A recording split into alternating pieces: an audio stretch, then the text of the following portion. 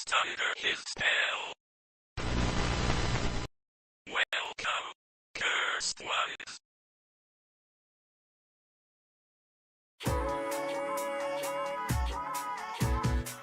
Good evening, everyone. It's your worst nightmare and dream come true. I'm Adrian Hallowell, broadcasting live to you.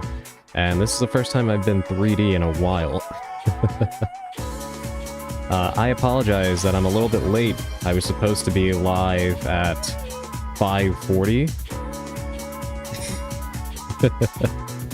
Right away, I get my hat stolen.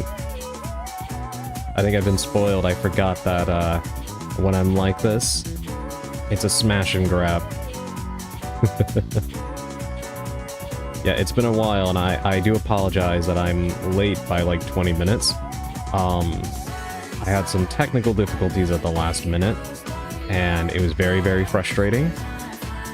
I was honestly trying not to get too pissed off about it, but thankfully I worked it out, and everything is cool. At least so far.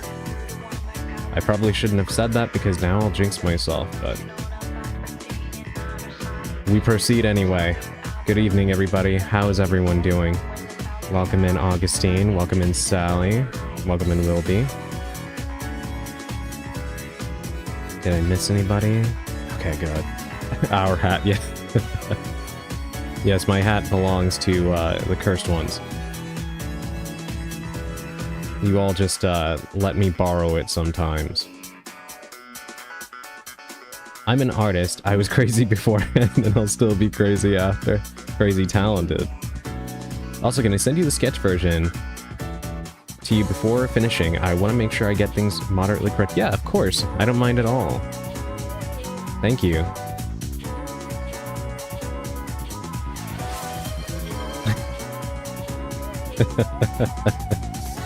Welcome in, Navajo Ghost. And thank you for taking my my jacket. Welcome in, Mayberry. How are you doing this evening? I think this might be the first stream of mine you've been here for when I'm actually animated, like when I'm in my my proper model. So get used to this. My chat loves stealing my my various articles of clothing. My hat and my jacket are always the always getting passed around. Welcome in, Mayberry. Hope you're doing well this evening. I miss a 3D model. I miss hat stealing. Well, you know what? Look at it this way, Augustine. You were able to save up more points than usual for the time that I was not using the model. So now you have probably a good amount of points to continue stealing my hat at will, I would imagine.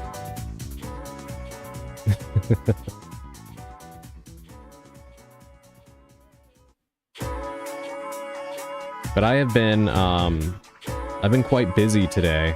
I mean, I'm always very busy, but for once, in a behind-the-scenes stream sense, I was doing some brainstorming for future things I would like to do with my streams. How much of that I'm going to be able to bring to fruition, I honestly don't know. I don't know if my computer is going to be able to handle some of the ideas I have. Music is a tad loud. Hold on, I will fix that. 1 second.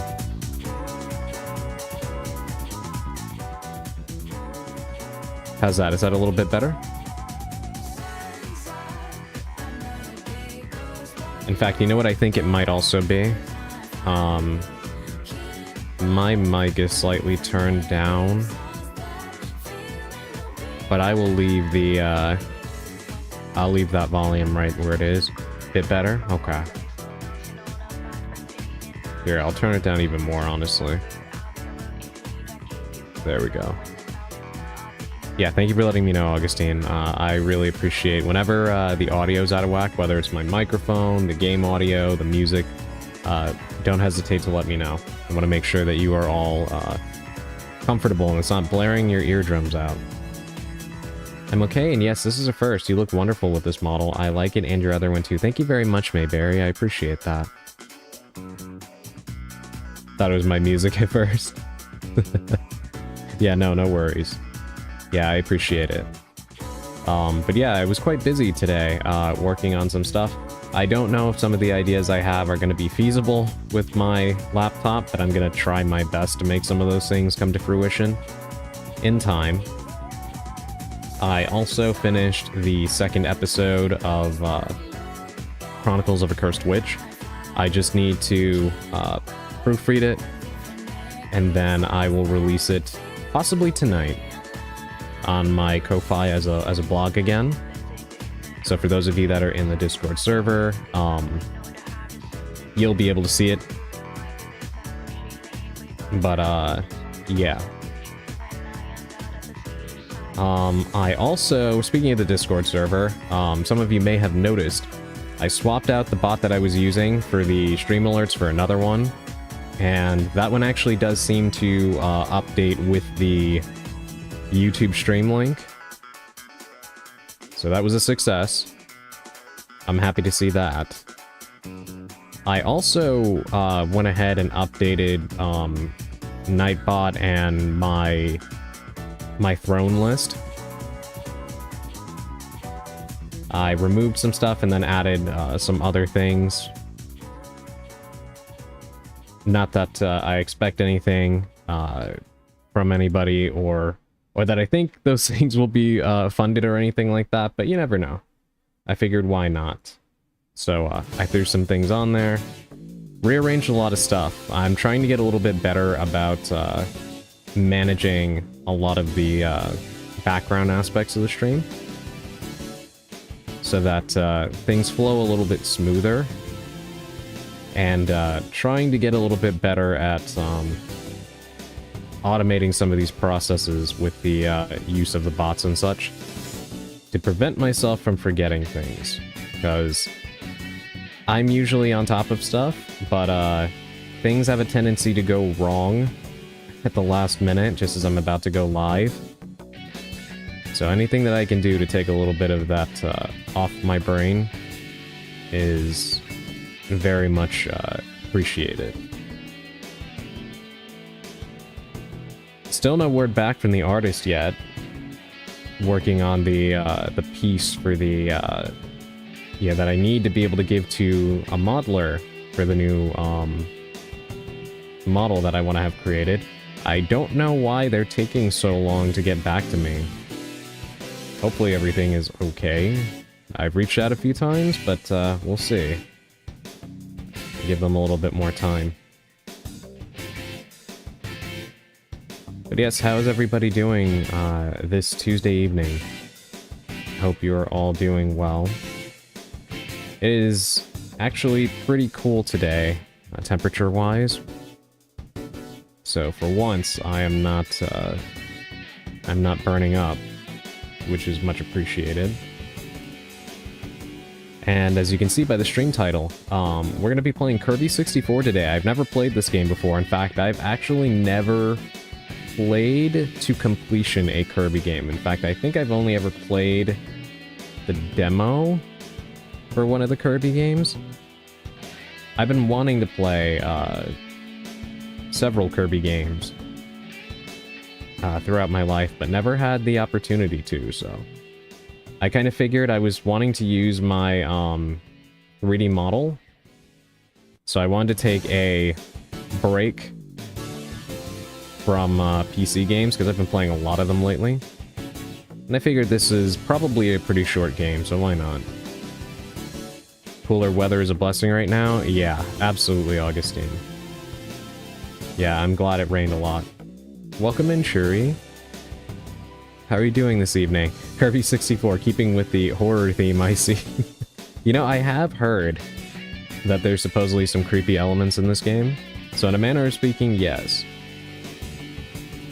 It is kind of funny, right? That Nintendo seemingly flirted with a lot of, like, creepy aspects in their games during the N64 era. Ocarina of Time and Majora's Mask, Star Fox 64, and apparently this game. Did they put out any other games during the N64 era that were kinda off-putting in some ways? I wonder.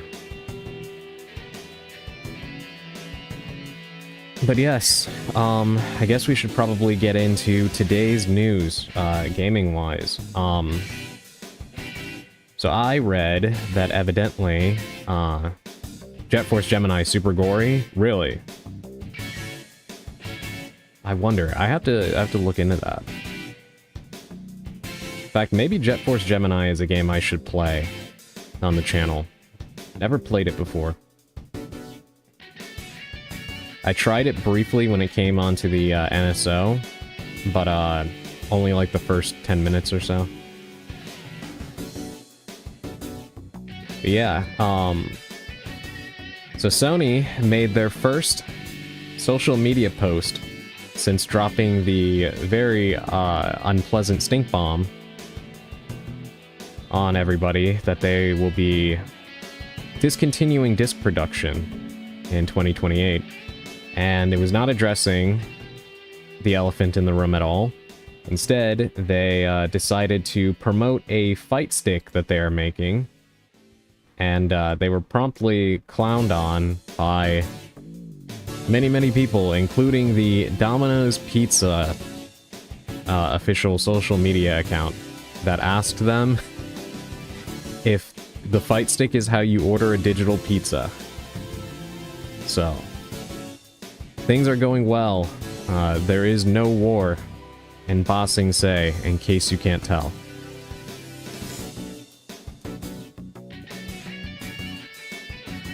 All is well with the world. Things are looking pretty good.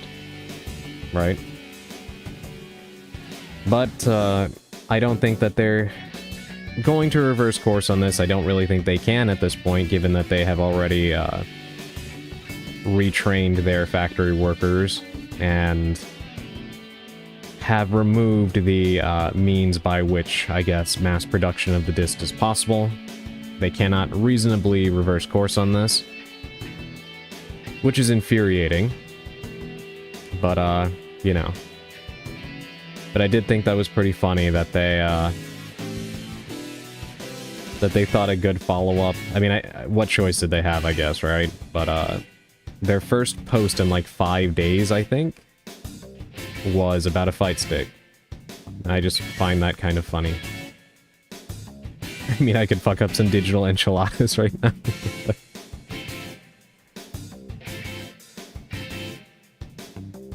On the other end of the fence, we have Microsoft, who are, as always, dizzy, dazed, and confused. They let go of, I think his name, and if this is not his name, I apologize, but I think his name is Kevin LaChapelle. And he was the gentleman who was responsible for spearheading Microsoft's backwards compatibility effort, which is one of the best things that Xbox even has going. For those that don't know, the Xbox One, all the way up to the Xbox Series S and X, have backwards compatibility, both digitally and physically, with games going all the way back to the very first Xbox from 2001. Which is a very cool feature, and was only made possible by a concentrated effort to make it happen. And apparently that was the gentleman who was responsible for that, and they laid him off. Which is an interesting decision. Apparently he had been with Microsoft for, I believe, 37 years. So even before the Xbox was a thing, and he got cut. Which is not a surprise, not just because, of course, it's a corporation, but Sony did a similar thing to Sean Layden, who was formerly in charge of Sony's, in charge of the PlayStation division.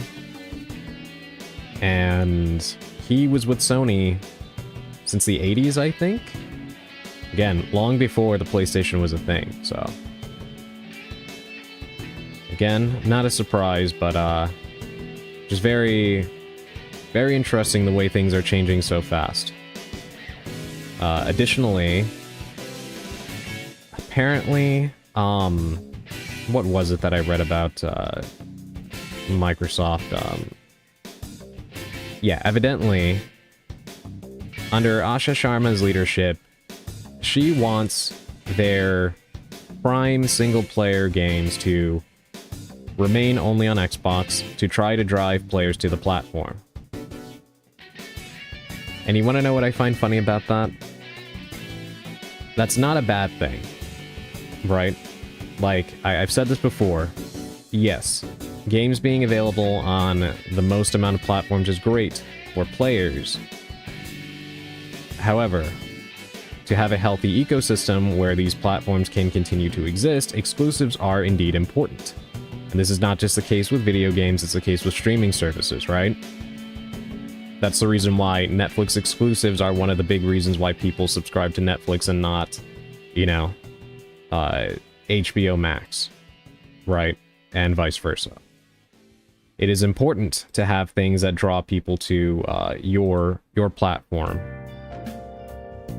So they should have had this mentality for a while now. The problem is you can't really put the genie back in the bottle. I mean, you can, but is anybody really going to buy an Xbox now for, you know, what single-player IPs at this point? Like you're saying right now, Sally, yeah, Xbox lacks the IPs to make that kind of move. I agree entirely. You're absolutely right. Because at this point, I mean, Fable looks promising, it looks good, but that's already going to come out on PS5, they can't really reverse course on that. The Halo remake is coming out on PS5, can't really reverse course on that. They have the new Gears coming out, and sure, it looks good, but, I mean, Gears is Gears. It's a known quantity, and it's not a known quantity that is going to make people buy an Xbox. And that's nothing like to shame the hard work of the developers or anything, I'm just saying that, I think for the most part, every developer kind of has a, stable of franchises where some will get people to go out and buy a console, and others will not achieve that goal. They might sell well, but they're not console movers, you know what I mean? Gears is not a console seller anymore. Halo maybe, but not Gears, yeah. I agree. And that is not a knock on the quality of the Gears of War series, but yeah, it is... It lost that status after Gears 3, I would say. Largely because of the Xbox One being a failure.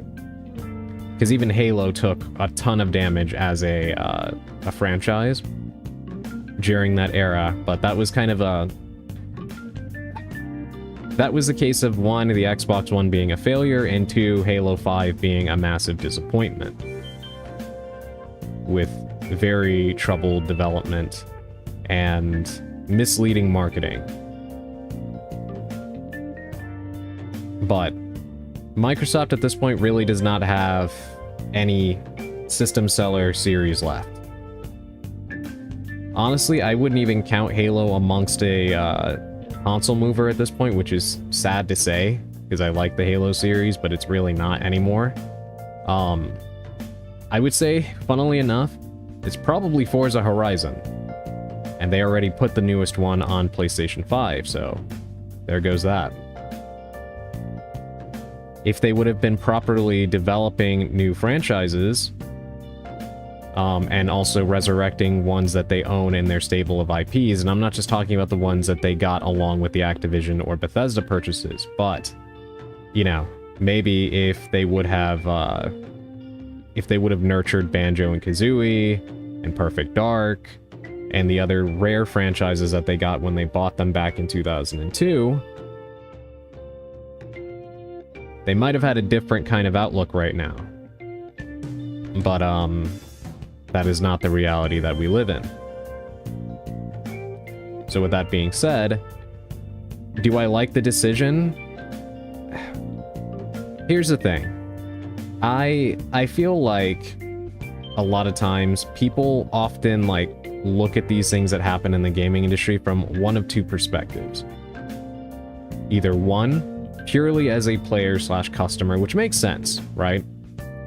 Or two, a wannabe armchair shareholder, which doesn't make sense. However, there are some reasons why you do want some of these companies to do well that don't have to do with being a console warrior or a company shill. And that is just purely for the health of the industry as a whole. Same as you would hope for, you know, major books to do well, or films, because you want theaters to continue to exist, right? And again, you kind of want that 3-console dynamic so that you don't end up with an overpowered Sony who goes and decides that they want to do something and nobody can do anything about it. Right?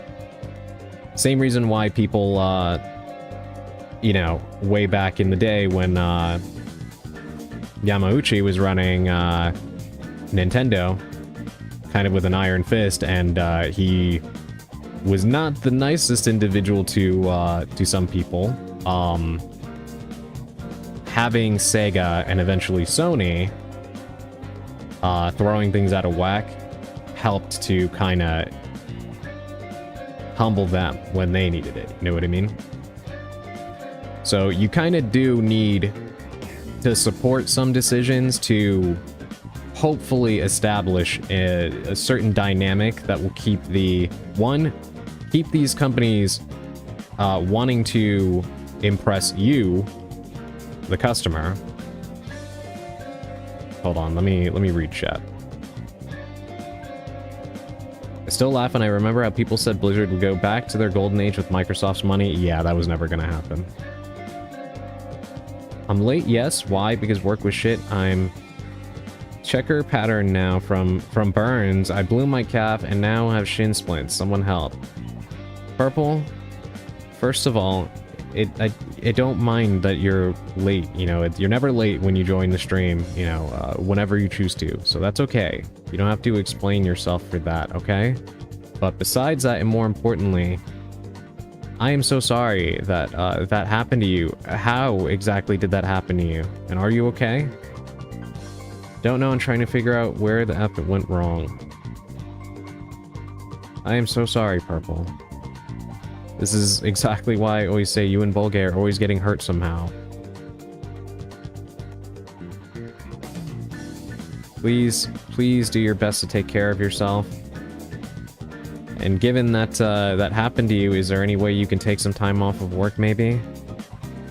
Probably a naive question to ask, but that sounds like you wouldn't be able to work under those conditions. And dare I ask about potential workers' comp?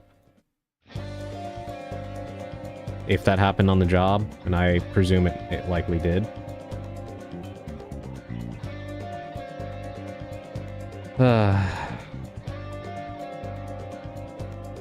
I'll take that as my answer. I'm really sorry, Purple. Hopefully you can hopefully you feel a little bit better now that you're off work. And you can rest your body maybe just a little bit. I need to build my time back up. Makes sense. I'm banishing Purple and Cowboy's employers into the spider pit. This is some bullshit. Yeah. Yeah, I agree.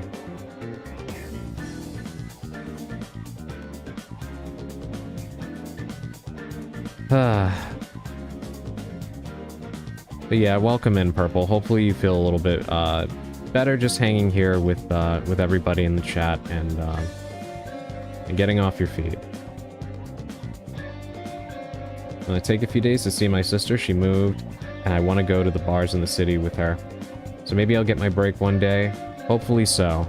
And I think maybe, you know, spending time with family sounds like a good idea.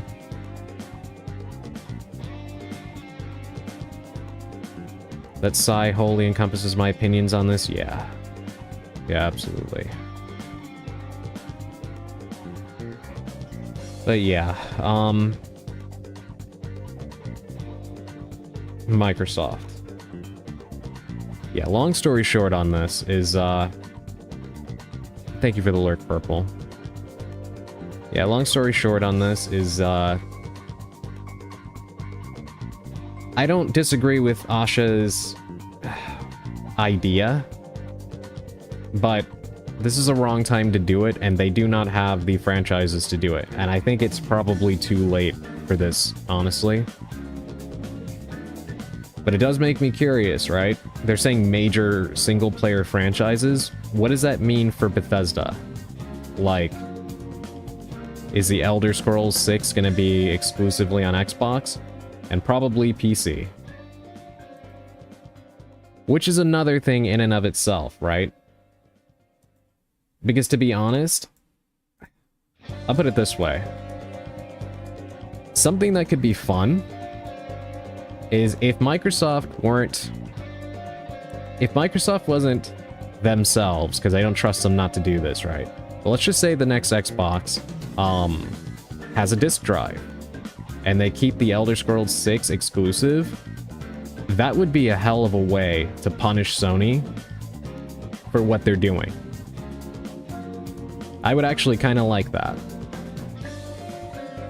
If Elder Scrolls 6 is console exclusive, the world will burn? Yeah.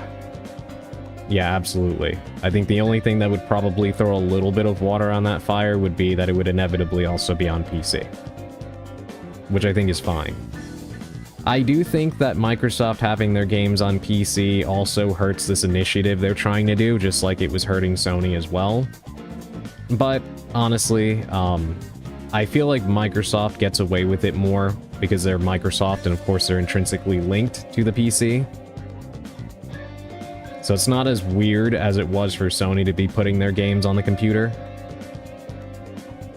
And how that was kind of eating more into, well, I wouldn't say it was eating into their sales, but I think definitely in light of everything they're trying to do right now, one must ask themselves, if you're forced into purchasing games digitally, why wouldn't you just buy them on a PC where you have better ownership over the games and more freedom to do what you want with them, as opposed to buying a PS6, which is why I think they went ahead and pulled their games off of PC. Because anybody could look at that proposition and figure, well, why wouldn't I just buy this on PC? Really doesn't make any sense to buy it on PlayStation at that point.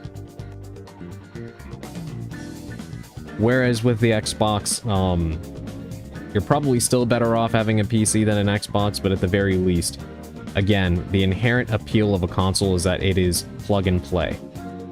And there's less to deal with compared to computers. Like for me personally, that is why I largely prefer consoles. I hate PC gaming, to be honest. I hate having to configure everything. I hate not knowing if things are going to run the way that they're supposed to. This has always been a thing for me. I've just never really enjoyed that aspect of things. I will always prefer a console version, even if it maybe doesn't run as well or whatever. But, you know, that plug-and-play nature of a console is the inherent appeal of that device over a PC. But, yeah.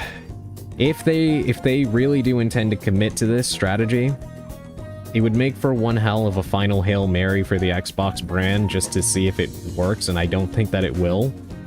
But they've kind of been handed somewhat of a gift here if they keep the disk drive and keep producing discs. Then they might actually be able to start causing Sony a little bit of problems with regards to like the next Elder Scrolls game, the next Fallout game. Problem is, Microsoft can't get out of their own way.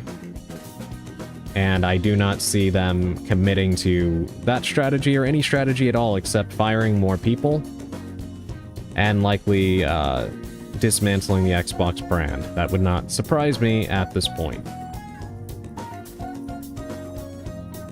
And speaking of Xbox and firing people, they laid off about half of id Software. And that is just a massive shame. Not just because of the obvious reasons, you know, people losing their jobs and such, that goes without saying, but also because id is a historical studio, and they will no longer basically exist in the form that they have, and id Tech is pretty much dead. which again is a massive shame given the history and prestige of that studio and their software. 3,200 people to add to the layoffs they already did. Yeah, exactly. It's ghoulish. It absolutely is ghoulish. So I don't know. I know we've been talking about this a lot here on the channel. Again, like I mentioned last time, I try not to make things too negative, but I do think it's important to talk about it because there are real circumstances at play here. People are losing their jobs, and, you know, we're all here on Twitch. I know Twitch obviously has categories for other things, but it is largely a gaming site, or a site to watch people play games, and we all like video games here. And all of this news that's been happening recently puts the hobby that we all enjoy in a lot of trouble, you know? So, it is kind of important to stay abreast of all of it. 3,200 more people to compete against in job finding, by the way. Yeah, exactly. Yep. Yeah. Absolutely. Hold on, let me read this. One day, got out of work at 3 a.m., came home, got into the shower, showering, dancing, doing my thing, got done, then was going to get changed. It was 4 a.m. by the time I got out. I thought no one would be up, so I left my clothes in my room. I came out of the bathroom, walked to my room. Next to my room is the door to my mom's room. She comes out and the towel drops. Next thing you know, she and her son are scarred for the rest of their life. Oh my god, Purple. That is a crazy memory. It kind of sounds like something out of a comedy movie. Like the timing of the towel drop.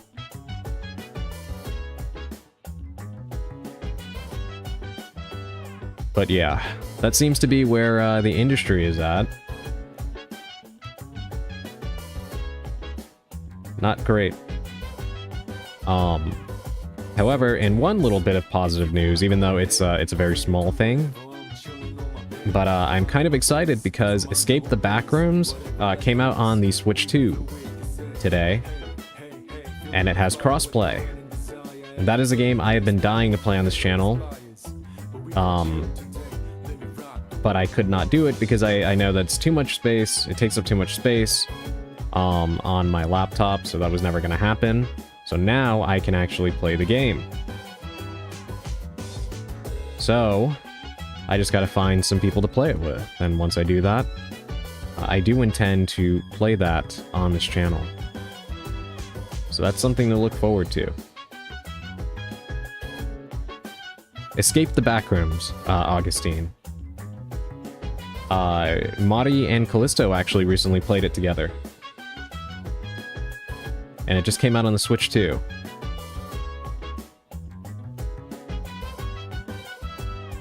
Could you be the silent partner for that game? Or could I be the silent partner? Yeah, I wouldn't mind. I mean, honestly, I feel like it would be fun to do a few streams like, collab, with some others, and then like a stream where, chat joins in. Anybody that wants to play along. If that's something you're all interested in, let me know. I'd be up for it. Bro, on God, we laugh to this day about it, and I was like 17. But yeah, let me know if you're all interested in that. That could be a lot of fun. This is exactly why I keep advocating for more games to come to the Switch 2 with crossplay, because it helps me out greatly. Anything that helps me get around needing to own a PC or a desktop makes my life a lot easier. So now I'm waiting on that Phasmophobia port. It was already announced, but has gone silent. The devs haven't said anything about it. So hopefully that gets a follow-up. That would be nice. I like my PC though. No, I'm happy for anybody that managed to get a desktop before everything going on. I just was not so lucky. So, my Switch 2 is my best friend. I mean, I would have preferred it anyway because I prefer consoles, but a desktop would help me a lot with playing games for all of you. And not having everything run like crap. But, c'est la vie.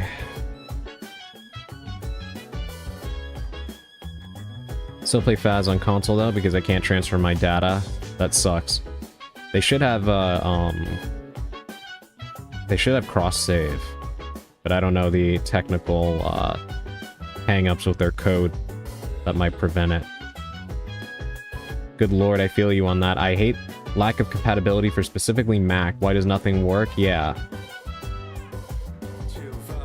By the way, did you say yes to the comic sketch? Yes, yes I did. Yeah, you can send it to me, Augustine. I don't mind at all. In fact, I'd be happy to help.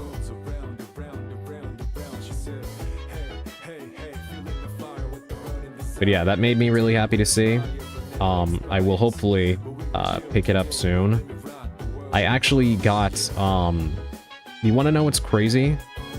I picked up Final Fantasy VII Remake Intergrade. It was on sale for only $13 on the Switch 2. I could not believe the price. So, I got it. Is that something you guys would like to see me play on the stream? The only issue I have is that game is 90-something gigs, I think. So now I'm gonna have to get creative about how I make some space on my my Switch, so I can actually download and play it. But I do own it at least, so there is that.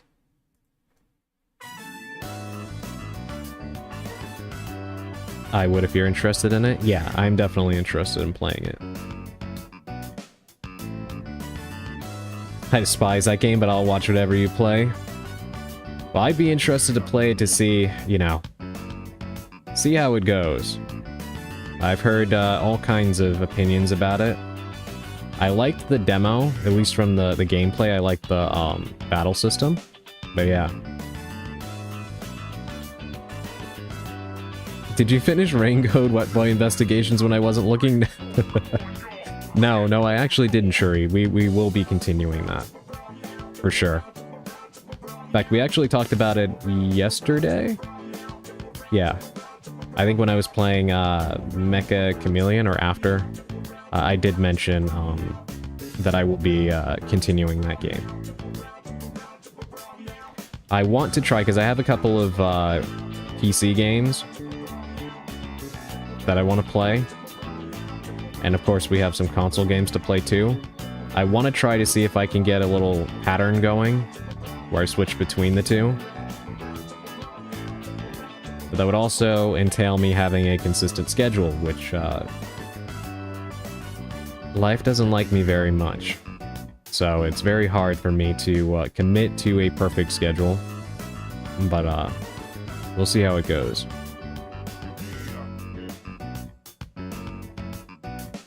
Been wanting to watch someone play Final Fantasy for a while. Yeah. Well, it'll be an interesting experiment if I do it, because I've talked about it a few times, but I've been wanting to play an RPG on the channel. But I know that these games are very long. So, you know, I'm not really sure how that would do viewership-wise, but we can give it a spin and see how it goes. Even if I end up just continuing the rest of it on my own offline, I mean, that's cool too. I want more of the purple and green guy. I'm simple. I like my colors. You'll be seeing more of him soon when we continue the game. You stream surprisingly often considering how busy your schedule is. Make sure not to overwork yourself. I try. I try, because I am driven to,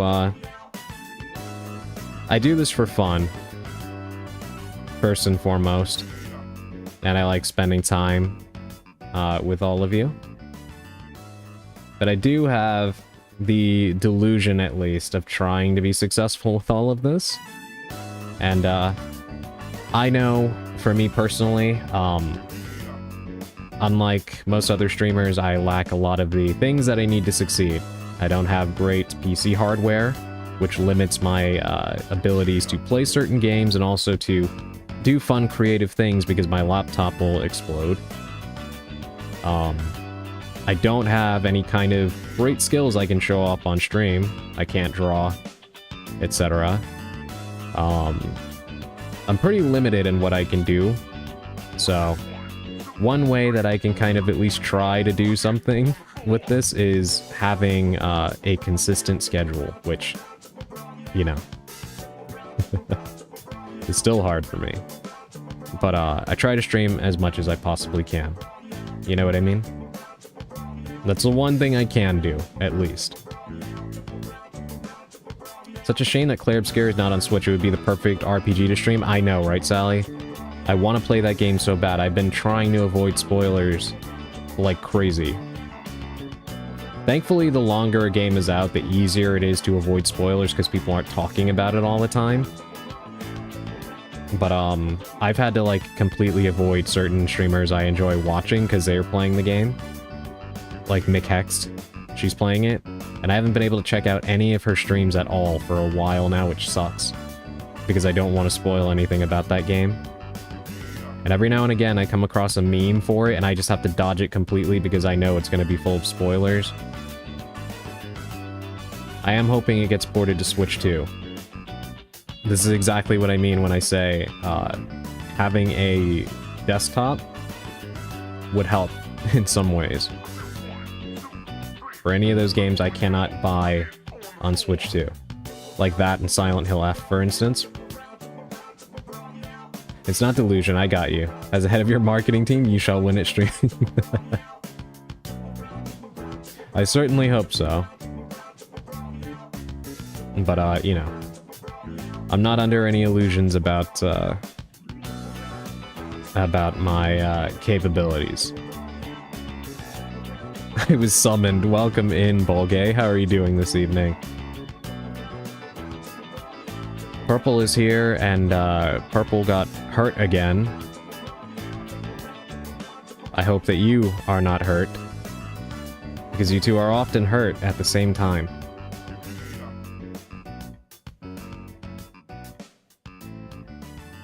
So please tell me you're doing at least physically okay, Bolgay.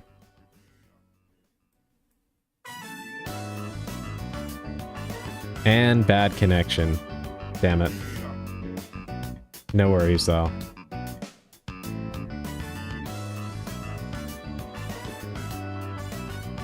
I'm good, though? Okay, good.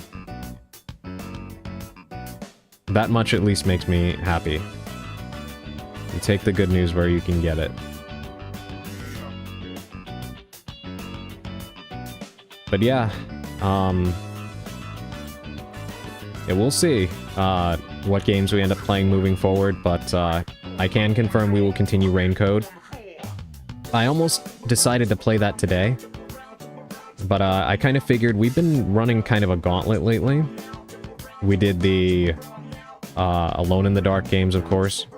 We did Mecha Chameleon yesterday and Berglund Gnomes recently, so 2 collabs. And we did Carnival Massacre, which is a nice 2-stream game. So we're going to see how far we can get in Kirby 64 today. I'd like to finish it in 1 stream, but I don't know if it's that short. I read for about 4 hours to finish it, so we'll see. Which probably means I should stop talking and we should get to the game so we can try and use up as much time as I have.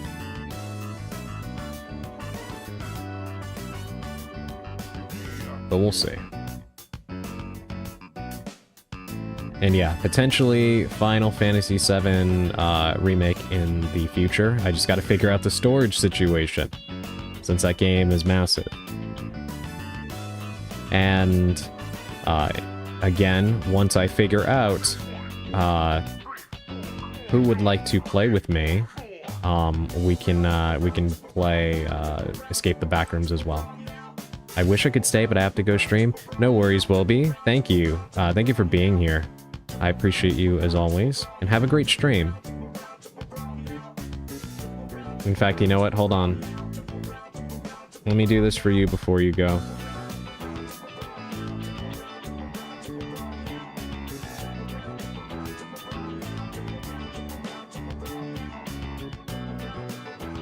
There you go. Yes, everybody go follow Wilby and go give his stream a watch. See you later, Wilby. Have a good stream. Bolgay, thank you for the 60 stream streak. I really appreciate that. Thank you for the support as always.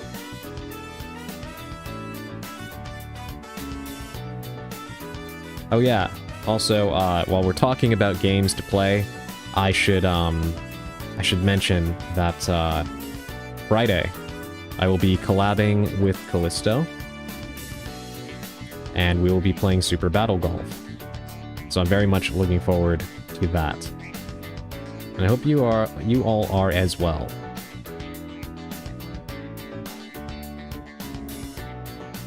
Should be a good time. I gotta work harder at having a streak here. I wish to win. It's no worries.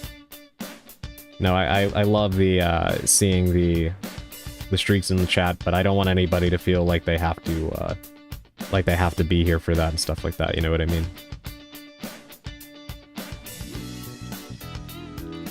Is there a way for me to do that? I have to see about that command.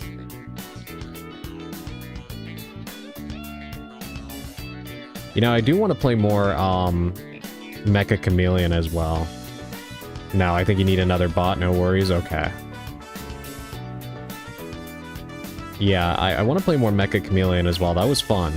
I wasn't expecting that to be as much fun as it was. My computer did try to crap out midway through, but somehow it held together in the end. I had to turn everything to the lowest possible settings, but I did make it through. It's a fun game.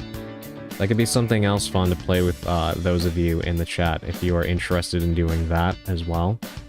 I know we talked about doing some game days and stuff like that. That is something that I would like to do in the near future. The forest drawing stands out nicely with your background. I know, right? Yeah, it is gorgeous. Yeah, everybody, I hope you see the beautiful drawing that Augustine did. That is actually a depiction of episode 1 of Chronicles of a Cursed Witch, of me coming in contact with the progenitor tome. And if you're wondering if I named it after that specific thing, yes, I did. But if you're here and you've watched me for any number of minutes to hours, then you already know I'm a massive nerd, so of course I had to do that. Yes, I'd love to play Jackbox games here too, or Gartic Phone. Yes. Yeah, I already have that on the docket for what I would like to do with all of you as well during community days and Among Us as well.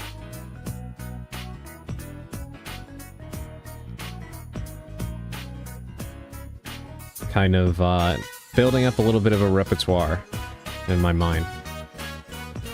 Bitches love the blue cardigan and ripped jeans. Yes, that would be me. I'm part of that group. I love the way it looks. But yeah, we've been talking for almost an hour now. We're gonna go ahead, we're gonna do the pre-game tarot card pull, and then we're gonna play some Kirby 64. So, I hope you're all looking forward to that. I'm glad you like it. Yeah, I love it. And I'm gonna try to continue working on more improvements. I know not everything is always visible in terms of the improvements made, but I do hope that it makes a little bit of a difference in the stream presentation. Oh, you mean the art of you walking towards the book? Yes, that one. And that was Augustine's doing, so yes, heap praise onto him, please. Because he is immensely talented.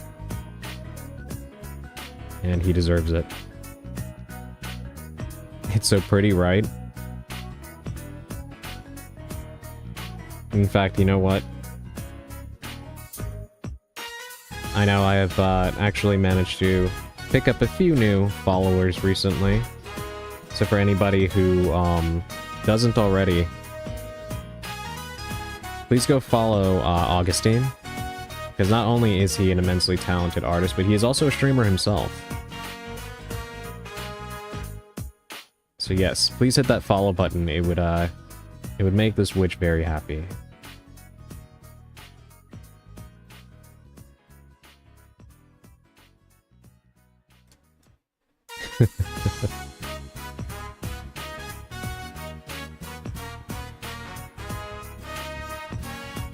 You followed? Thank you, Mayberry. I appreciate that.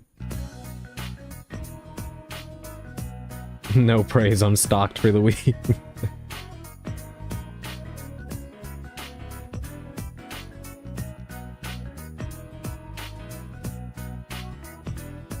Alrighty. We're gonna go ahead and we're gonna do this, this reading. So that way we can get to the game. As always, I thank you all for being patient with the yapping.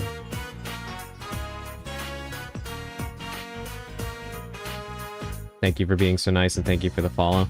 Yeah, I always say this, but the way in which all of you support each other, like, something that makes me really happy is I'll bounce between streams and I start seeing all of you in each other's streams, and sometimes where I know I have been like the link between that, whether from shoutouts or raids, makes me really, really happy.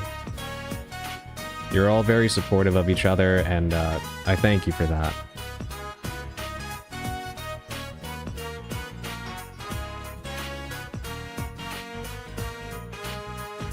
It is no small thing to me. Like I always say, there's only so many spaces in the world, including the digital world, that are really tolerable, where people are genuinely kind to each other and look out for each other. So it's very, very important to me to not only create that kind of space, but to also ensure that it stays that way, and all of you help to do that. So, as always, thank you. Because I really do appreciate each and every one of you. Have an art addiction? Yeah. Alrighty. Let's go ahead and get to this reading. Where are you? There you are. You've been remarkable at building safe and caring space for your community. We all appreciate what you've done. Thank you, Augustine. That means the world to me. Because honestly, above any other metrics of success, being able to create a space where people can come and be comfortable amongst each other, that to me is a greater achievement than any follower number or anything else. I've said it before, but I'm not actually very fond of people. At all. In fact, I think I hate most people. So, having a space where I genuinely enjoy being around all of you is very important to me. So. What? No.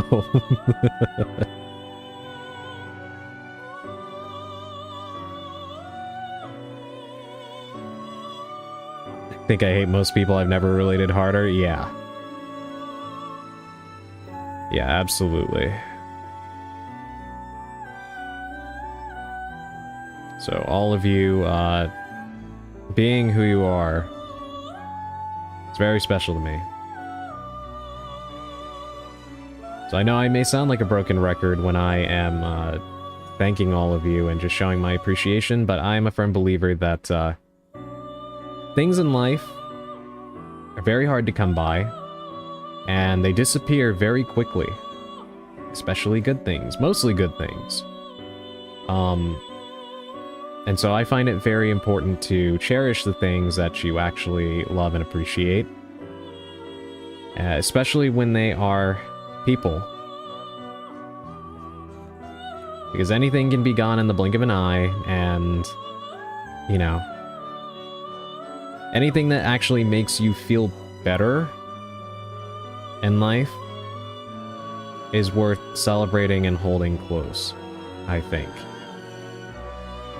We have a very limited amount of time here on planet Earth, and taking the time to, as they say, stop and smell the roses is important.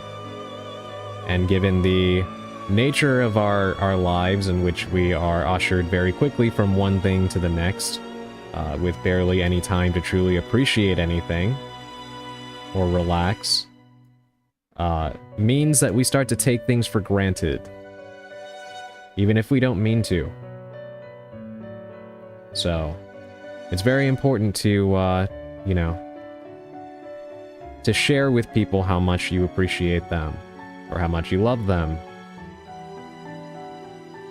Because we really don't have very long in the grand scheme of things. So, at least that's how I look at it, you know?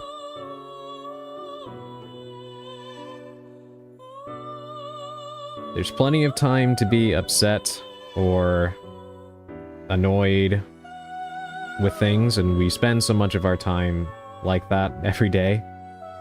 And all these stupid algorithms usher us from one bad feeling to the next. By design.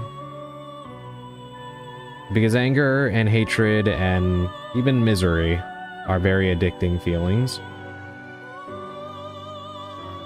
And we do that to ourselves enough, but we also have plenty of bad actors who are preying on it and actually trying to make it worse, if you will. So, trying to be a force of the opposite, that doesn't mean being toxically positive, but it does mean trying to, you know, be more appreciative of the good things that you have is very, very important. Not to preach at all of you. Everybody can live however they choose to. That's just my personal thing. And I do believe that in those dark times, if you kind of live your life like that, you will find that there's always a reason to be at least somewhat happy to have a beating heart, you know what I mean? And we don't really get too many of those reasons these days. But that might just be me projecting. But you know.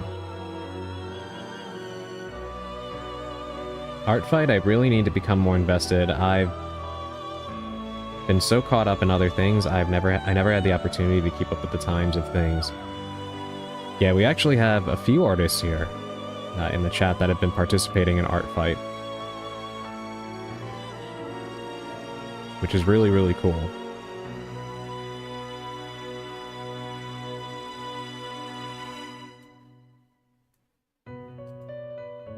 Man, no wonder you write poetry. Thank you, Augustine. It's funny you say that because I feel like when I am talking here on the broadcast, I don't feel particularly eloquent.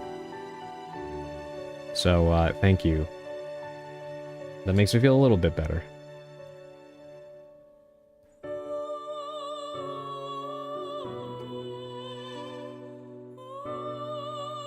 I wish to collect more artists so they can give me art tips and we can share projects. Yeah, you know, I would love to have even more artists. Who knows? Maybe as, you know, hopefully the channel continues to grow. Maybe more artists show up and you get your wish. Because I'd certainly like that too. Which reminds me that there is something, again, that I want the artists in the community to participate in regarding something coming up, but I can't really do that until the artist that is working on the piece that I commissioned actually gets back to me. But just consider that something that's on the back burner. Now, listening to you sometimes feels like listening to slam poetry. It's incredible and very captivating. That is a massive compliment. Thank you so much, Augustine. Really, I do really appreciate that. Yeah, I love Adrian's voice. It's soothing. Thank you, Mayberry. Truth be told, that was a very... I kind of had to get used to hearing things like that when I started streaming. And I've learned to shut up saying anything to the opposite because it's, I don't want to downplay how anybody feels, you know what I mean? And I do really appreciate it. So I'm glad that, that those of you who feel that way. Thank you. It really does mean a lot.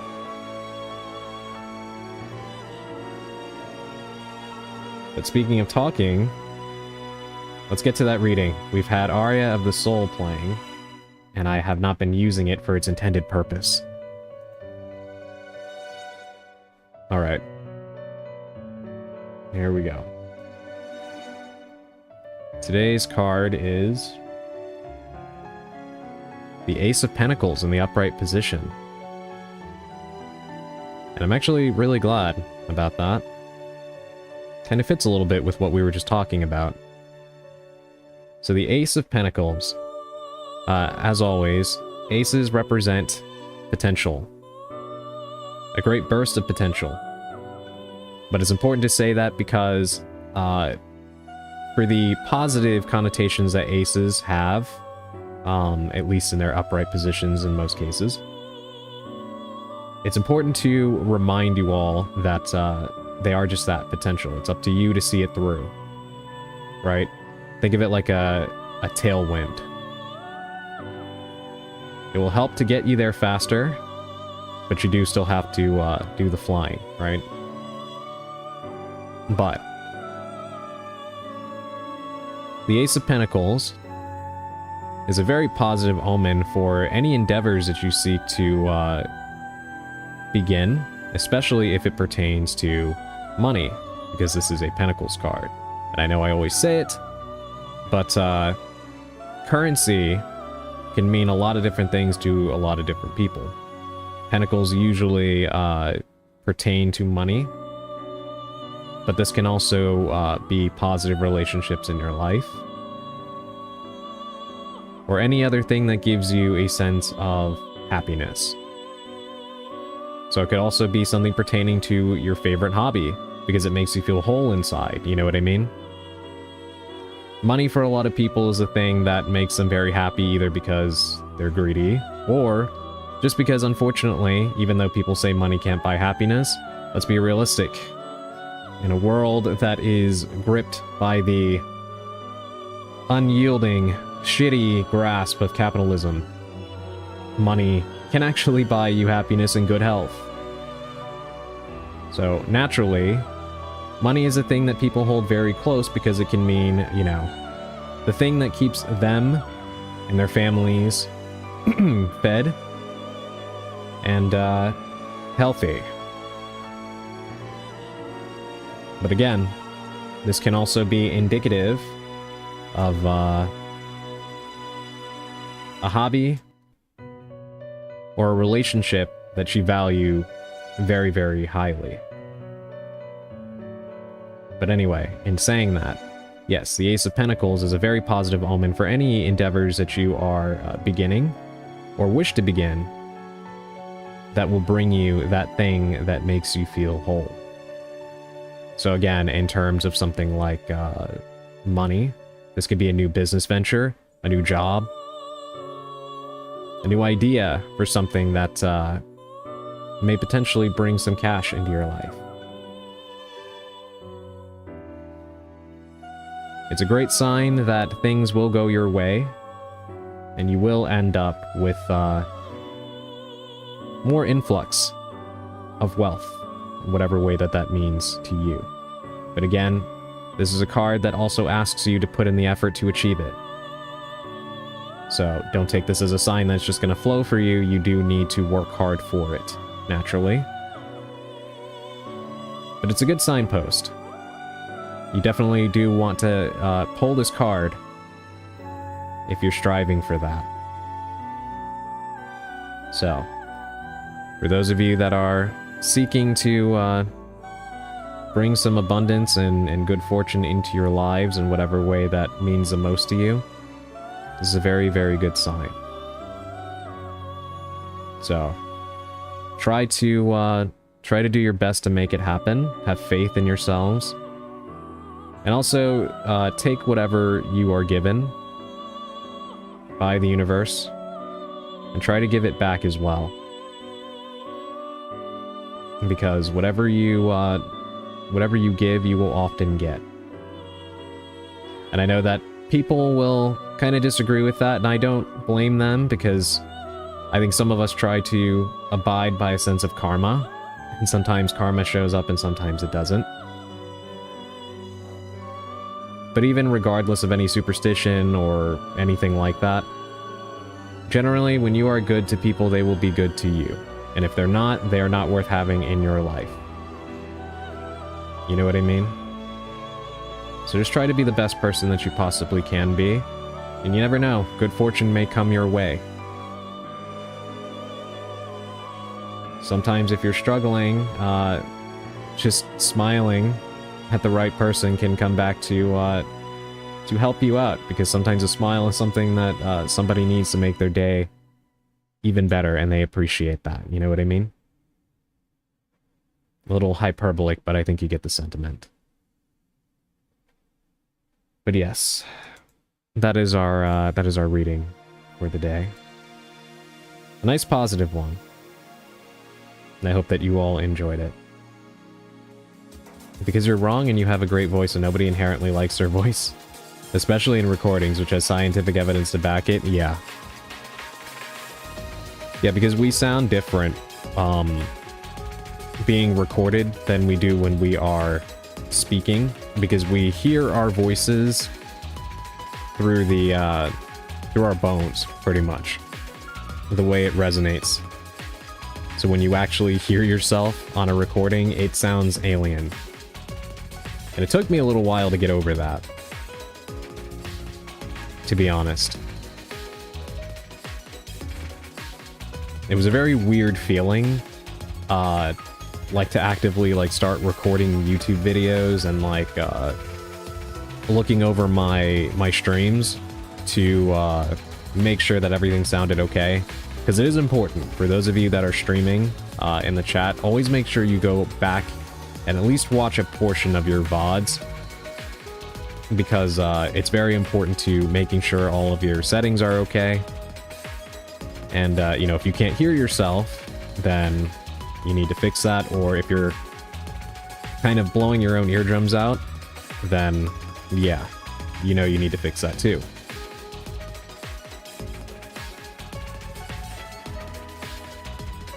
In comparison to how I sound right now, my first couple of streams were not great audio-wise. In fact, my first YouTube video that I played, what was it? I forget what it was called. It was like a train game. The audio was horrible, and I did not know for the life of me how to fix it. And then I did by the next video I did. And yeah, it was a lot better.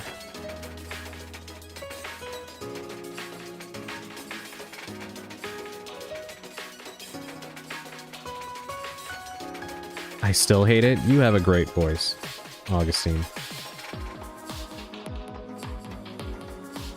I haven't been posting vids because of that. Yeah, no, I totally understand. But I do hope that as you continue, you'll get your settings and everything to where you want it to be, and then you can actually start doing that.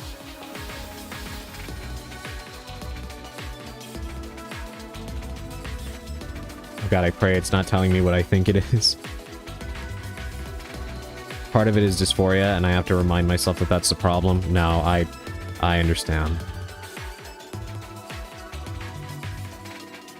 Yeah, no, I totally understand. But I do hope that you're able to manage that and start posting videos and such. But all in good time, you know? Everything at your own pace. That's very, very important. I have a bunch of streams that are kind of... They're not lost, because I did archive them. But when I actually started streaming, a lot of my videos are not available on my YouTube channel, at least publicly and stuff. Because I really don't like the way that they sounded. I hated it. So they're not available, even though I still have the VODs tucked away. So I think my Super Mario World stream was the first one that I actually archived publicly on my YouTube channel. So yeah.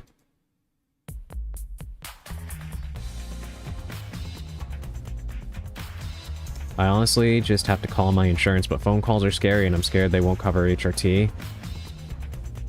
Yeah, insurance is... yeah, believe me, I had my own situation with that recently. Trying to get some important stuff covered and such, so... I know that situation. I know it all too well. And yeah, phone calls are weird, right? Because, like... I don't know, phone anxiety is a thing. Even if you, like, are not a socially anxious person, I've seen people talk about it. There's just something weird about getting on the phone with somebody else. Especially when you've been, like, I kind of recently had this thought, but when you are waiting on hold for somebody to pick up, and then they suddenly just re-emerge, like the music stops and such. It kind of has that same effect of when you're in the doctor's office and you're sitting there waiting and then they come banging on the door real hard. Does anybody else ever get that feeling? That's kind of what it makes me think of. Even if you're prepared, you kind of feel a little bit disarmed because you call ready to just talk, and then you have to go through an automated system, or you have to go through several people to get to the individual you need to speak to. Then you get put on hold and such. It is, it's kind of an exhausting process. The sigh again. The sigh tells me you get it. My god, there really is. I remember the first time Callisto called me and it scared the shit out of me.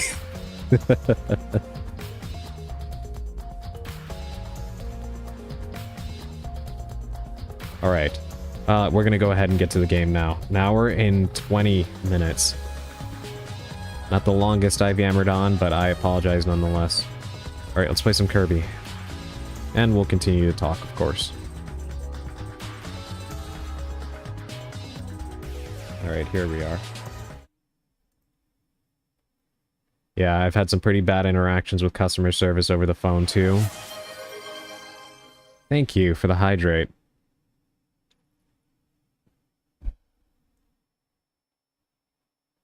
And the stretch.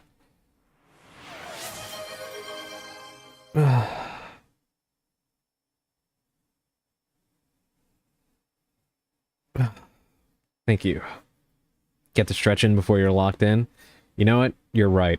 Let me get a proper stretch in. It has been an hour. And then we'll play.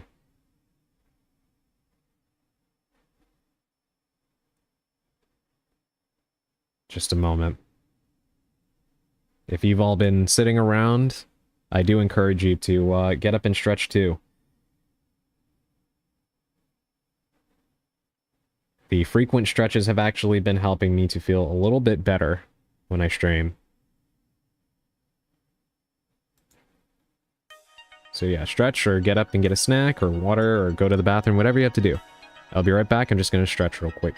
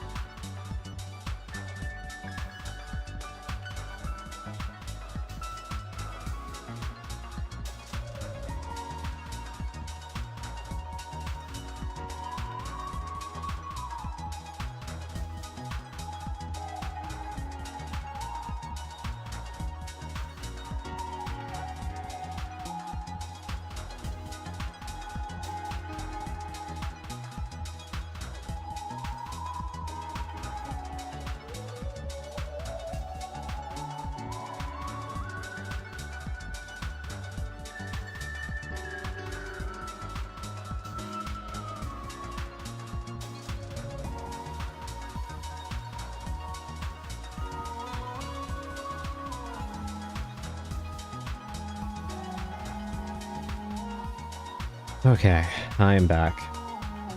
And I can confirm that was a really good stretch. Several joints popped. Which is usually a good sign. Alright. We're gonna play Kirby. And guess who remembered to post on Blue Sky?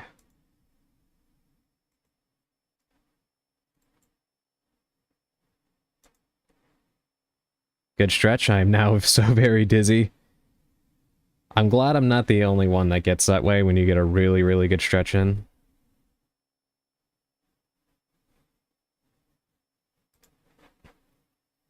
Alright. Yes, I actually remembered on my own this time.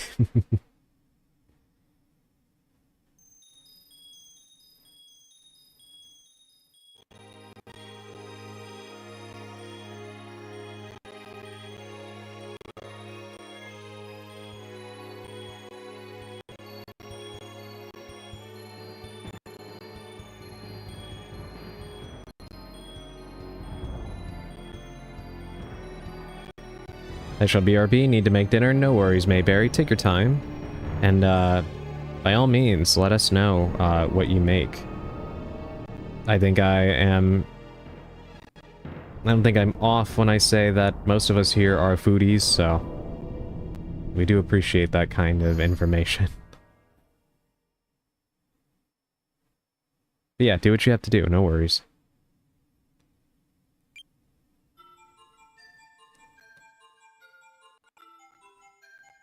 Alright. This is very cute so far, as I would expect from a Kirby game. Has anybody in the chat played this game before? And of course I shall let you know. Thank you, Mayberry. I've been posting too much coffee. Someone else needs to post in the food channel. I appreciate all of the coffee that you post. Yes, I would love to see that food channel fill up. I actually had a cup of coffee before stream, which is very, very good.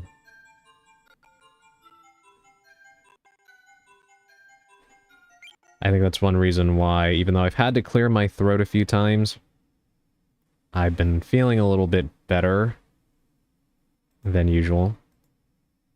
Likely because of that.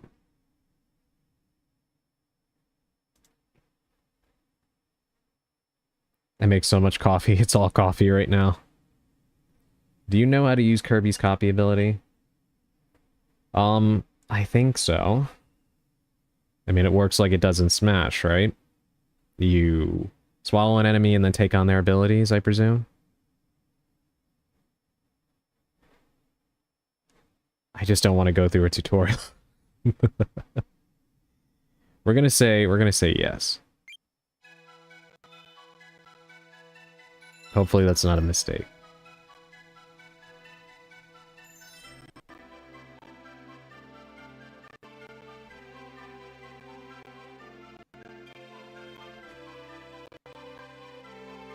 Not only is this very cute, but this is very good graphically.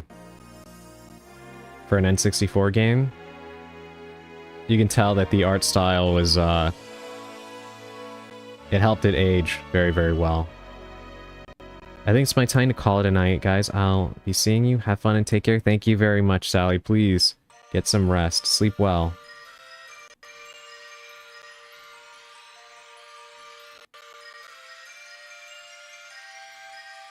And as always, thank you for being here.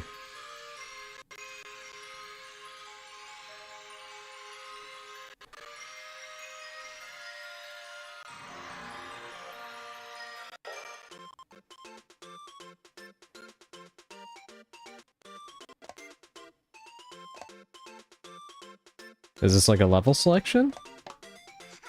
Oh, it is. That's cute.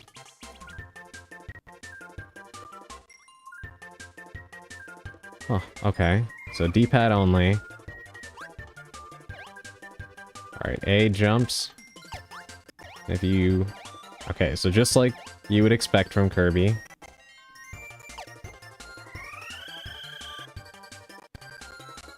Okay.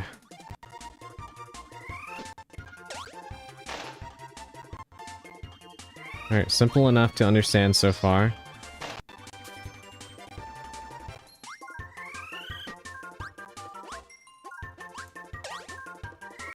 You know the funny thing about Kirby? Kirby is, kind of pretty much the strongest Nintendo character. Going based off of, Super Smash Bros. Ultimate and the, story mode. Kirby is the only one that doesn't get initially, turned into a trophy by Galeem. And I think it's kind of funny because it makes sense that Kirby would be like the strongest Nintendo character. But I also find it very cute because for those of you that don't know, Kirby is also the creation of Masahiro Sakurai, the creator of the Smash Brothers games. So it's kind of like inherently biased as well, even though it is lore accurate. I just find it adorable how much, you know, he clearly loves Kirby.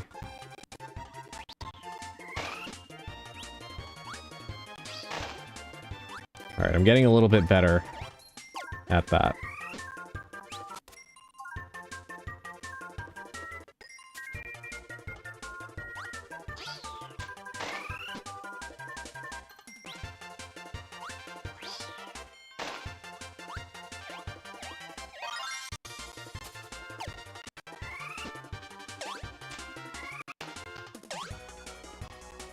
Okay. Hold on. Let me do this, right? I need to look at the controls. So to make sure there's nothing I'm missing. Lift after lifting, throw into the air. Jump, inhale, exhale, special power.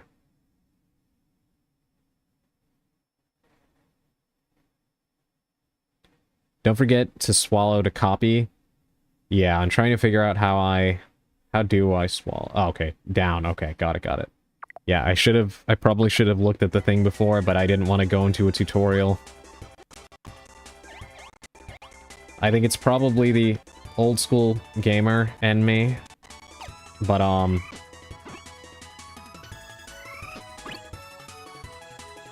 I was always more of a fan of, like, reading through the manual to figure out how to do things instead of going through a long-winded tutorial like so many games have now.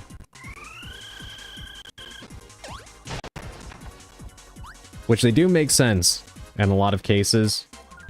I'm just kind of trained at this point to just read how to do stuff and then play the game. Nintendo should really scan the manuals for the VC titles. I know, right? That would actually be, that would be cool, because they did that with the games on the Wii, right? The Virtual Console games, if I'm not mistaken. Or maybe it was a Wii U, but I think they did do that at one point.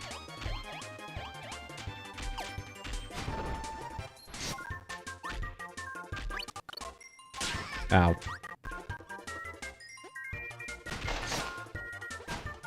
This is actually... Okay, first of all, not only is this a great ability to have, but can we talk about how terrifying that is? Look at that smile. That is... That's a little concerning.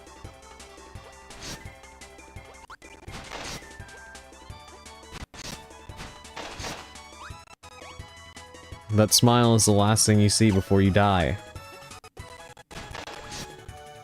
I told you, horror game, you weren't wrong.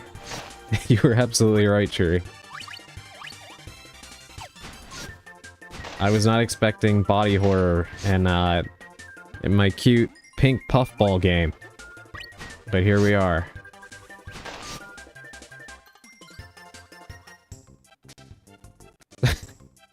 God, Waddle Dees are so cute.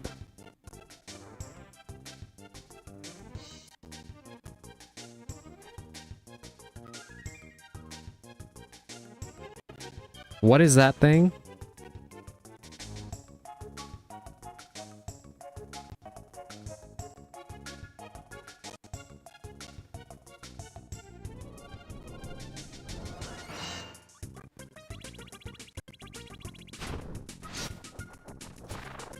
Ow. And he laughed about it too.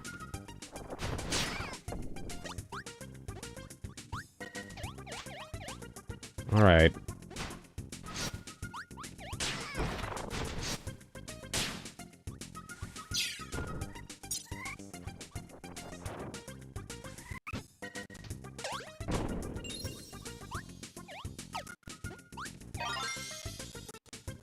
Alright, I feel like I'm not using the controls to their optimal capacity, but so far so good, and we managed to help that Waddle Dee. I'm glad we didn't kill him.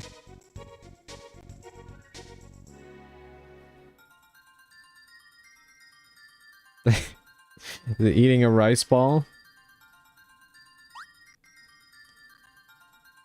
Wait, that was like a bonus game? Okay, well, now I know. Let's make a save state. Alright, on to the next level.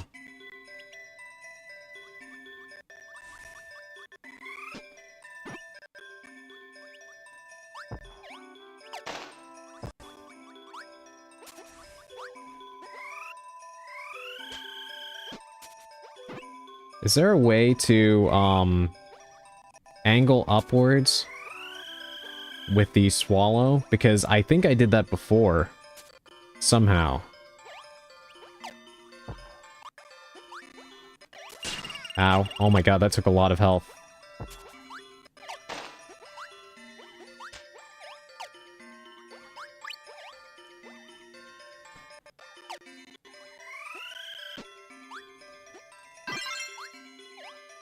Okay, well, we got some ability.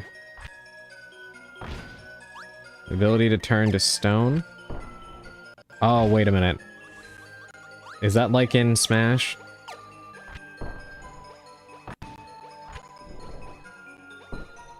Oh no, okay, I see.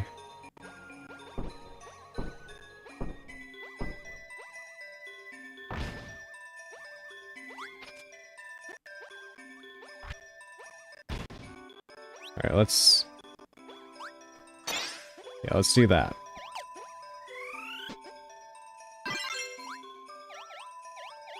I see, I didn't realize I could do that. Alright, what happens if I... Interesting. Oh, and I can angle it too. Yeah, see, this is exactly why Kirby is indeed the strongest Nintendo character. You would not want to get into a fight with Kirby.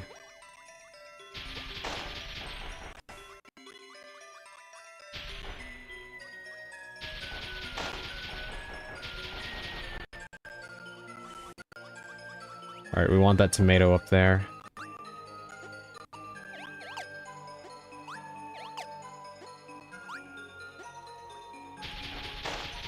Alright, perfect. There we go.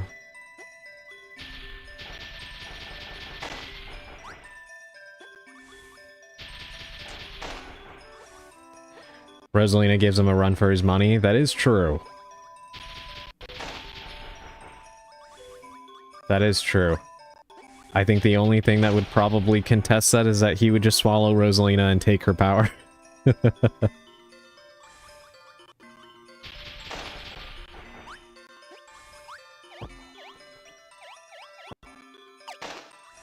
Yeah, I really like the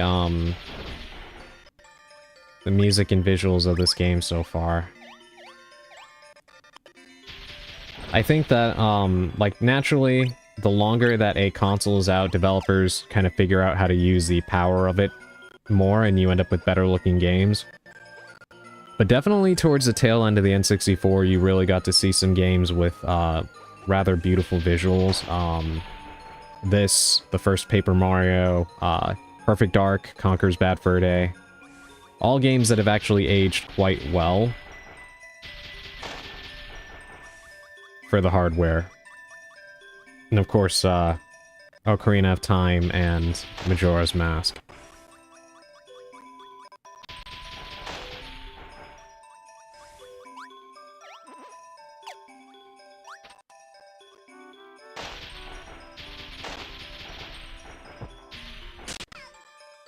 Oh, I can actually burn myself? Yeah, that's good to know.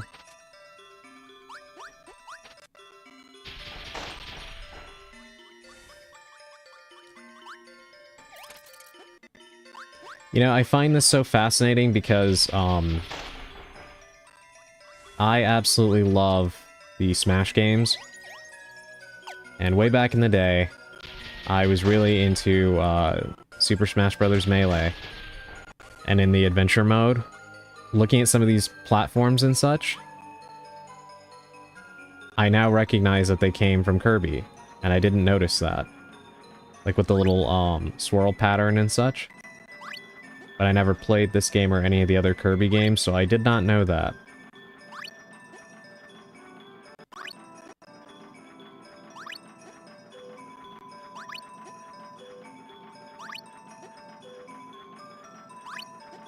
Wait, no, how do we... Is there any way to get that?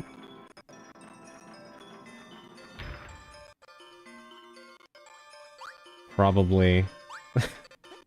Look at the Waddle Dee. So cute.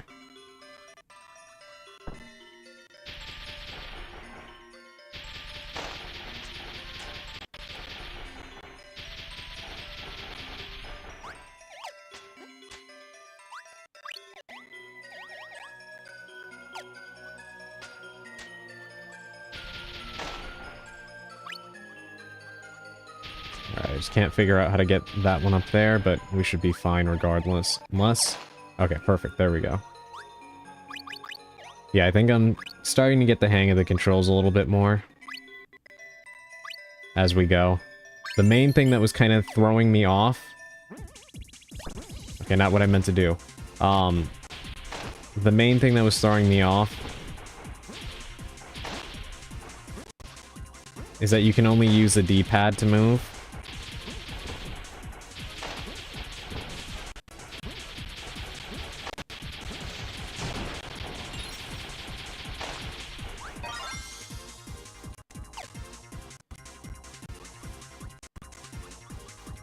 but I'm getting more used to it.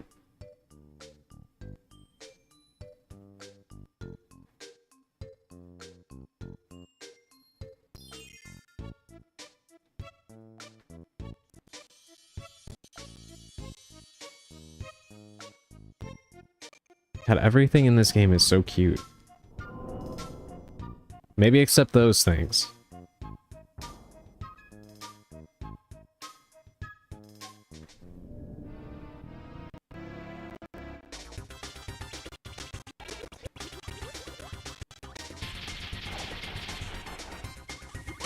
Ow.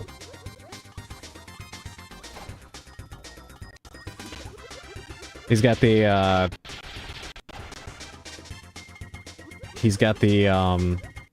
the brush that Bowser Jr. has in, Super Mario Sunshine. I can see why you have a horror tag going. Yes, welcome in, Bet This Is Taken. How are you doing this evening? Yeah, I actually was not aware. I know some people have said that I think the final boss in this game is kind of creepy, but I wasn't aware that there were so many strange horror-like things in this game.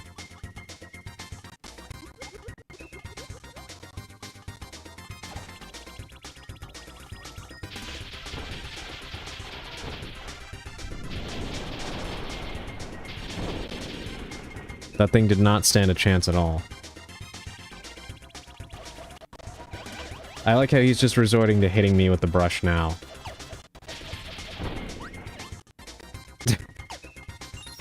Sorry, buddy, that did not work out for you. Kirby always has a demonic entity as the final boss of the cutest game known to man. I actually did not know that it was like every game that did that. I thought it was only this one. So that is very interesting news to me. But honestly, very fitting.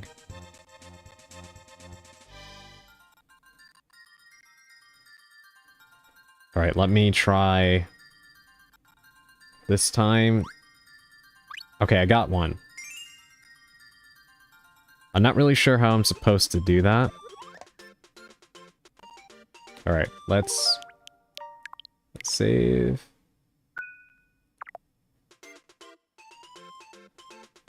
Why the floating eye kind of gender, though? Well, we made more friends now. Gender is eyeball. They're not a very nice eyeball, but I wonder if maybe, Kirby can turn them into a friend like we have been everybody that they've been turning evil. Why can't my gender be eyeball?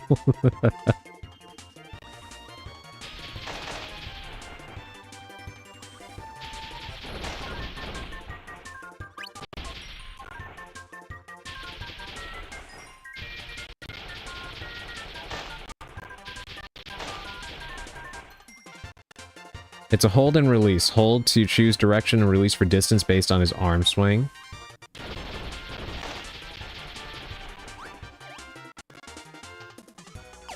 If I recall. Okay, I lurk for art class. No worries, Augustine. Thank you for the lurk. And good luck with your art.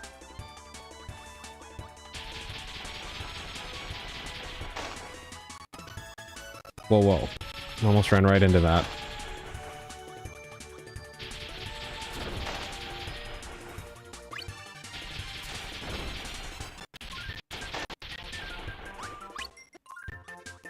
But thank you, Cherry. I'll keep that in mind for the next bonus stage.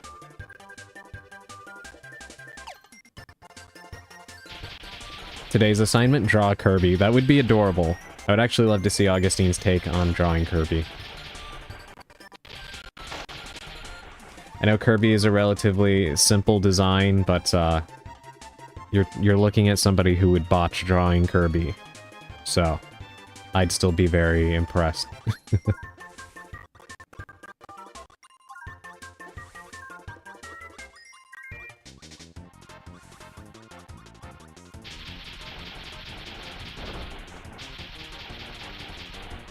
This thing kind of reminds me a little bit of the slimes from Dragon Quest.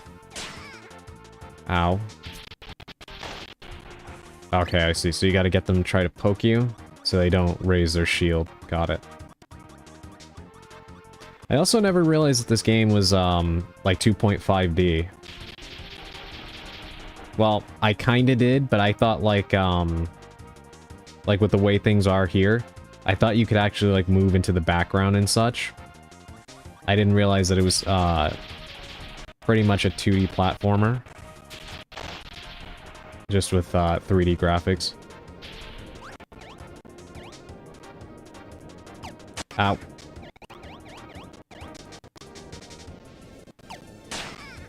Okay, that is not what I meant to do.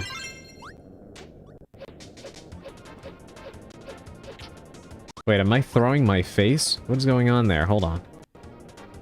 Yes, I am.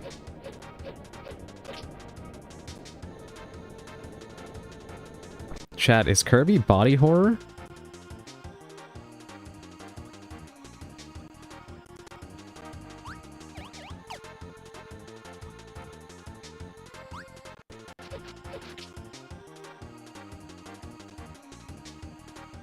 I'm just waiting for somebody to hit me with the always has been meme.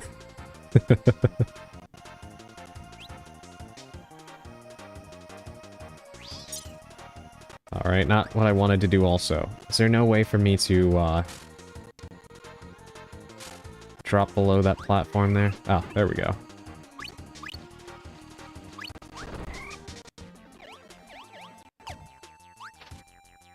Alright, we need to be very careful here, so I don't hit my head on those. I say as I hit my head on that.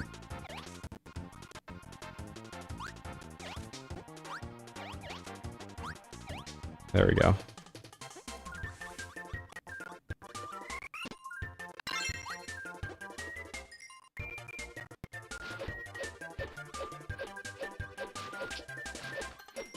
Okay, so I can only throw my face in a straight line.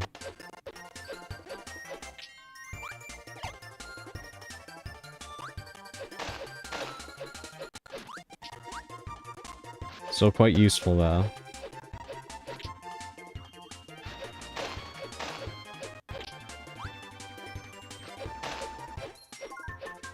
And so if I understand this correctly, if I want to, take another ability...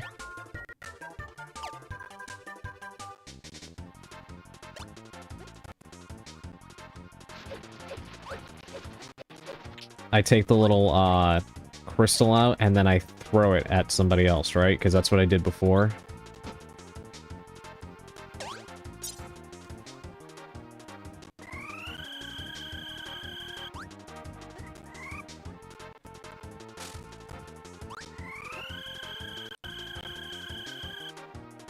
How do I destroy that block?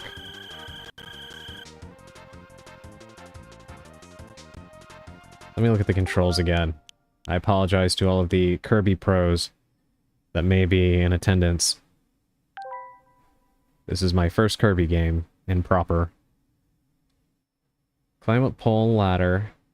Duck, jump down while on a ledge, swallow copy, okay. After lifting, throw into the air. Think you need double cutter?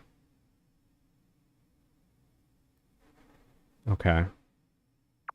That's why it's green? Got it. Okay, that makes sense. So is there any way I can... get out of here? Okay, good. Alright, let's go see if we can get the ability back. Is there a faster way to descend? Perhaps? Because that's something else that's kind of throwing me off as well. I guess just to breathe out, right? That'd be the only way.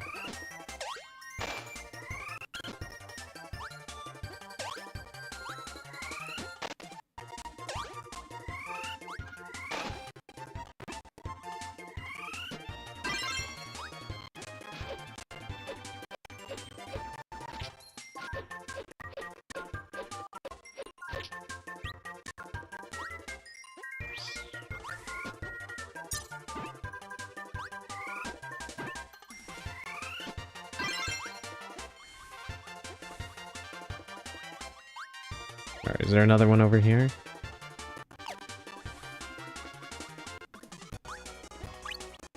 No, but I missed that.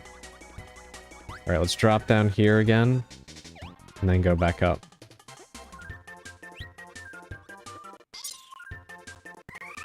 Okay, I didn't think he was gonna get caught on the stone like that.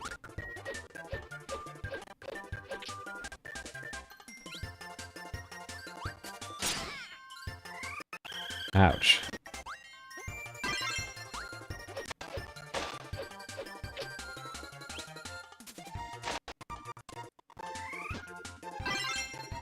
Alright, these guys are a little bit annoying.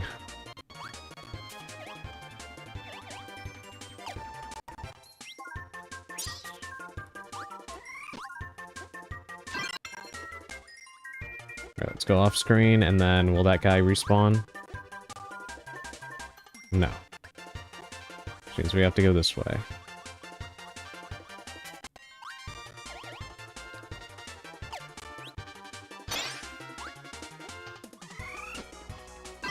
Okay. Now let's try it.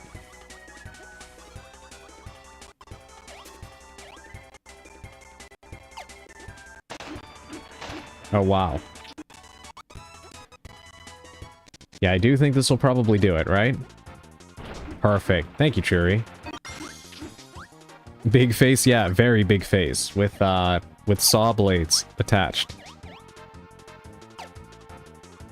Like I said, you do not want to mess with Kirby. Hey, thank you. Did anybody else ever watch Kirby Right Back at Ya? The cartoon that they did for Kirby in the 2000s. I enjoyed it quite a bit, and it has a fantastic opening theme.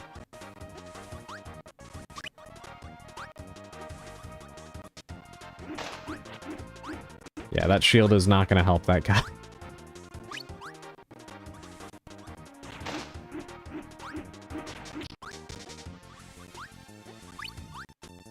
Some, but not a lot. It was a cute show.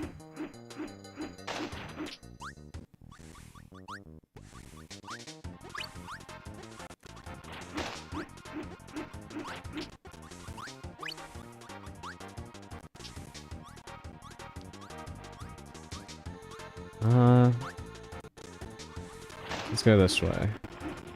Yeah, none of these guys stand a chance against this particular ability that I have right now, which is very amusing.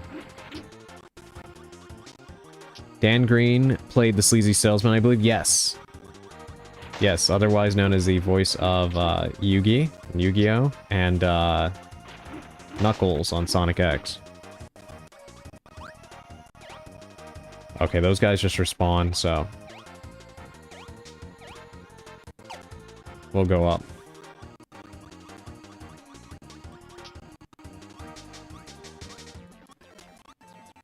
Whoa! The heck was that?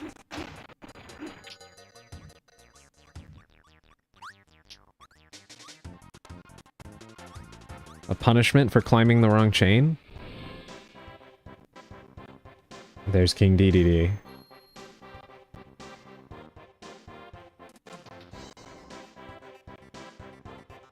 I don't know if he always played him, but in the Smash games, I do believe that King DDD is actually played by Sakurai himself, which I find very, very funny if you hear the noises coming out of him.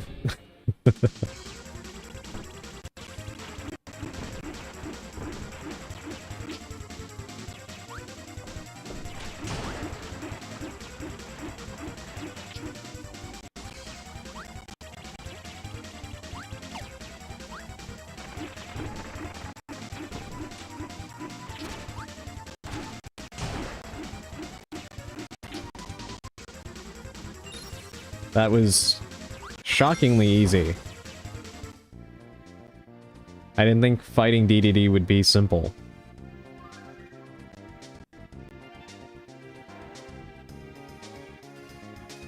DDD is acting very soon today right now.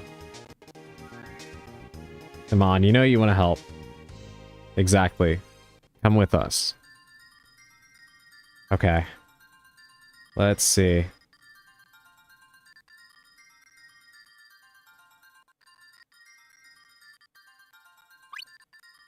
Yeah, you're right, Shuri. I gotta get better at that, but yeah, you were right about how the bonus game works. Okay, let's make another save.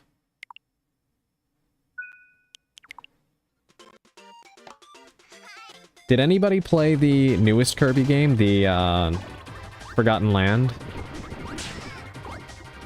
I did not, but I want to. It looks good.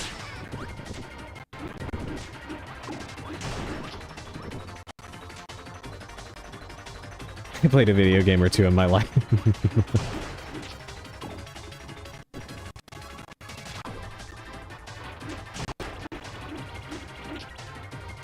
Well, now the tree is mad.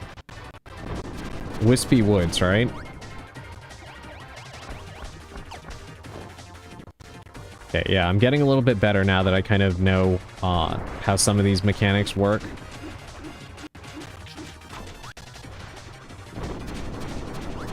Ow. Okay, I can attack those, good.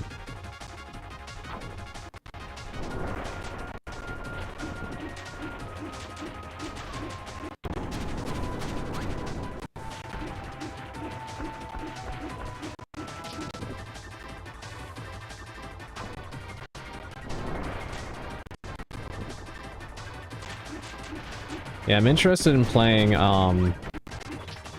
the newer Kirby game that came out. So it looked pretty good, and I saw that, a lot of people really enjoyed it. It's just shocking to me that it took this amount of time for Kirby to get a, full 3D platformer. Definitely something I would have thought,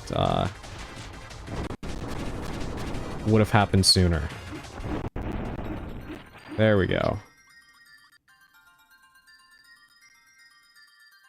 Look at him.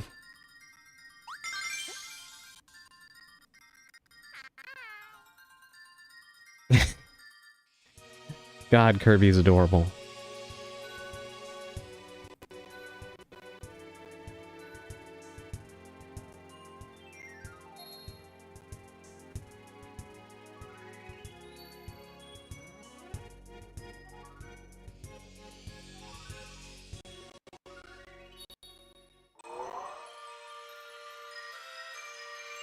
Kirby could be hard to balance, you know? Well, interestingly, it's funny you say that because I was thinking that Kirby probably has the same problem that Superman has. Like, developers have talked about how you don't see many Superman games because how do you make a game about somebody that's indestructible without it feeling like contrived story-wise as to why the enemies can hurt you? And trying to serve the power fantasy of being Superman versus it being a video game that has to have mechanics where you get hurt and, you know, there's a fail state. Kirby is so overpowered that I would imagine that, it might be kind of tricky to figure out how to make a game that's not too easy when he's apparently a beast.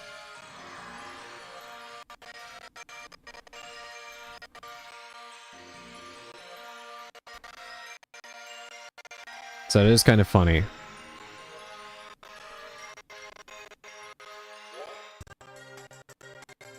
Alright, to Rockstar we go. Let's make another save state.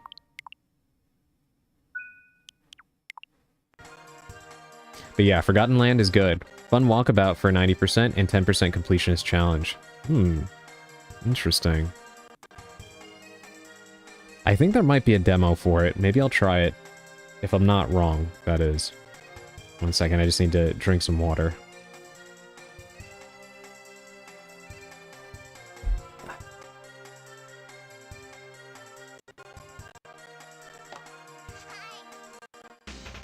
I remember being really excited for the Kirby game that was supposed to come out on the GameCube, and then it got canceled quietly, and I think it became the one that came out on the Wii.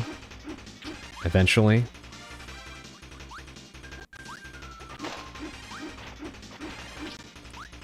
But I remember seeing the pictures of it and magazines at the time and stuff. And the short little preview they had released and being so excited. And then it just never came out, which was a shame.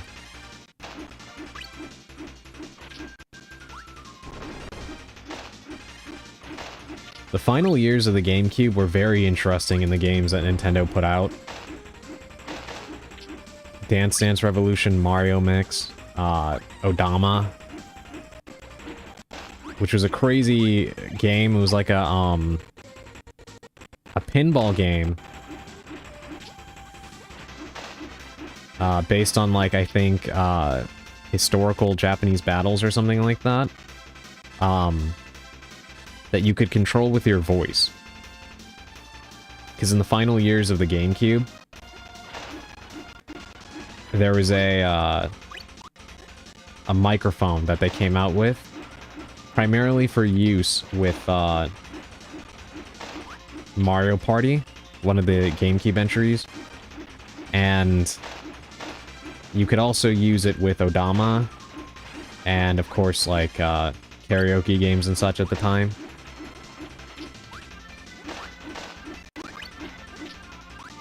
But it's kind of funny how the GameCube ended up having quite a few peripherals that never really got much use, from the microphone to the bongos for Donkey Konga and Donkey Kong Jungle Beat to the broadband connector that you can only really use to play Phantasy Star Online. It was the only game that worked online, and then Mario Kart Double Dash had a LAN multiplayer mode, local area network play, that you could use it for. But it really didn't have any other use outside of that.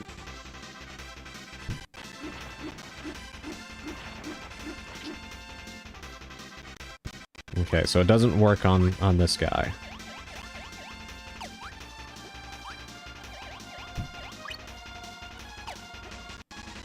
Okay, there's a crystal up there. Is there anything over here that I missed, perhaps? No. Okay. One thing I don't think I've really talked about much so far, as I've been playing this, is the music is very, very good.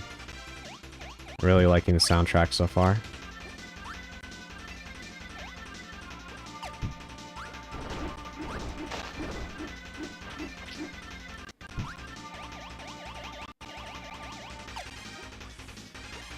Ouch.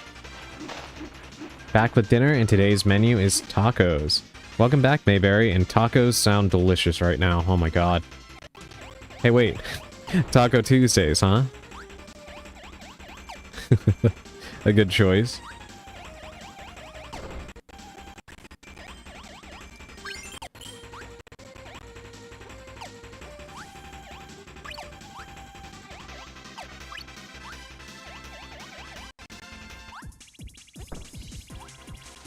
Okay. Oh. Cacti are falling from the ceiling right now. Or stars. Thought it was a cactus at first.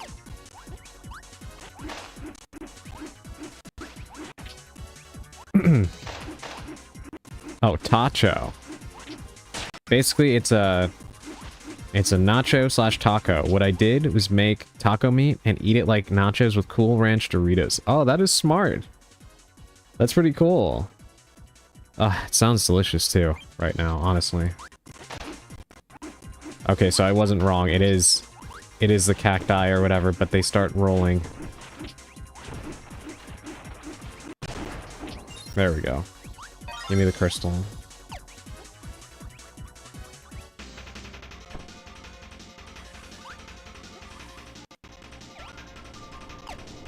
Very American.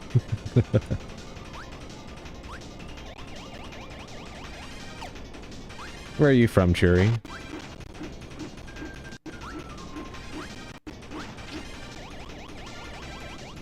Okay, this is getting a little concerning now. And make sure I don't get crushed.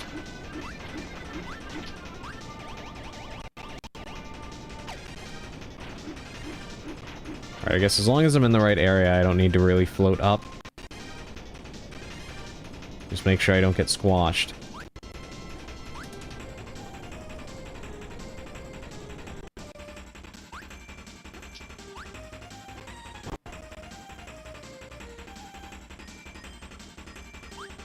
Thank you, Waddle Dee. Ah, I see, okay. No, I thought maybe, based on your comment, I thought maybe you were from, outside the US.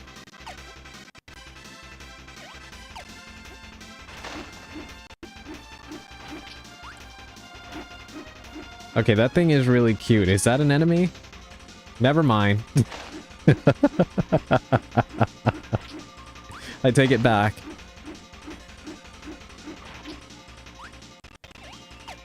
On second thought, not so cute.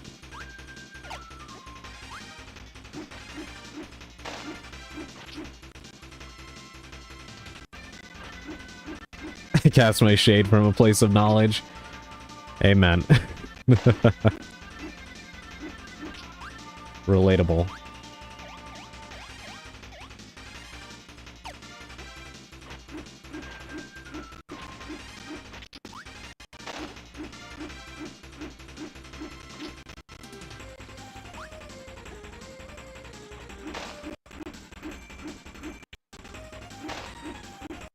I would have made it tacos, but I didn't have any more taco shells, so yeah. No, that does sound good. Something I enjoy doing, when you have, like, taco meat and such, and, like, all the other ingredients to make tacos, but you don't have shells, is to use wraps. It's very, very good.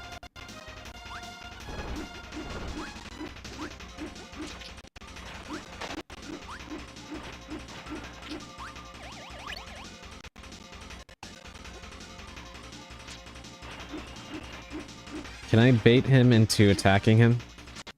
No. Alright, we're just gonna have to book it. There we go.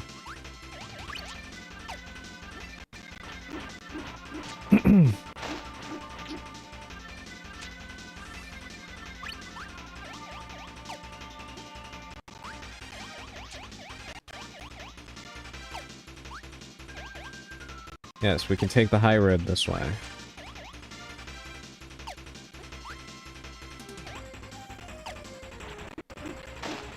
I don't think I actually lose out doing that either. Okay.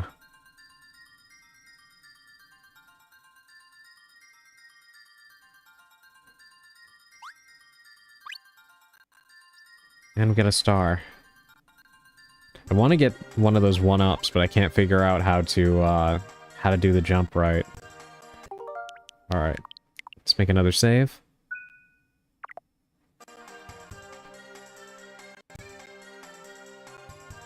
Yes, I am living vicariously through you right now, though, Mayberry, because I'm starting to feel kind of hungry.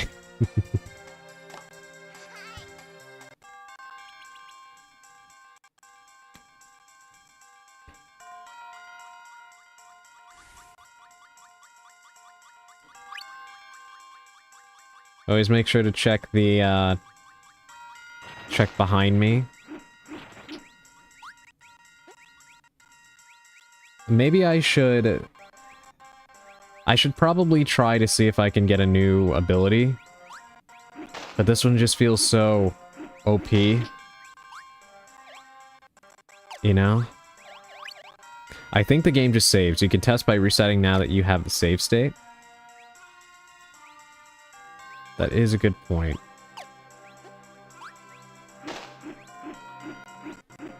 Hold on, is that a sentient axe? Is that what that is right there? I see.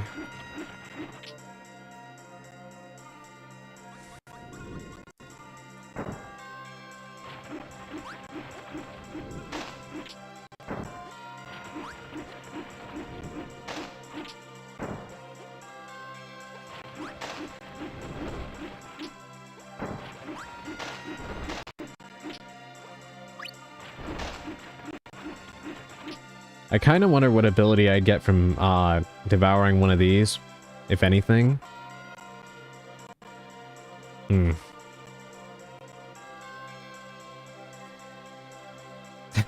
God, Kirby's so cute. Alright, let's do two things. One, I'm gonna make a save state because I want to get rid of my ability and try this. But I also want to test what you were just saying, Shuri, so I'm gonna let it kill me.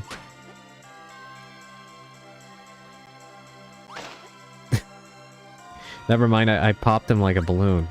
Okay, this guy. You can reliably kill me. Go ahead.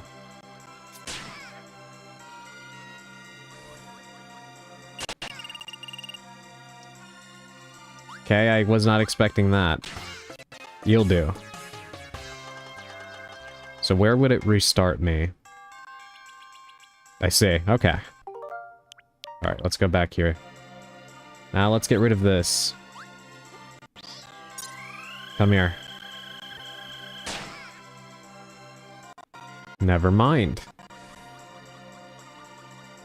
Those orange guys are anti-suck, actually. Yes, I see that now. Whoa.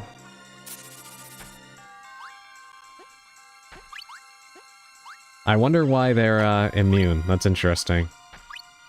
That would make them the strongest enemies so far. Now, maybe I can double up? No, he just blocked it.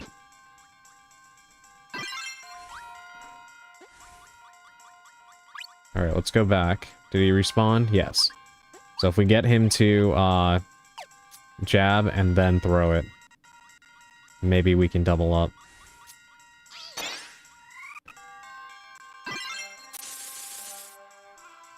Holy hell, that is not what I was expecting.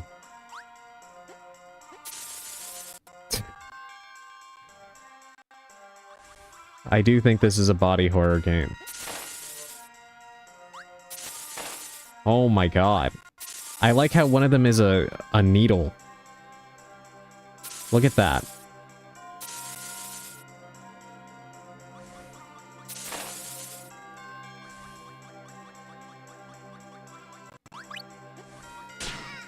How?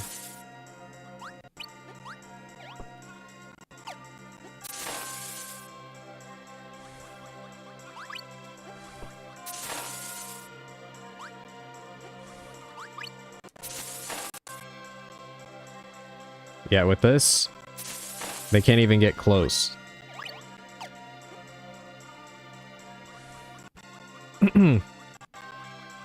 Kirby really is overpowered in a good way.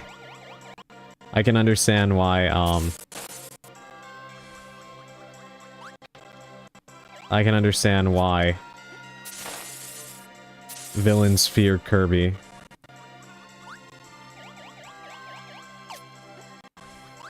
Okay, we gotta go up through here.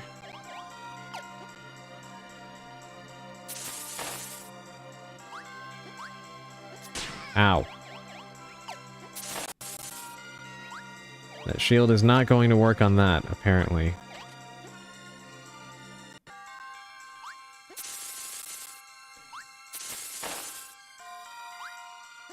Oh, one up. Whoa.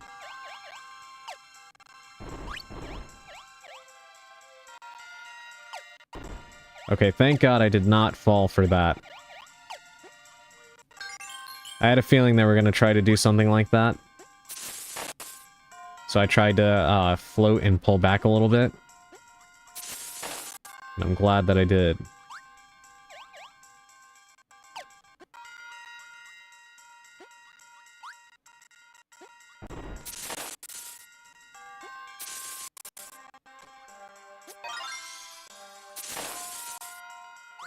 Alright, we got it. Now we just need to get out of here.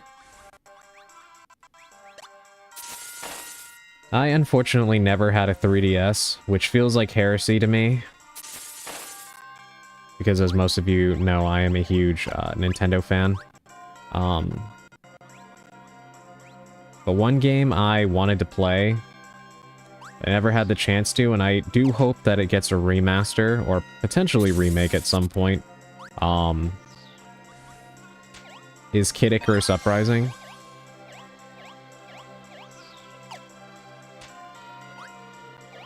I thought that game looked like a lot of fun. Ow.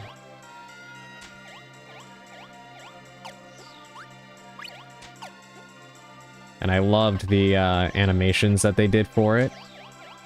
They actually got Studio Shaft, I believe, to animate the anime cutscenes and such for Kid Icarus Uprising.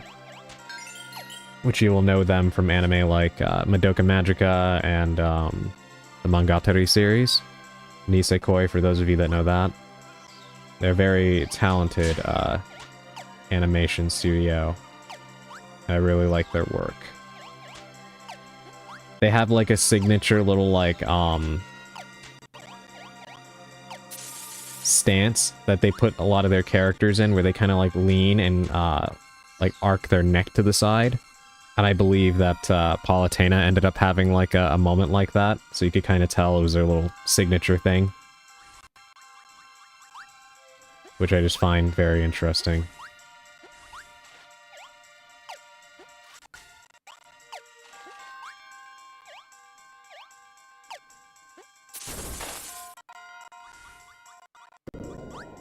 Whoa, okay, thank God I did not stay on that thing.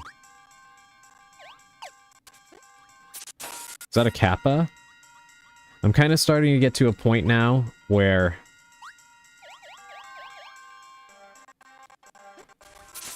I'm suspicious of any stone platform that I'm on.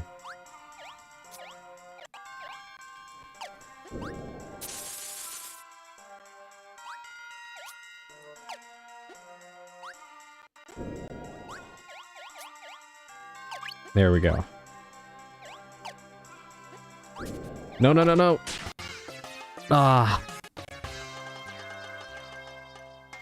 How far back do I go? Okay, not bad.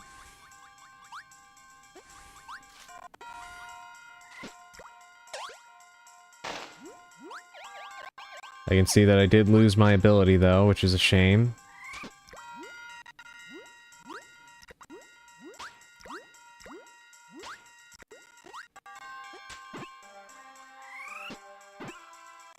And the fish do not give you anything.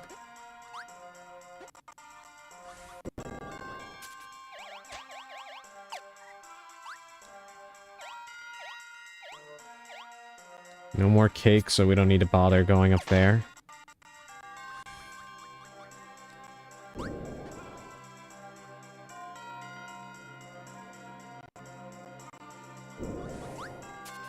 Ow. I'm over here.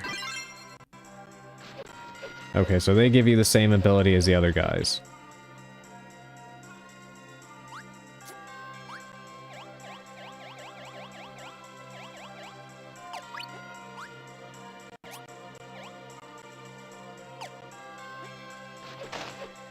I am glad that the platforms only register if you step on them.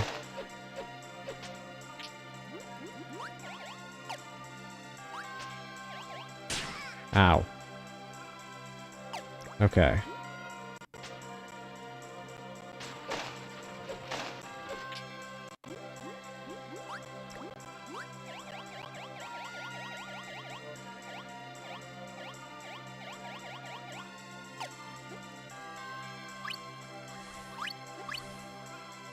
Is there anything else down here? No. Then up we go. Let's get out of here.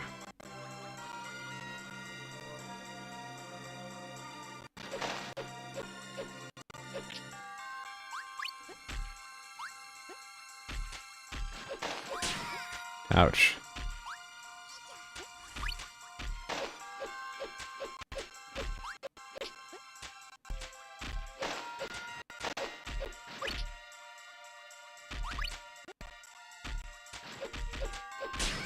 Holy hell.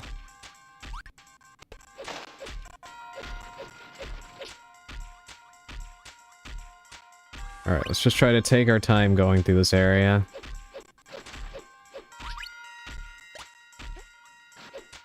The way those enemies launch from the background into the foreground like that. Makes me think that this probably would have been a decent game to remake as a 3DS title. Just to have some of these effects like actually pop out of the screen.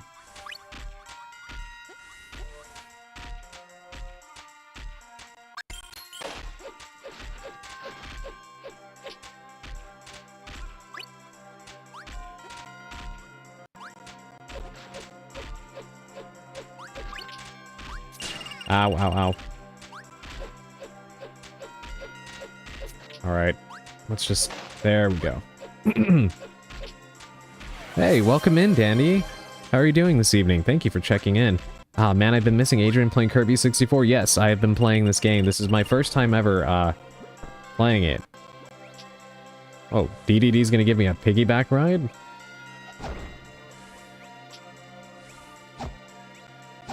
I need that.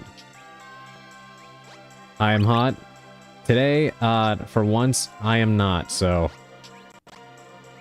I am glad about that, but not glad to hear that you are dealing with the blistering heat. I'm sure it will be back tomorrow for me.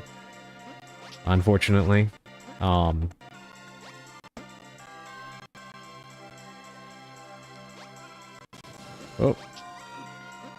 Okay, there we go.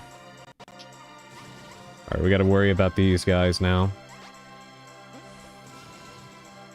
I just want to watch you for a bit. Kind of out of the mood to play games. But you're always welcome to hang here, Purple. And I do appreciate it, as always. Wait, can we... Okay, we actually can swing the hammer. In midair. Perfect. Have you gotten to combine powers yet? I have tried so far. I got one before that I can't remember what it was, and then, I have doubled them. I was laughing because this game is kind of a body horror game when you look at some of the things that, that Kirby is capable of doing. And it makes me laugh.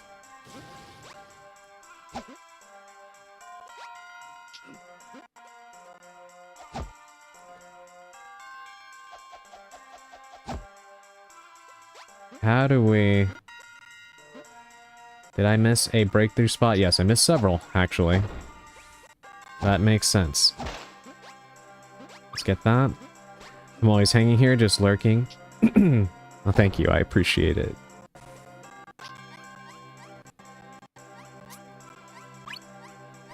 Yeah, I've been enjoying it, though, so far, Dandy.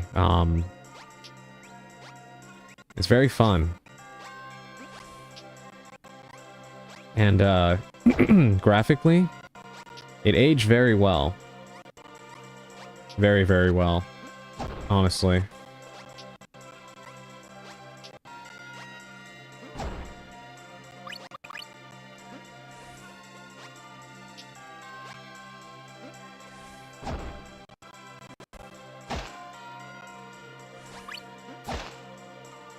There's some fun combos. Sword and electric is a personal favorite of mine. I'll keep that in mind and try to see if I can, create it. Okay, so that's the way out. But wasn't there a... There was a tomato, right? But I don't know if there was a crystal by any chance. Just try to search every single, area here. Might as well.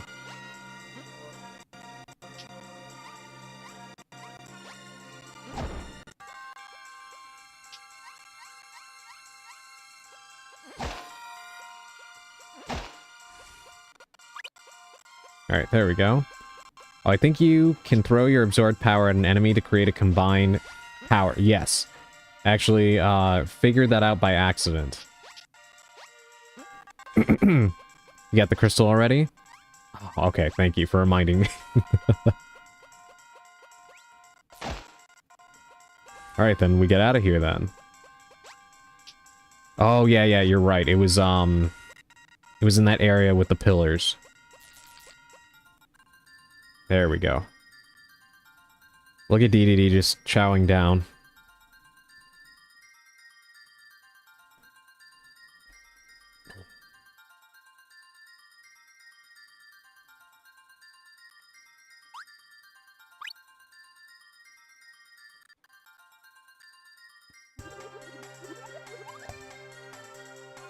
Alright, where are we now? It looks kind of like a snowy level.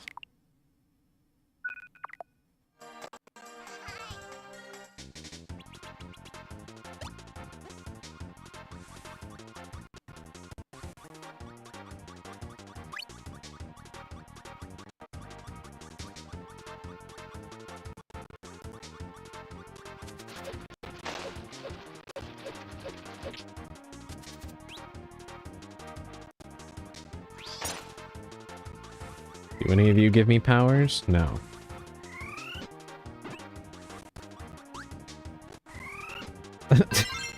The way their eyes get when they realize they're about to get sucked up.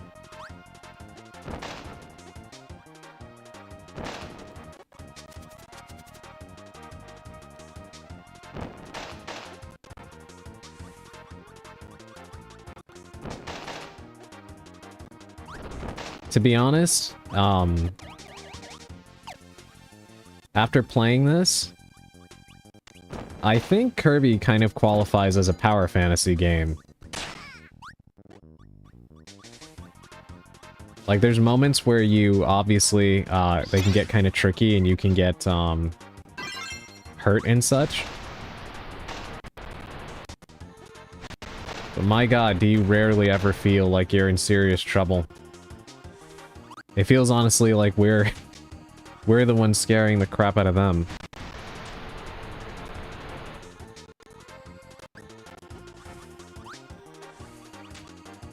Okay, I'm presuming we need to break through this, right?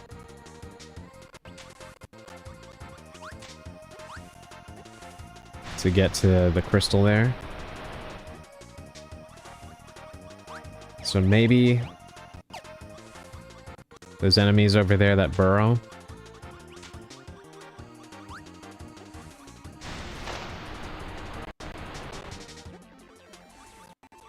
Oh, and I was jumping out of the sand here before, maybe?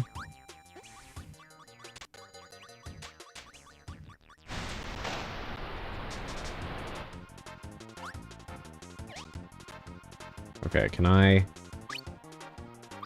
Okay, let's not go through yet.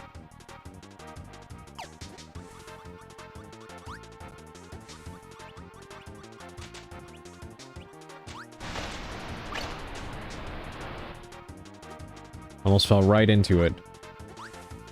Can we go up, maybe? No.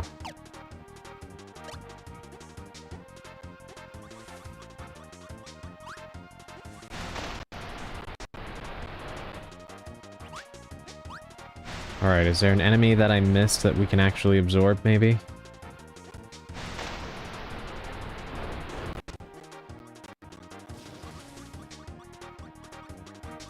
Or do we need to go down into that hole and then come back up?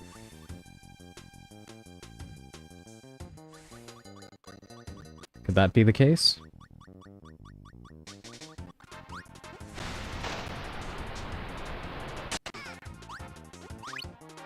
That is a genuine question to the Kirby experts in the chat.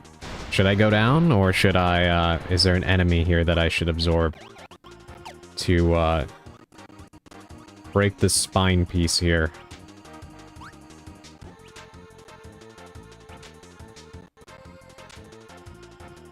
Did you finish the carnival game, or is this just a change of pace from retro horror? I actually finished it. I finished it yesterday, and then I played Mecha Chameleon with Mari afterwards.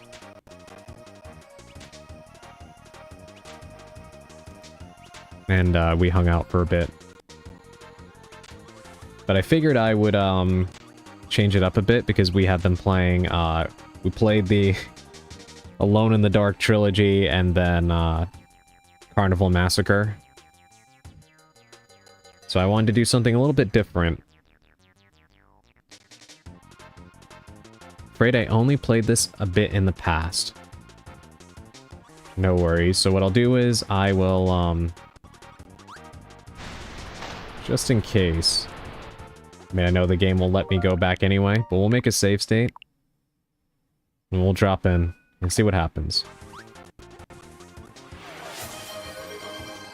Thank you for the hydrate, I actually need that.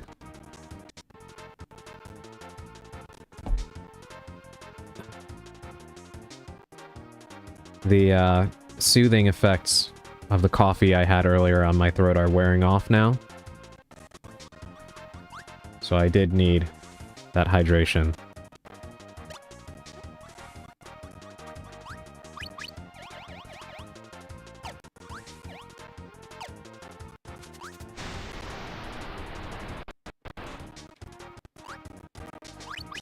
Same, this is me right now. I would be right there with you. The only reason I'm not is because it stormed like crazy where I am, for like 2 days straight. And, it ended up raining quite a bit, so it kind of mellowed out the crazy heat for a bit, but once that wears off, I know it's going to, I'm gonna be right back to being hot as hell, so...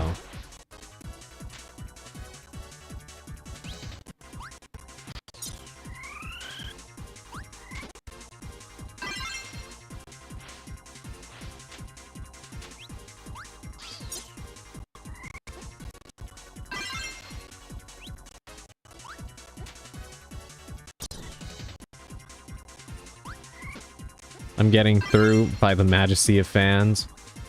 Yeah. Yeah, fans are like your best friend right now. Even, even just hand fans. Like, I have one of those, like to manually fan myself with. Because if the power goes out, that is, gonna be your best friend. Only problem with that is sometimes you end up, like if it's humid, you end up just fanning yourself with hot air, which is not helpful. But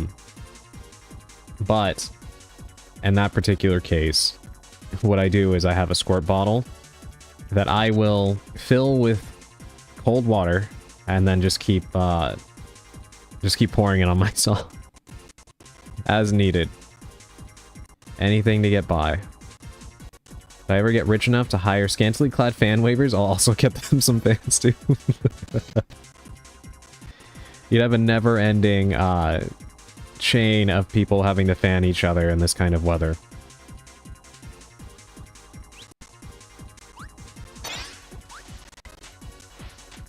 You gotta be kidding me, I finally had it.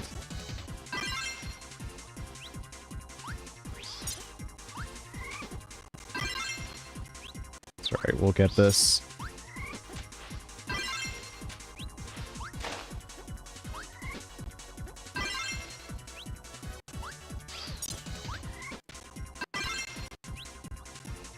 And nobody will be fully dressed.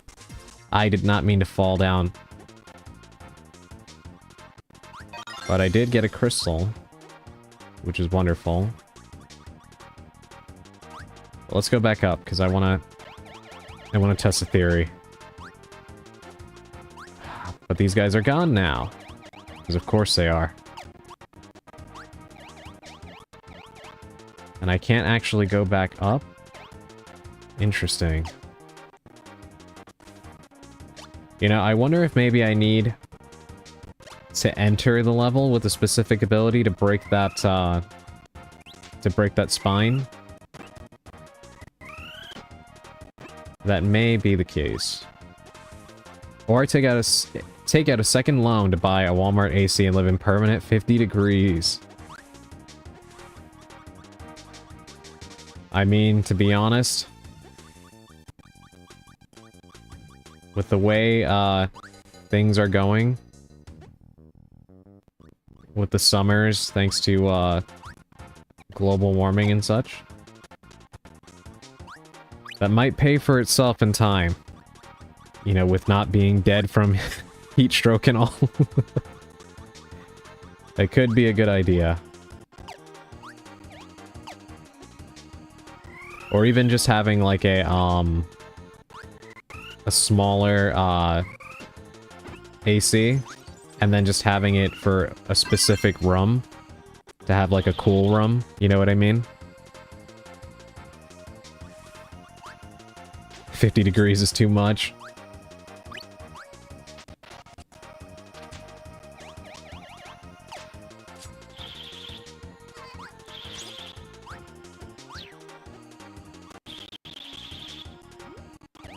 Kind of an interesting ability. Doesn't really work the way you would think it does. Can it be combined with these guys? So there's only one way to find out. Of course it goes right under him.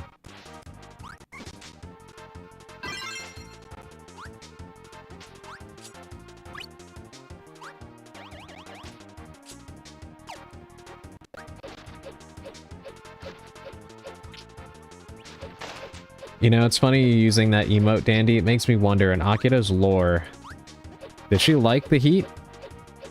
Like, does extreme heat not bother her? Or does she get bothered by this kind of intense heat like everybody else? Well, those units are built for whole stores, and I'm just north of 800 square feet. I don't think I'd have much control over the town.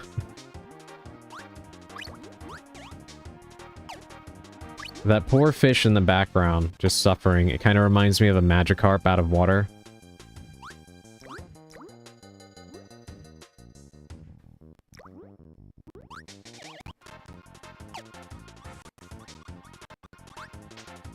Ow.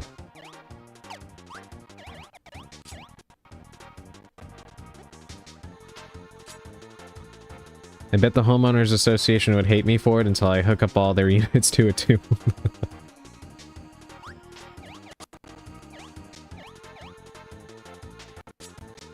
Oh my god. Was not expecting that to turn into a spider.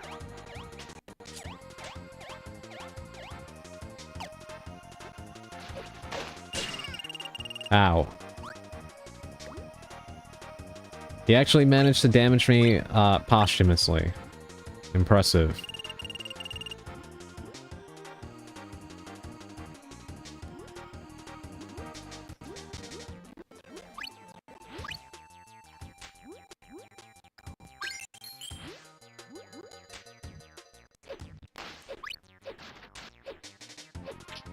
The only bad thing about that ability is that you cannot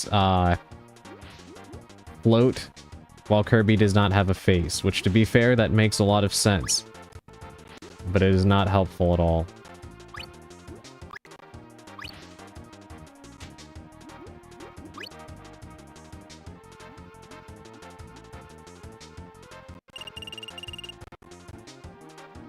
See, the thing that bothers me about not having gotten the crystal before is that this is not the kind of level I am keen to replay. So hopefully it's not a thing where I need that other crystal to continue making progress. Hopefully it was optional. Oh my god.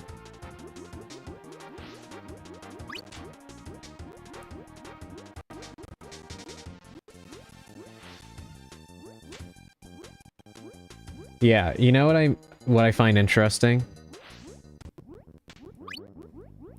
There really is some body horror elements in this game. Like, I find it funny that there's just falling pieces of spinal column just falling down. Oh my god.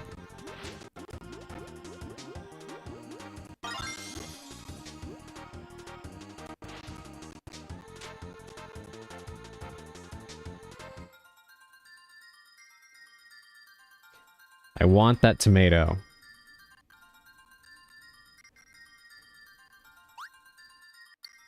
Oh, are you kidding me? By like an inch. I grabbed the popsicle instead. Oh well. Alright, let's make a save state.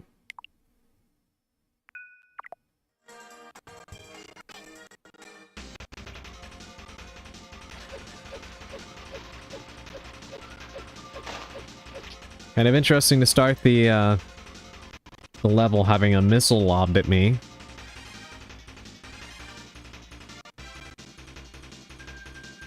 Is that a cute witch in the background? To be fair, Kirby is a series where you play as a cosmic horror. You know what, Dandy? That is... You're not wrong. That is actually very on point. You just so happen to be a very cute cosmic horror, but yeah. I do think, classifying Kirby as a cosmic horror is probably fair. Okay, now I'm shocked that that didn't net me an ability.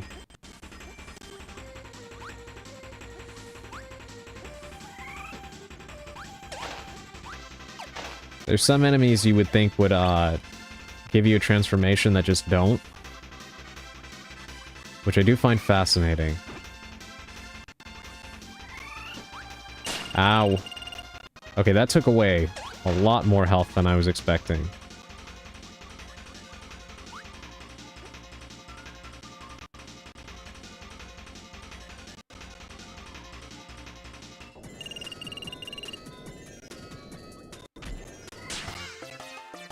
Ouch.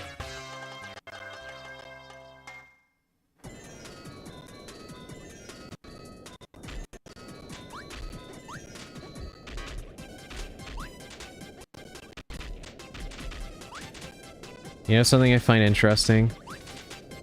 No matter what genre of video game, a common trope is death elevator.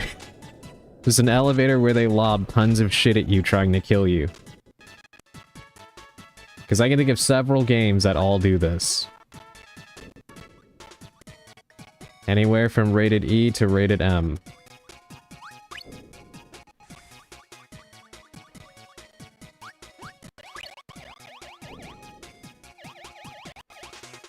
Ow.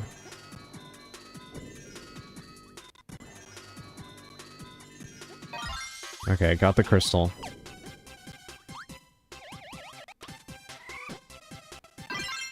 Okay, I didn't think that would actually give me an ability.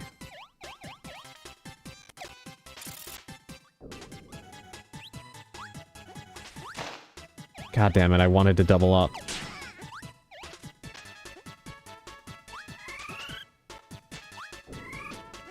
That's okay, I'll just go with the one for now.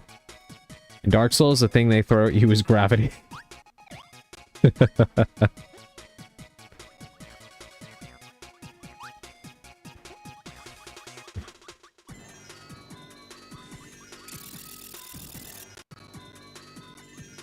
Huh. Kind of feels like I'm supposed to do something there.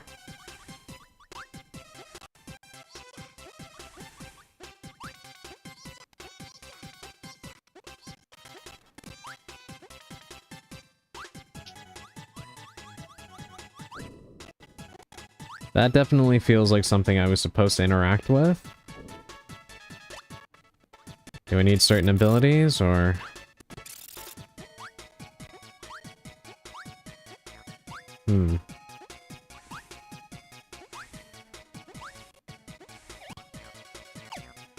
I wonder.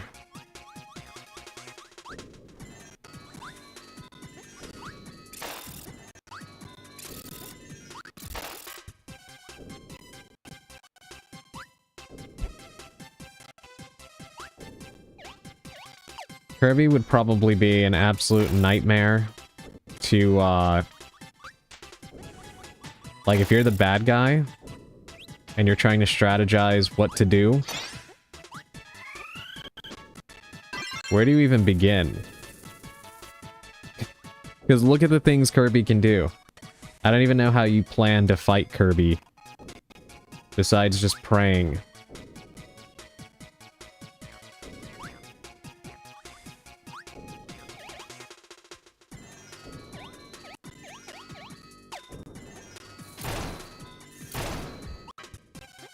And the electricity is homing, too. That is extremely helpful.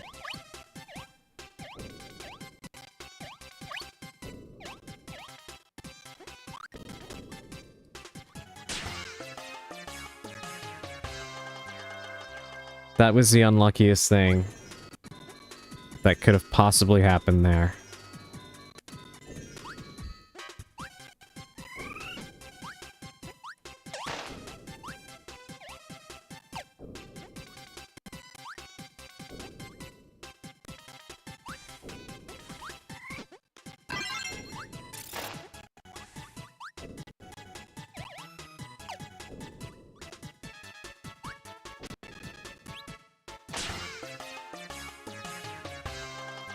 As was that.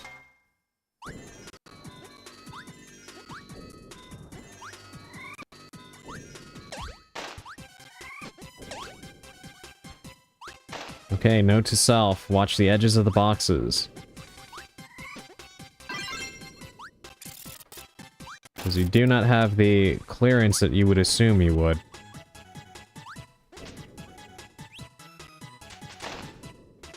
How you would do that.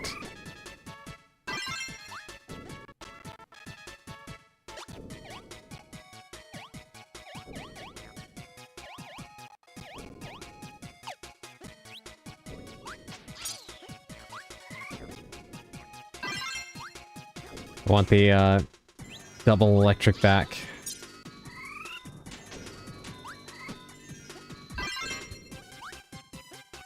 Don't get crushed.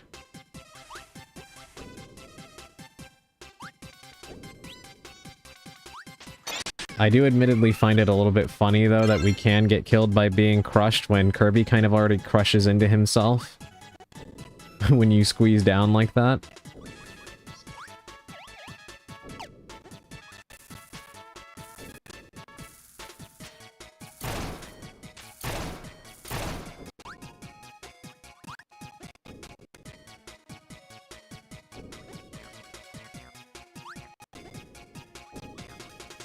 Okay, let's just go up this time.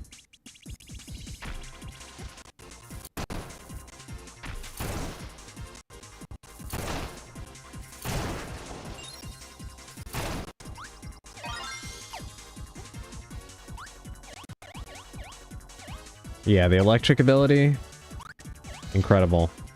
Makes me wonder, what the combination you were talking about before, Dandy, does.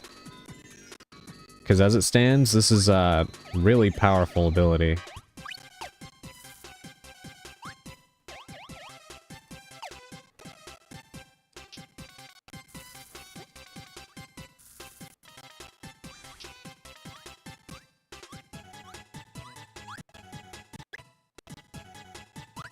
Do not like those things.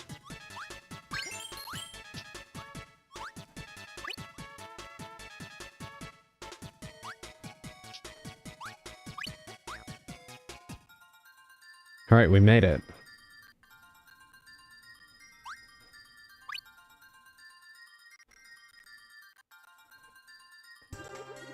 For the record, it's probably cooler than it is useful. Now you definitely have my curiosity. Alright, let me make a save state. They're smiling at the possibility of hurting you. Those things that appear on the ropes, right? Yeah. I was thinking the same thing. So jovial. Considering what they want to do to me.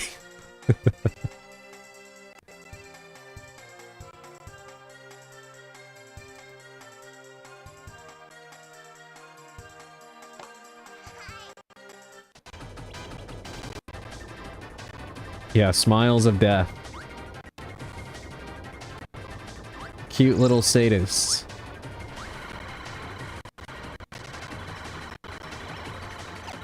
Ow. Okay, nice to know that it can do that. Is this another elevator of doom? It would appear so.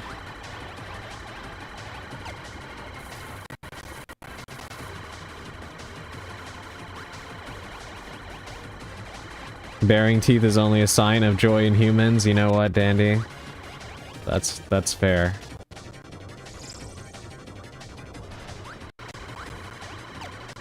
That is a very good point. Ouch.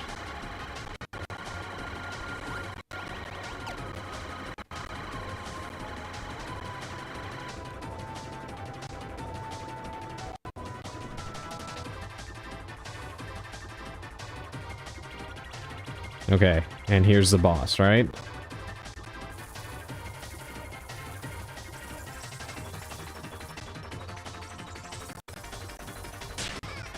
Okay. Well, evidently, that isn't gonna help me.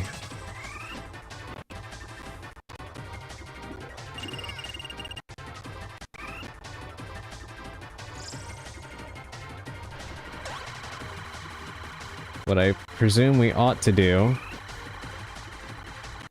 Swallow the designated color. And then attack the crystal associated with it, right?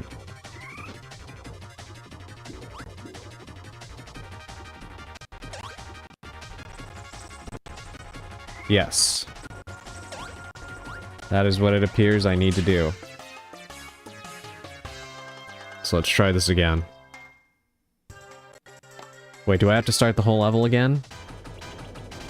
No, okay. Only the, Elevator of Doom. I can live with that.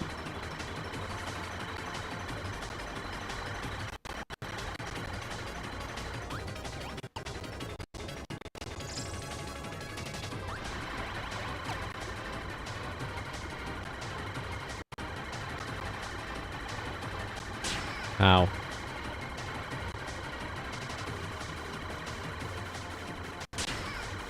God, these things are annoying. Doom Evader, I know, right?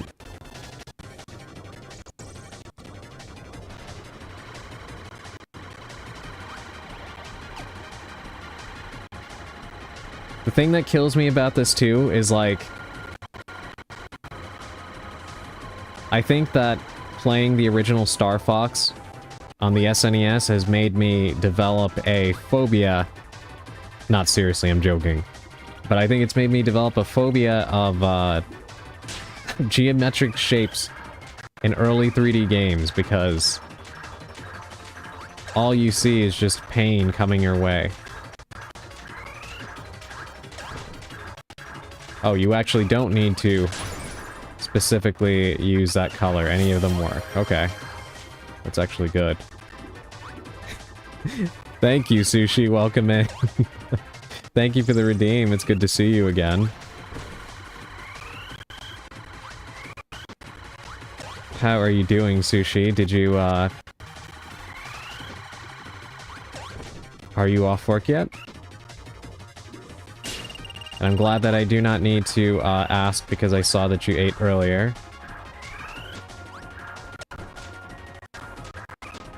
God, please leave me alone.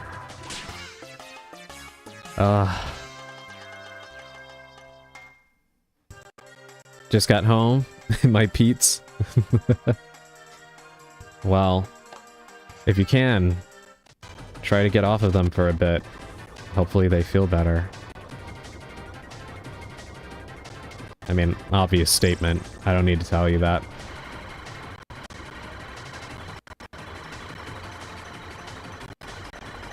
Laying down right now? Good. You deserve it.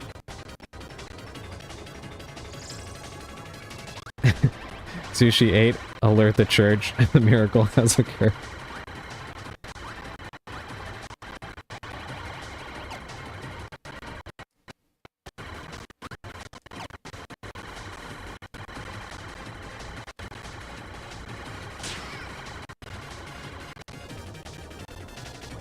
I'm so jealous.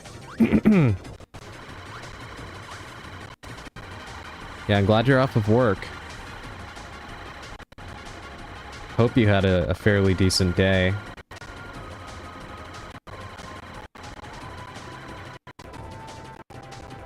How have you been, surviving this heat wave, by the way, Sushi?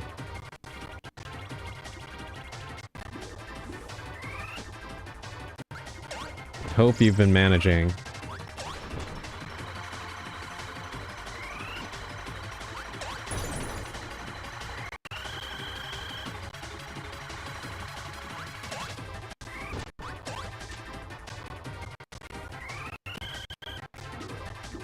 I'm an indoor cat at the moment, I just stay inside. Yeah, that is me, ideally, pretty much 24/7. Or, I mean, you know, as close as I can get to not having to, go outside, and it's still killing me because, how fucking hot it is. Today is an exception because it, rained quite a bit, which is nice, but I'm usually hot as hell. Finally. No more fucking shapes of doom. Get out of here.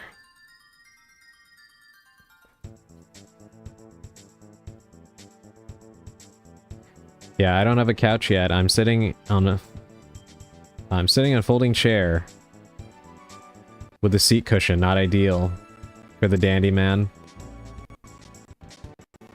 So Dandy, let me tell you a quick funny story. I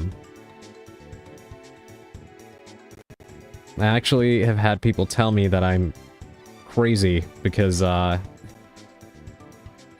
do I explain this?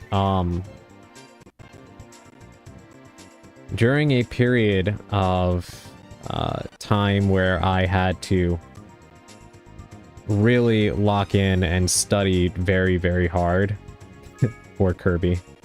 During a period of time where I had to lock in and study very hard, I had this folding chair in my room at the time.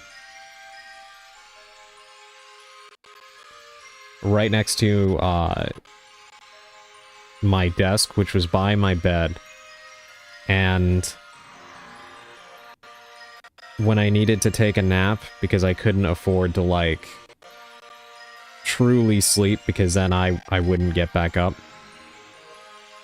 Because I'd be too exhausted. I would kind of lie across the steel chair and fall asleep that way. It's hard to explain. But, someone saw me do that once and, called me insane.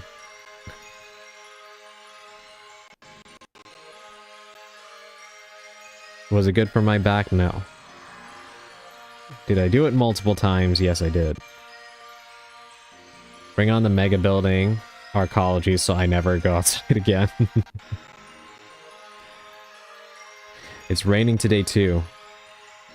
It's good because there are fires here. They ban fireworks because of the fires, but people don't listen. Yeah, people are really fucking stupid. I'm not surprised that they didn't listen. But I'm glad that it's raining to hopefully prevent the environment from being damaged by people who can't adhere to simple instructions. I've never played a Kirby game, but Kirby is so cute. Yes, Kirby's adorable, right? Yeah, I've just been kind of having cuteness aggression this whole time.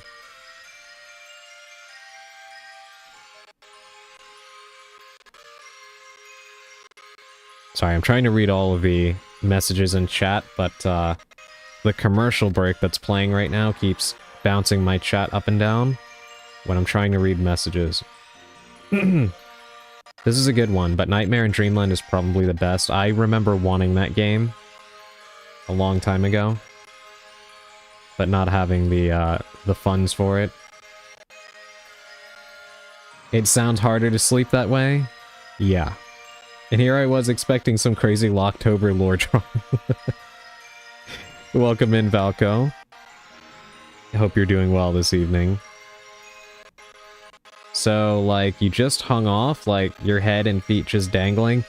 No, so here, well, my feet were dangling. I would lay my head on my bed, but the rest, like, the center of my body would be on the chair, and my legs would be hanging off, and then my head was on my bed. It's hard to explain, but I think you kind of get the idea.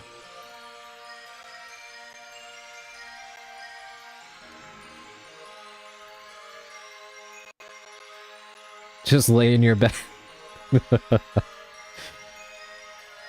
Listen, the reason I didn't do it at the time was because I needed to make sure that I could actually get back up, and I was burning the candle at both ends, as they say.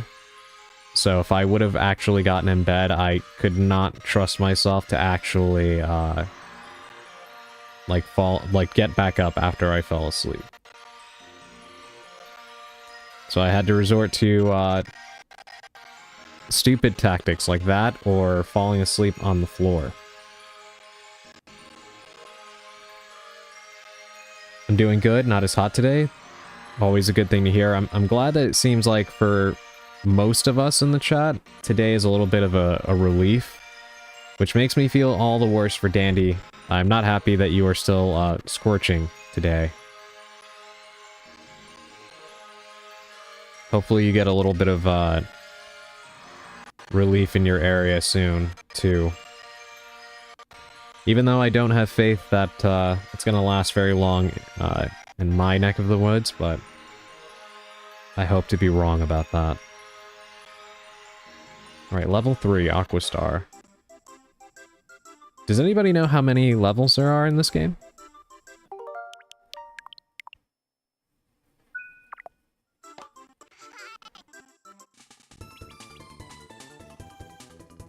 Alright, let's go backwards first. Anything? No.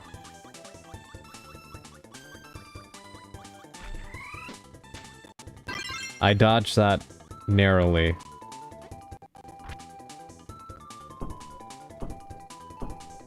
Now, what does this ability do anyway?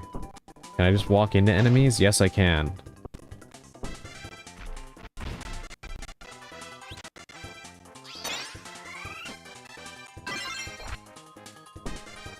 Okay, so same thing, but giant. Good to know.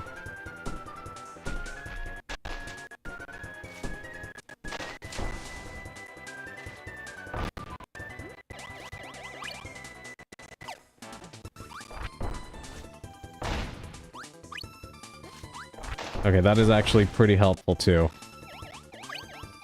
It's cooler downstairs and I have my fan. This little guy has kept me going through home-based heat since 2020. And it's only at medium, so something is going right now. That is good news.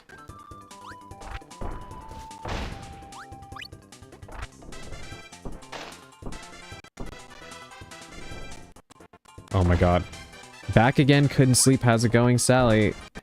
Welcome back. I'm sorry you didn't have any success sleeping at the moment. Hopefully that changes very soon. But so far so good. I've been enjoying Kirby 64 and just hanging with chat as usual. But welcome back.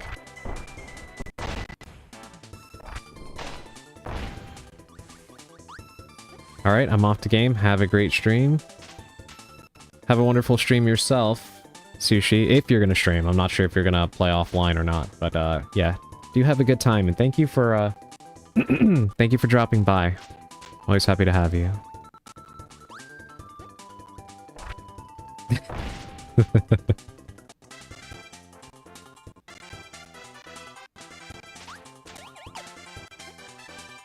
Oh wait, you know what? Never mind. I'll message you about it later.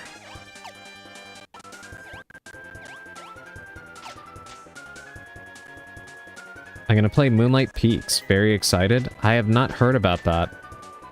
I'll have to look into that. In fact, you know what? I will give that a search real quick. But I do hope you have fun with it.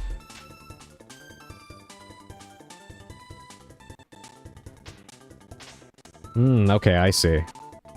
Vampire Stardew Valley Animal Crossing. Very, very interesting. It looks cute. I'll have to, look at some gameplay. Let me know what you think of it. I hope you have a good time. It definitely is sushi-coated.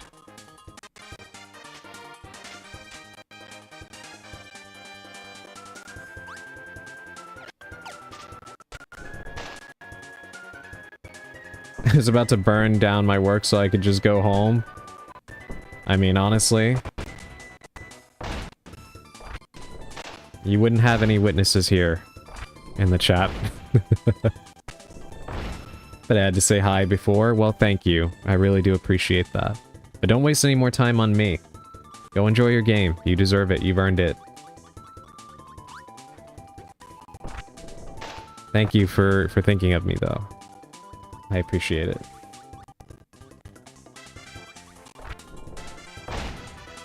Yes, go enjoy your free time.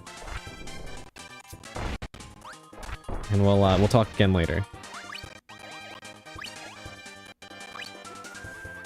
Okay, this thing is cute, but I'm concerned it's gonna hurt me.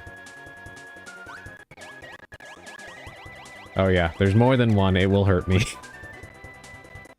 Do not be deceived by the cuteness of things in this game.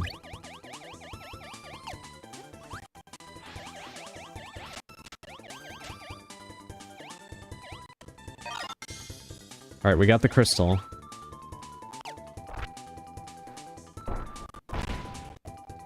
Especially when they smile? Yeah. You're right about that, Mayberry. The smile is a warning sign.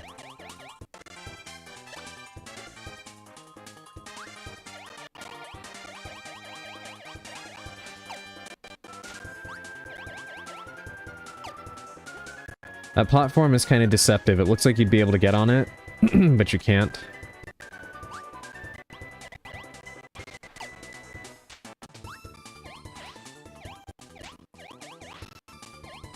Ow. Okay. Yeah, those things, for example, look very cute until they don't.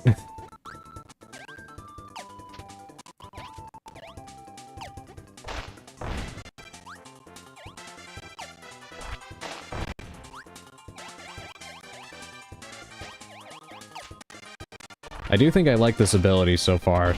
It's rather simplistic, but the invincibility is nice. Where are you running off to?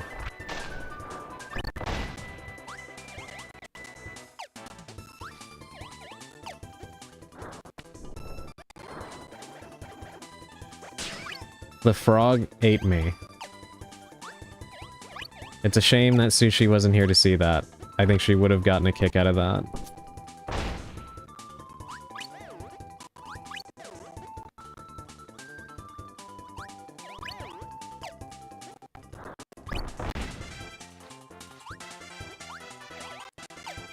Okay, so there's a cooldown on the frogs. Good to know.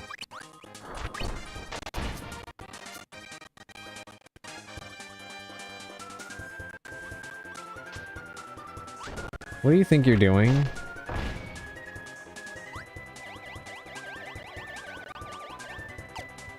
Okay, gonna have to come in higher. There we go.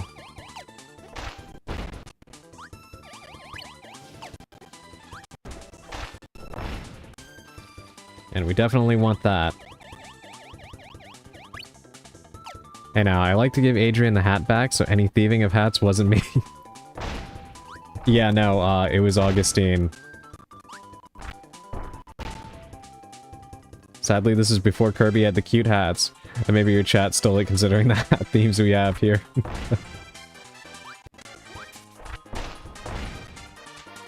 Yeah, I think this might have actually been before then.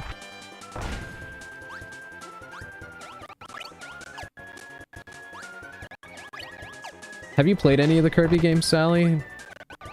This is actually my first one.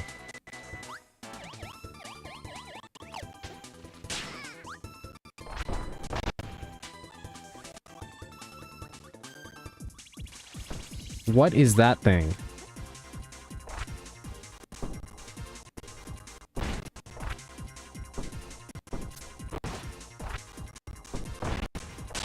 Okay, to be honest,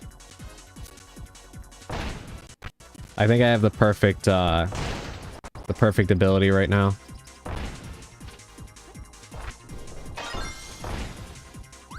I think that was probably exactly what I would have wanted for that fight. So not bad. Anyone taking a witch's hat is very brave. Well, let me tell you this. Between me and Mari, everybody seems to like taking our hats. Well, at least they like taking mine. Sometimes they like taking Mari's hat, but they like making her hat a lot larger, like comically large. And I don't actually know if Callisto has had anybody try to steal her hat yet. Oh yes, I played Kirby's Dream Land 1 and 2, 64, and the GBA ones. I see. Which one would you say is your favorite so far? Thank you for the maximum tomato.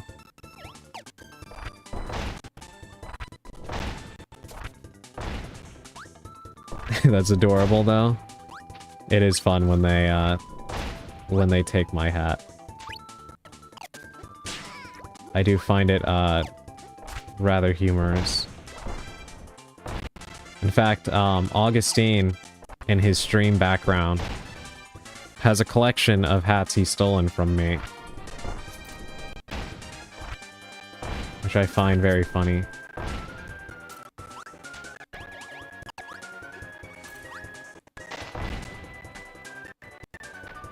Okay, so there's one in there. How do we get in there?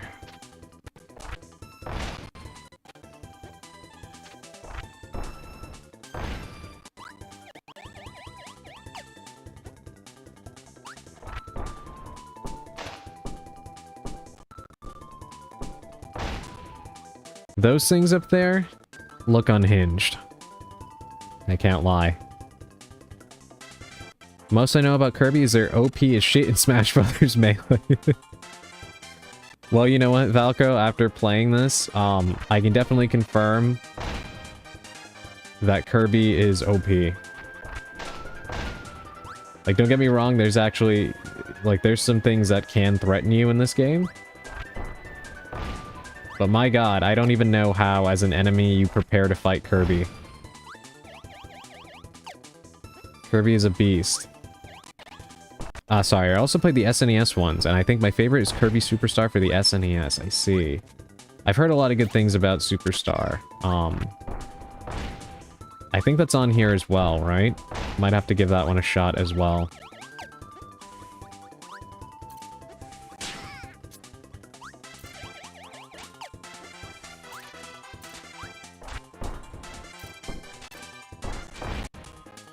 Okay, hold on. I think...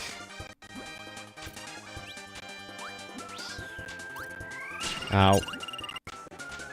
Gotta be very careful right now. In fact, you know what? Let me make a suspend point.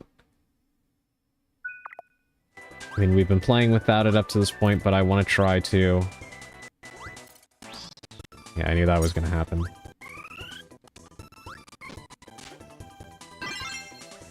Definitely need to try Superstar and NSO. Yeah, I think I will. Especially after playing this. I do want to play more of the Kirby games.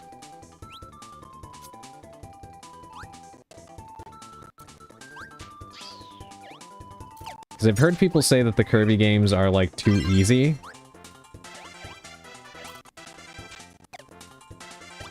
But I feel like this game is pretty decently difficult. Like, it's not hard, but, you die a few times, you know? Although maybe that was just, Epic Yarn. Because that was the main game I saw people saying was too easy. I'm not sure what the extent of Kirby's powers are to even begin making a plan. To be honest, even if you know what Kirby can do, I don't really see how you would begin to counteract it. Because just by existing in Kirby's vicinity... Kirby has the leg up on you. Because all Kirby has to do is just swallow you whole, and then that's it. Alright, let's load that again. These guys are annoying. I'm just trying to get the... Trying to get the double... electricity. Because I'm thinking... I might be able to, use the auto-lock thing to burst that bubble, and that might actually get us to get that thing up there. But I might be wrong. But I feel like that's the answer to the puzzle here. We'll see. Only thing that comes to mind is lock them in a perpetual suck fight with a black hole. That, that might actually work. That might work. Which is quite terrifying. Yeah. It's like if Gluttony from Full Metal Alchemist and Rogue from X-Men had a child. That is actually a good point.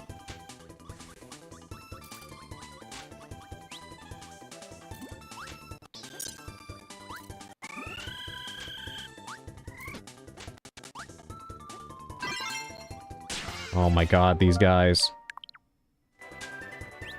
Just give me your power already, please.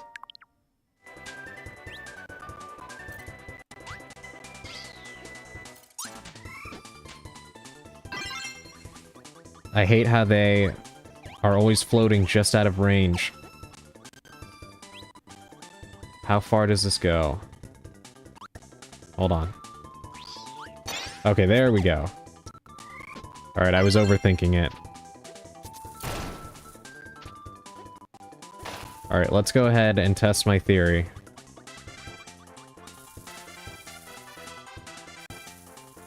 Nope, I was wrong. I thought that would be in the range of the auto-aim. Of, like, in this radius, it blasts anything that's there. I thought we could have popped the bubble, and it would have sent the platform going up or something like that. But I guess not. Let me see something. Do these guys have something I can take?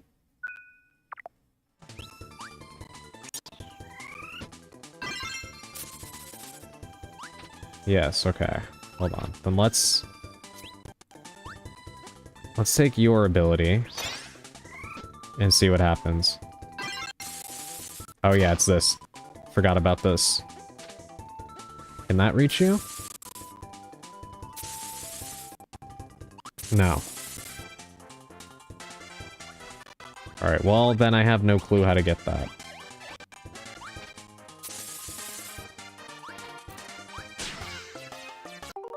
Ouch. The Kirby games have always been on the easier side by design. I believe it was said by the devs that easier and harder games could coexist. I see. I think that happened in one of the 3DS games. Kirby 1? Okay, that is... I shouldn't be surprised, but,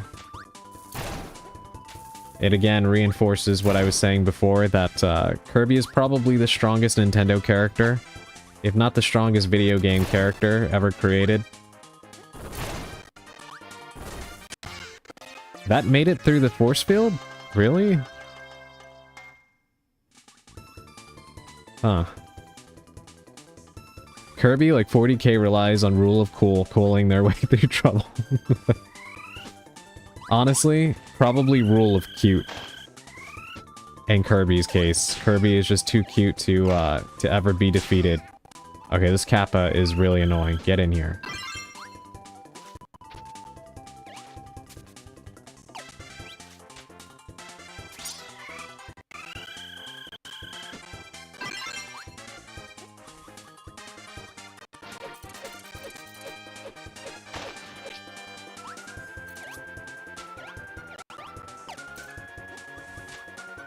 Okay, let's just run through this area, honestly.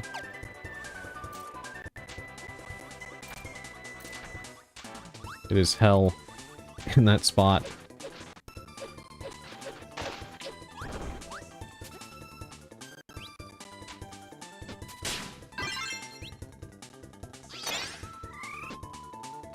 Kind of amazed I was able to do that so perfectly.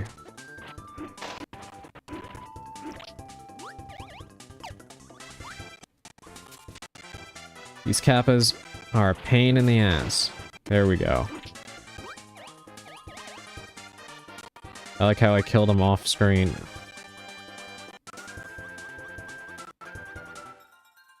Okay, finally, we made it through.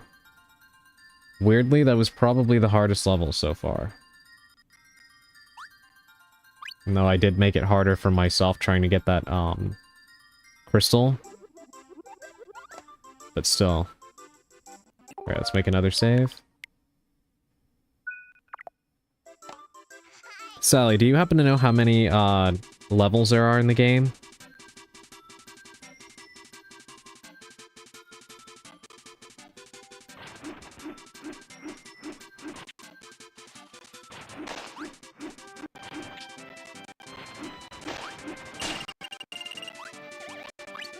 Well, since when are you so pissed? What in the world?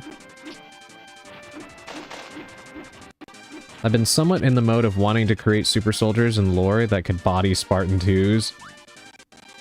That would be really interesting. I wonder how you go about, About molding somebody into such a super soldier. I can't imagine the process would be particularly pleasant.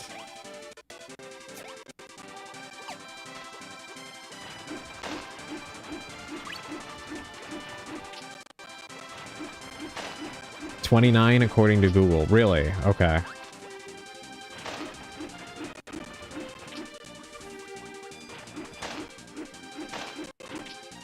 But I don't like invoking Rule of Cool, so I spend a lot of time working on the mechanics and science parts. I know what you mean. In my, and the things that I've written that involve, like, combat and such, I always try to create a system that makes sense, like, at least within the world, right? Like, it doesn't have to be grounded. But, like, if there's a magic system or something, I try to establish a set of rules that make sense so that no fight is ever won through, what they call the ass pull. Which you will often see in fiction, where all of a sudden something that wasn't supposed to be possible just gets invented in the moment and then never used again. For example, even though I love Avatar: The Last Airbender, I kind of hated that they just invented energy bending at the last minute. Which I won't go into further context in case anybody here wants to watch the show and has never seen it. Just know that it's like a thing that they invent towards the end of the series, and you will see how they use it. I do understand why they did it. For ratings purposes for a show that was supposed to be for kids. Really for all ages, but you know what I mean. Something that aired on Nickelodeon, so they couldn't go the route you would think they were supposed to go. And I don't mind it, but I think because the series kind of built up a certain conflict. See your point, but otherwise I'm afraid it would have destroyed Aang. Oh no, absolutely. Like, my issue isn't that it's a thing, but rather that I kind of wish that it would have been established earlier, so that it didn't come off so much like a sudden miracle thing. You know what I mean? Like, it kind of would have been more interesting, I feel like, if it was positioned as something that was nearly impossible to do. Like, earlier on, so that way it would have been like, you have two routes you can choose.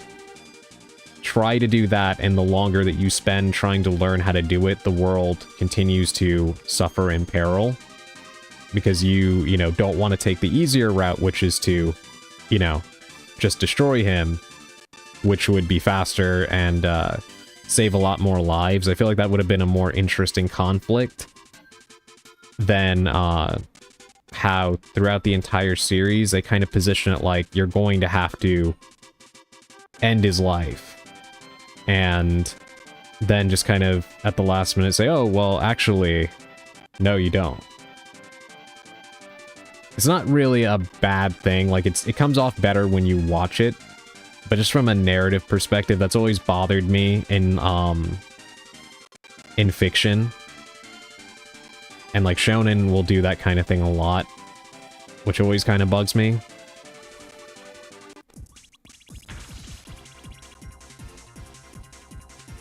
Yeah, I'm afraid that I'm with the air nomad avatar that Aang speaks with. The avatar stands above all nations, both in power and in responsibility.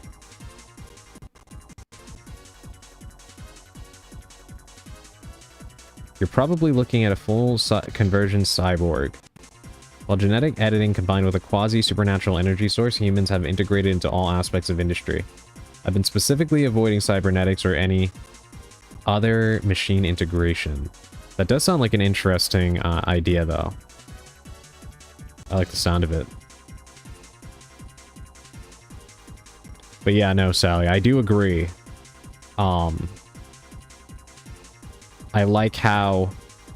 Like, I do like how he resolved that conflict.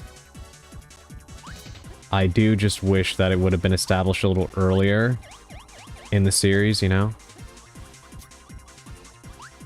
But funny, talking about that, I did really like the episode, with Katara and the blood bending.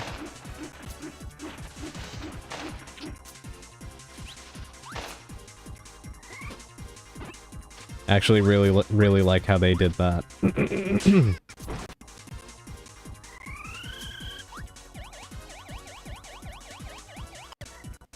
Oh god.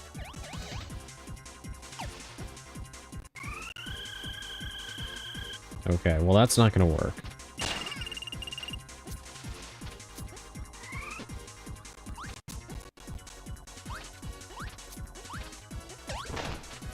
Okay, that's what I figured I'd need to do.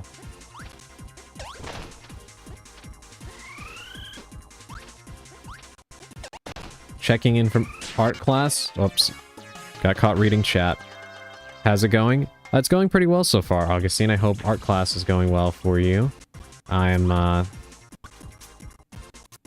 just enjoying playing Kirby and hanging with the chat.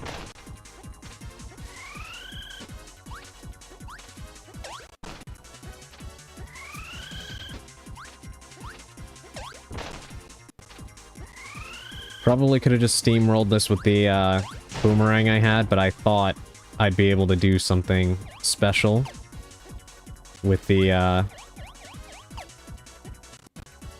crab ability, but apparently crabs do not give you an ability.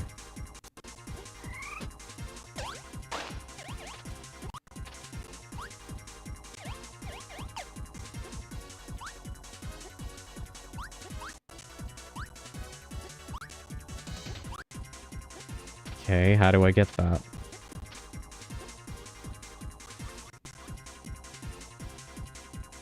Of course, the horror enthusiast enjoyed the bloodbending episode. You know it.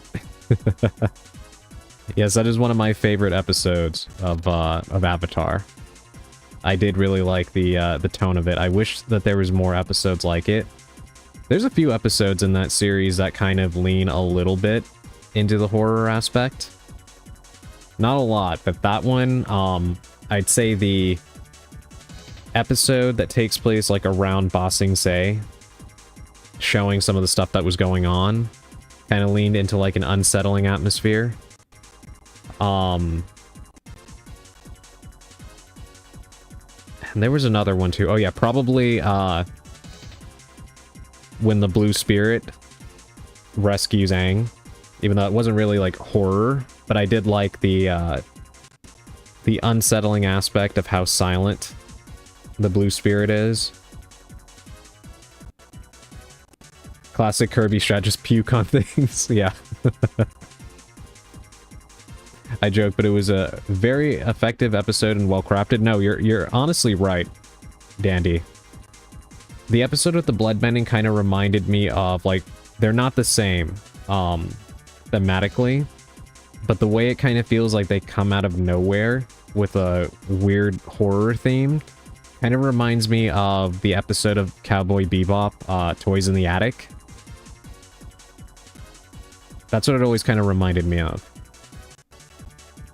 Well, today's art class is eye banners, so I'm getting a temp banner till I finish the one I actually want. Please do share when you finish that, because I would really, really like to see how that looks. Basically, I'm kind of working with an inversion of Space Marines. Instead of being lumbering hulks with massive armor, my dudes are pretty average size, don't require armor for the most part, and are still far enough over an average human to qualify as demigods. That sounds really, really cool, Valko. I actually do like the sound of that.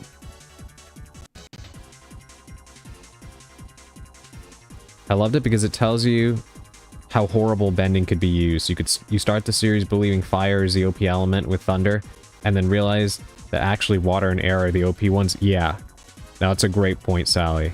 Yeah, I agree. Something I actually really liked about that show was how it started to introduce like these sub elemental abilities, like metal bending, blood bending, lightning, things like that. Very, very cool. And it was honestly like paced very well. They did a really good job of introducing it at like the right time.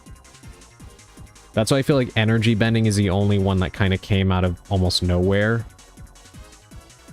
And I feel like it would have been a little better if it was introduced just slightly earlier, because they did a really good job of plausibly explaining things like blood bending and metal bending and such.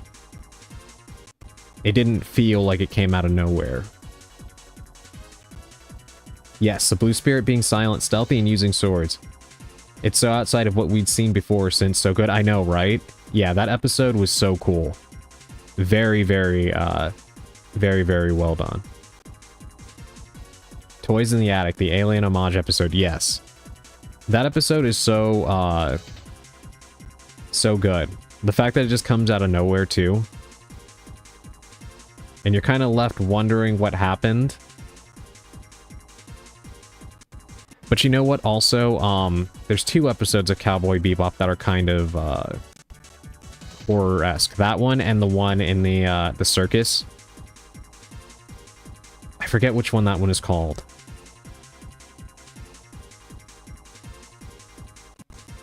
Samurai Champloo also has an episode with zombies. God, I love that show. And don't even get me started on the music in that series. It started as me wanting pretty guys as super soldiers, and then it's morphed into how can I put them into the worst possible dystopia. Well, you know, first of all, Valko, I do like the premise you worked with there. Because, like, for me personally, I'm not a huge fan of, like, armor. In fact, there's a few things that visually turn me off of, like, fiction. Lots of armor. Never really been a fan of that for some reason. I just don't like the way that it looks in a lot of cases. Sometimes it looks cool. Even though it's not really armor, I do like Isaac's different outfits in Dead Space, so that's an exception. But I don't know, I really like seeing characters in their faces, so just throwing a mask or like a heavy, bulky set of armor on a character kind of takes me out of it a bit. I'm also not the biggest fan of anthropomorphic animals. It doesn't bother me in all cases, but I just feel like it's very overdone. Especially like in indie games and such. So it kind of bugs me a little. But then there's cases where I really like it, like Star Fox. There's another game too, it's an indie game that uses it very well. But you played Star Fox? No, I actually really like Star Fox. But I don't know, I feel like it's just because of like... I don't know, it feels fitting in that universe. But there are some times where I feel like there are some stories that would be better told with human characters. Or not even just human characters, but like even if they were like aliens, I just feel like a lot of times when developers want to like kind of be whimsical or whatever, they always turn to anthropomorphic animals, but I would either like to see more heartfelt stories with like more uniquely designed human characters, like characters that look like something out of like Jet Set Radio or something, right? Kind of wackier designs that don't necessarily have to adhere to being grounded, or even like aliens or demon designs or something like that.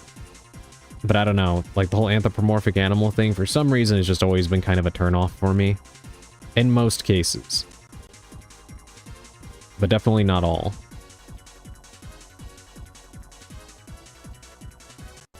But I do like the premise you have there, Valko.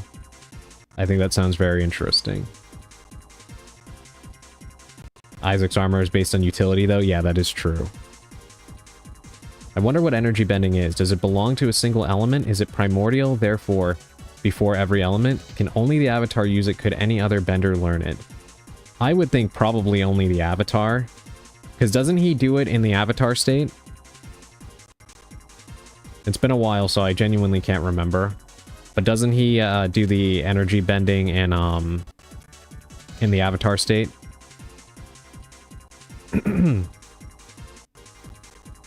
Yeah, okay. Yeah, so I'd assume only the avatar could do it. Hold on, I need water badly.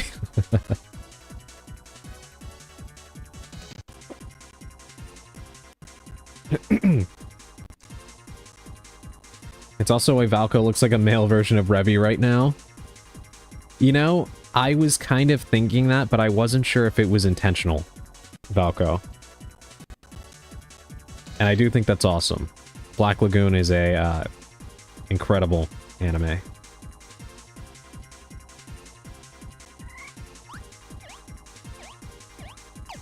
Sorry, I got a little bit lost chatting with all of you. Okay, how do we get in here?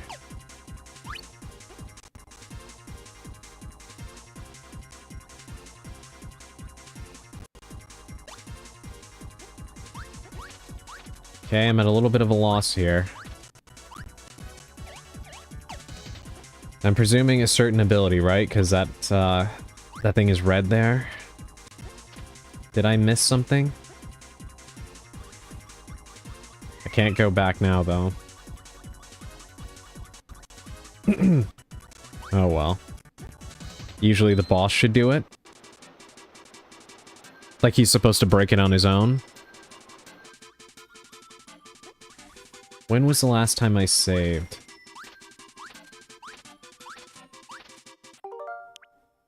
Before the level, right? Oh well.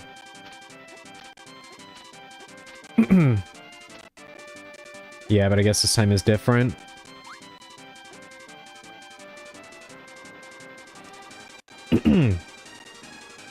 Kind of trying to take some design elements from Revy, as well as from Vincent Valentine. Oh, that's cool. No, I definitely like the sound of that.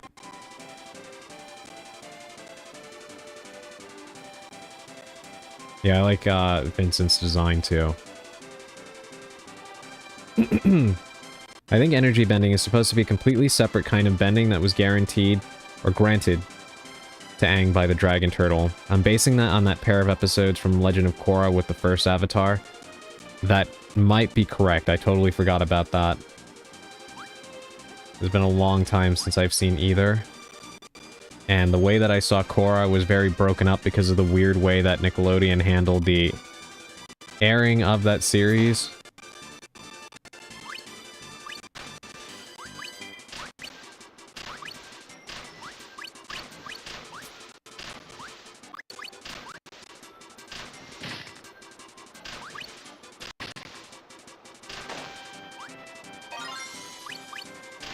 Okay, so I do see that there's like random crystals we can grab. So I don't think I need to take every single one. Is there a special ending for getting every single crystal, or is it just like a completionist thing? If anybody happens to know.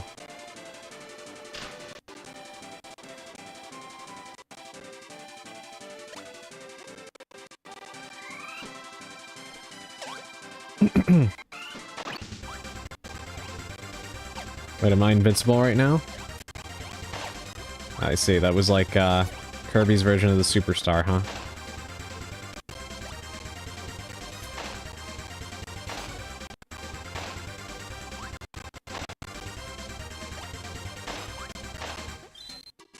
Ow. Oh, it was fun while it lasted.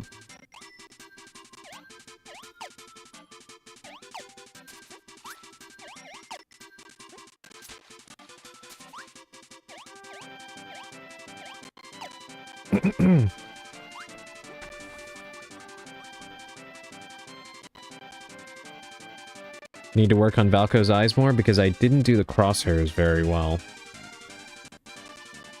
Like on the actual, model. I watched Korra through some streaming and some, we'll call it Black Flag websites.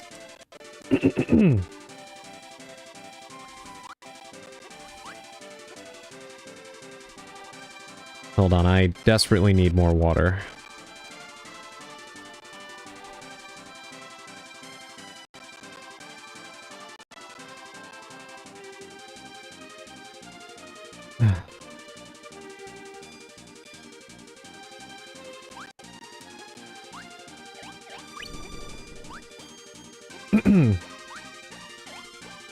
Yeah, I do commend you for, making your own model and such. I tried, and, I actually do still have the first incarnation of what I tried to do. And it's kind of hilarious when you put it side by side with my actual model. It's like a children's drawing versus a lifelong artist. It's kind of funny. So yeah, I would say you you did a really good job.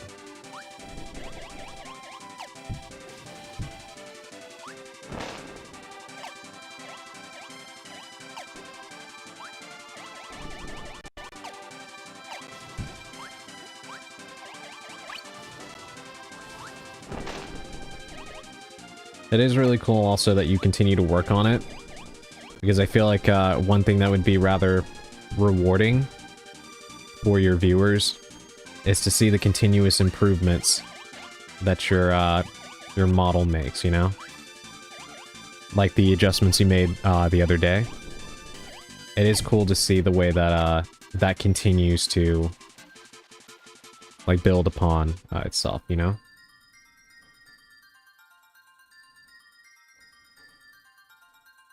Alright, let's give this a shot. Not what I wanted. But I'll take it.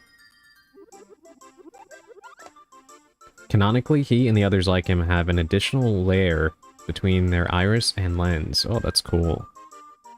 Glad you like it, yeah. Alright, another save.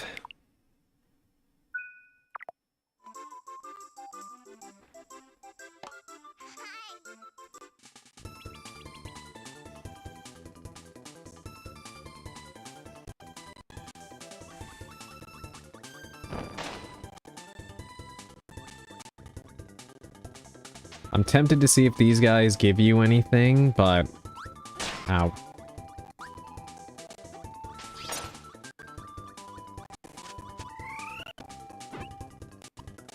I'm disappointed that I didn't get, any Maraca powers from whatever that thing was.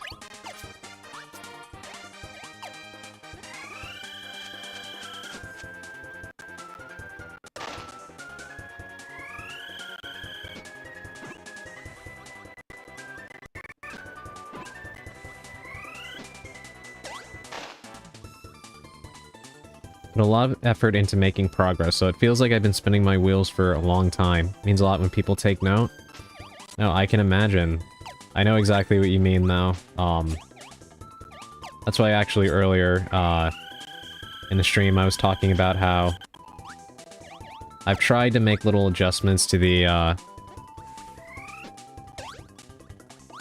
stream, in the background. Little things that I try to do to improve the presentation, even if it's not super significant. But even though I only started back in October of last year, doing the streaming thing, I do feel like I am kind of behind compared to other people with regards to presentation, aesthetics, and all kinds of other cool things. And in many ways, I'm limited by my lack of hardware power since I only use a laptop. And I'm also limited by my lack of artistic skill, whether that is in actually drawing or 3D and such. So any improvements that I make, I have to put a lot of thought into. Like my stream intro is something I made myself. And even though it's relatively simple, I had a certain vision in mind with it. And actually being able to put it together was something I was kind of proud of myself for doing, you know? So, yeah, I know exactly what you mean. It feels good to make those little, efforts and improve, and you can kind of feel like you're not going anywhere. So when you actually do push things forward and people take notice, it feels good. And you should be proud of yourself too. I first started doing this in 2021 and had to take about a year off because my dad was sick. You're doing great. Thank you so much, Valko. And I am sorry to hear that. I do hope that, you know, things got a little bit better. At least I hope so. You know, you obviously don't have to, mention anything you don't want to, but I do hope that that situation improved. I actually wanted to, start streaming before, I began. Like, a long while before I began, actually.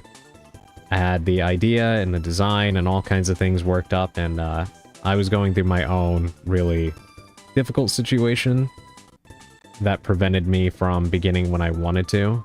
And I almost considered not doing this at all, so...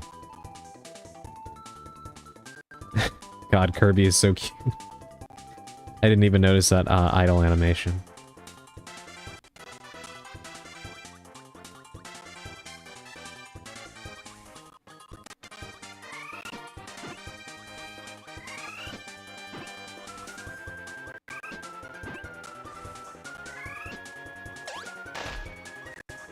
I just realized that I didn't even need to, eat all of those enemies. I'm just kind of doing it for the love of the game.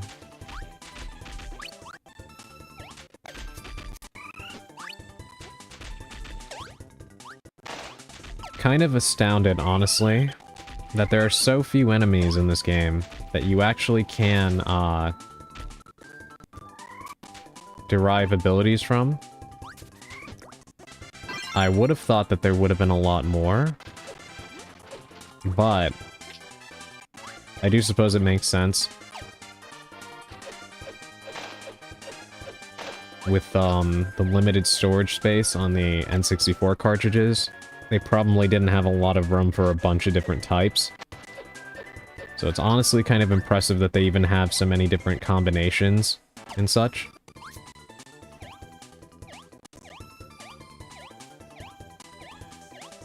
I mean, I don't know if it was an actual issue, but that's what I would kind of, assume anyway. He's no longer around, and it was a difficult time being his most disliked child, but having to take care of him all the time. So, it killed my creativity for a long time. I'm very sorry about that, Valko. And... things like that are... the things in life that are the hardest to deal with. Absolutely. And you're very strong for enduring that. And still managing to keep your head the most that you can. And still take care of somebody that puts you through that feeling. So... I know you don't really know me from Adam and whatnot, so I don't want to make it awkward by saying that I'm proud of you, but I am. And,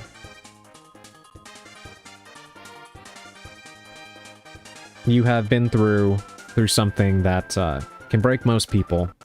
You're a very strong person, Valko. I'm glad you decided to take the chance. I think you're doing well. Yeah, I agree.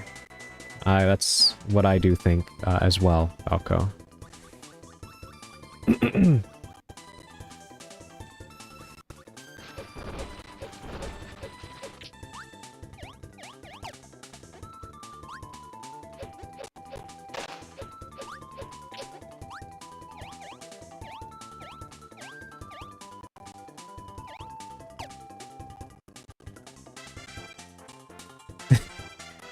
Dandy.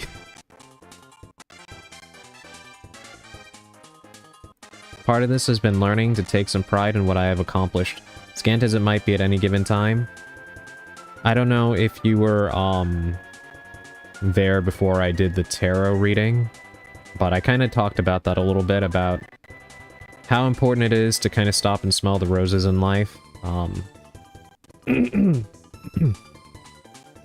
Even if we don't have much, the few things that we do have, it's important to cherish them. And really appreciate their worth and their meaning. So, you know, for what it's worth, you know, I think you've done something that most people can't do, which is get on here and do this thing, you know what I mean? And again, you also do your own stuff. You make your own model, you adjust it, so on and so forth. Those are things to be proud of and definite accomplishments to me. So, yeah, I'm glad that you're learning to take pride in what you've done, because you should be proud. We do need to be our own cheerleaders first and foremost, because there's always somebody who's going to be around who will be more than happy to try to do the opposite. And it can be very difficult to have a sense of pride.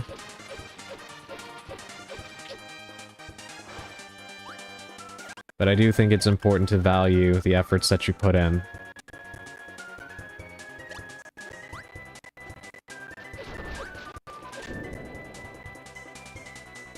Well, I guess I'll just leave that tomato there because I already have full health. So I'll double back here if I end up losing health.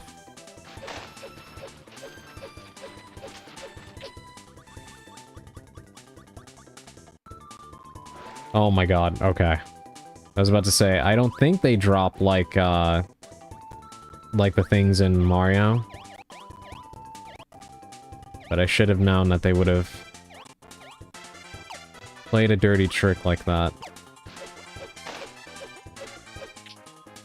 It's also a necessity. I don't have the ability to pay any artist right now, and I won't ask them to take a pay cut and work for exposure. No, definitely. But I'm somebody that firmly believes that limitations tend to breed creativity. So even if it doesn't really feel good, you end up with something more unique as a result. Like I wanted to have somebody make my stream intro the way I envisioned it.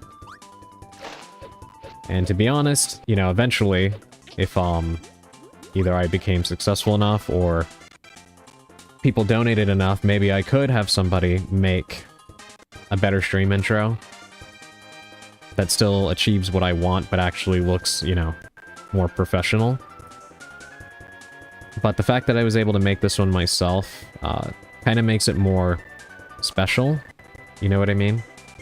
So I definitely hear you on the necessity part. But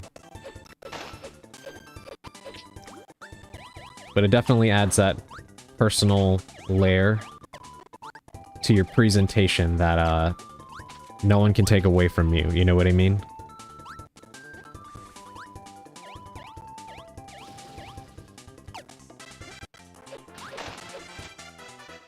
Still looks awesome. Thank you.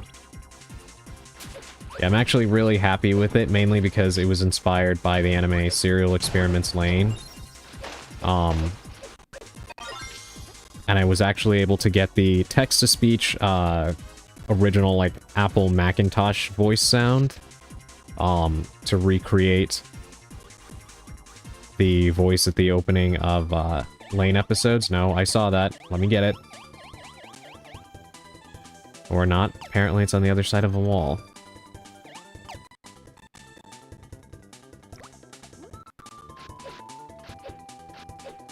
Not familiar with that anime? I do recommend it. It's a slow burn, so if that's not your thing, you may not enjoy it. But, it is the anime that actually inspired The Matrix. And it has very evergreen commentary about our unhealthy relationship with technology.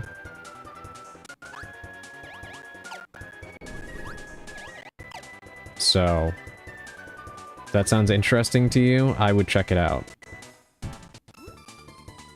Damn, I was hoping that would break that wall, but I guess not.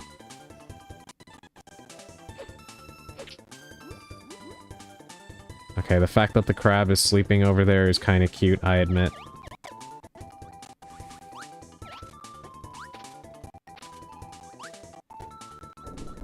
Okay, maybe a second one will cause the wall to break? No. Because it just settled in to that little groove there.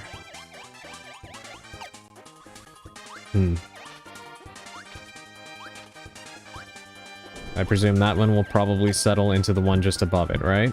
No. It'll stop right there. Maybe you can't actually break the wall.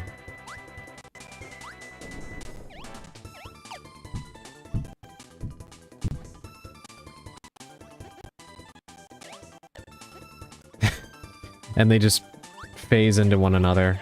Okay. Yeah, if there's a way to break the wall, it's definitely not this.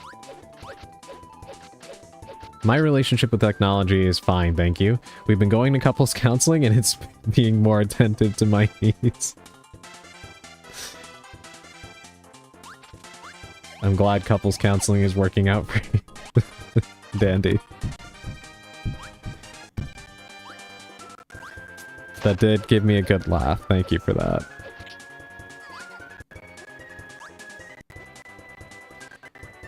Recently, things have been clicking a bit more, because for a long time I was trying to come up with a 90s retro futurism style, and I recently learned about cassette punk, and that's like perfect for what I'm going for. I love discovering aesthetics that really suit what you are wanting.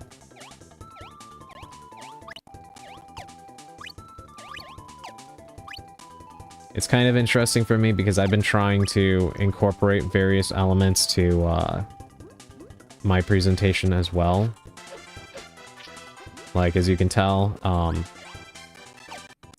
I am goth, so I like wanting to, like, include those elements and everything from my design to my backgrounds and such. But I also have a lot of other aesthetics that I'm a fan of, and I've tried to kind of incorporate them in ways. So, like, on my chatting screen, the office that I'm in, the city in the background is actually part of my lore. It's called Midnight City, and it's kind of inspired by like city pop aesthetics and like 80s and 90s anime cities and such.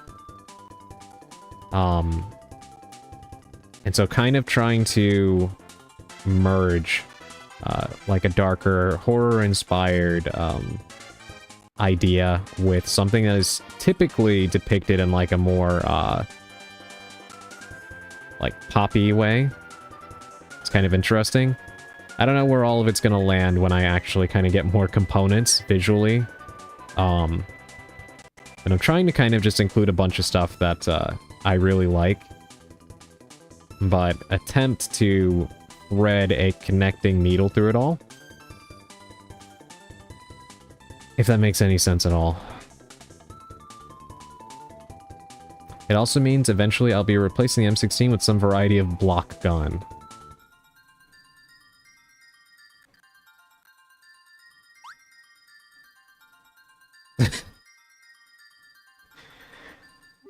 Let it out, Kirby, just cry. I feel the same way. That was the worst jump of all time.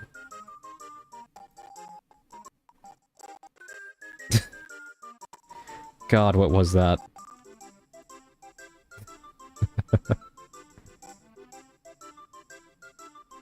Alright, let's make another save.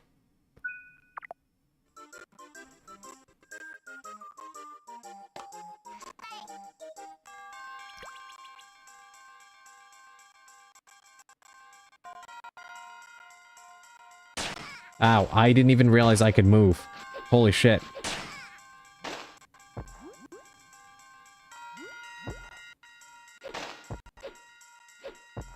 I thought I was just falling into the level. Which, I mean, I was, but you know what I mean.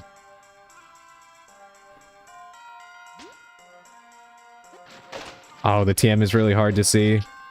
Block gun... Oh, okay, I see it now. I thought that was part of the quotation marks.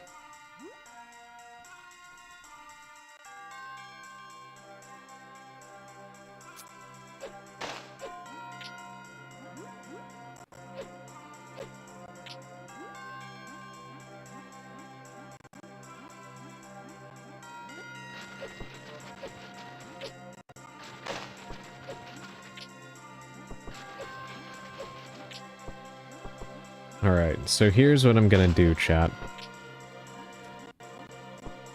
Depending on how long these levels are, I'm probably gonna get to the end of this world. Like this level and then the next one. Should fill out the remainder of this world. And then I'll probably call it for tonight. Because I am quite hungry. Hopefully my mic hasn't been picking it up, but my stomach has been growling quite a bit. So I should probably do something about that. I'm taking a risk here. Do these guys do anything at all?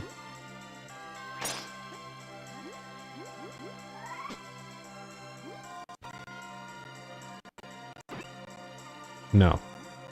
No, they do not.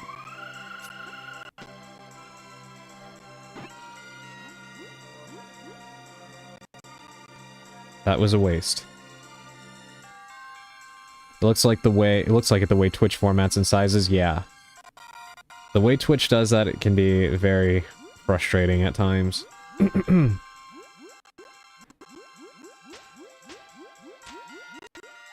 lot of times I have no idea what certain emotes are even supposed to be, because of how small it forces you to make them. Which, I mean, I get why, but, sometimes it feels like a little bit much.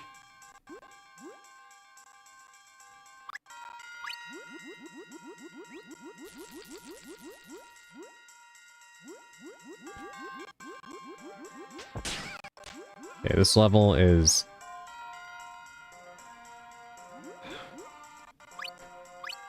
This is certainly a water level.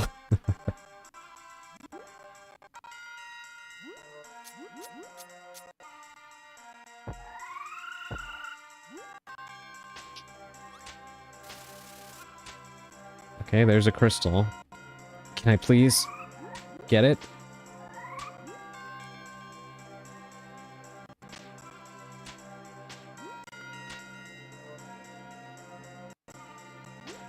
I can no longer go back.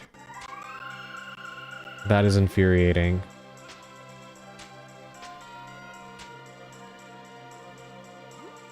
You know what? It's actually so infuriating. You know what? Never mind. I was gonna go back, but it's not worth it. It's fine.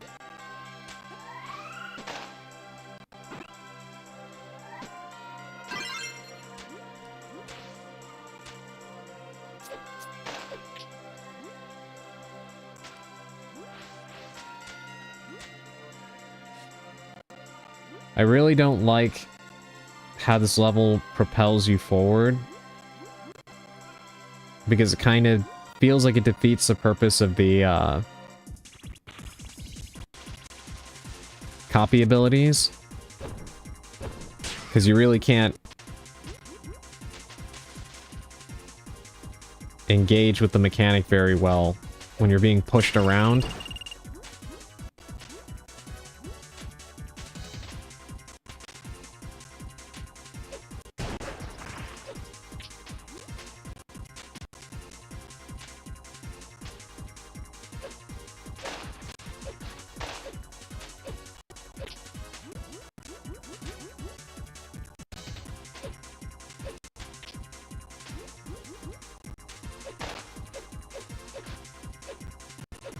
Alright, here we go.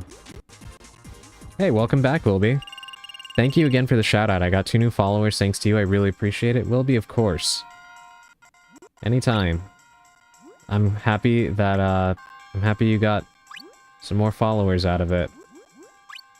I am always, hopeful that they'll help, because, you know, I know from experience that a lot of times, you know, not that it matters, because followers is just a number, but, a lot of times people are generous enough to shout you out, and, you won't get any new followers out of it. Which is fine, I understand. People are there to see those people, and, you know, it is what it is. But, one thing that I really, really love about all of you is that you are very supportive of one another. So, the fact that you will often go and follow one another makes me really happy. Do you have a Discord, by the way? Yes, I do. Hold on. Yes, I do.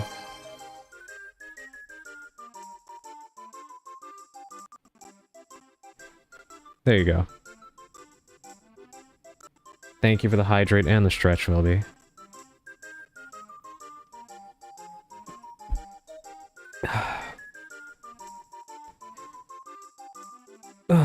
To be honest, I should probably get up and do a full body stretch, but because this is going to be the last stage we do tonight, there's no point. And we're just going to stick it out. Alright, let's go ahead and drop a save. And this will be our final stage for the night. I finished Eye Banner. Welcome back, Augustine. How's it going?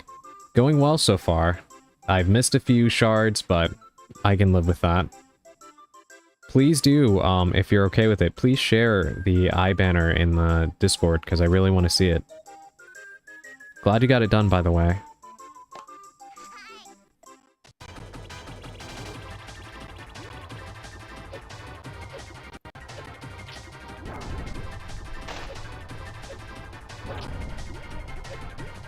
Ow. This thing is eaten more enemies than I have, it seems.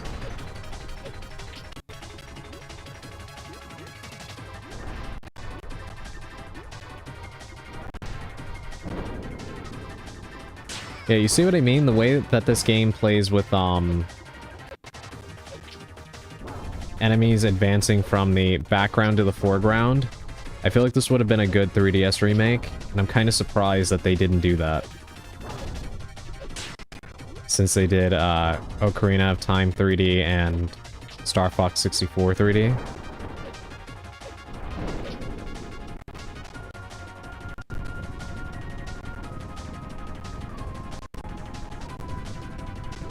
But then again, to be fair, I imagine that, it just made more sense to make a completely new Kirby game. With more, more capabilities than what, the N64 was, able to do. Oh, you're not done yet. Ow.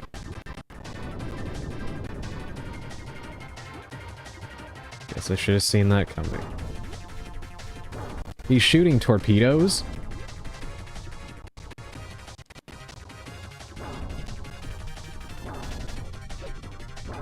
What on earth is going on here?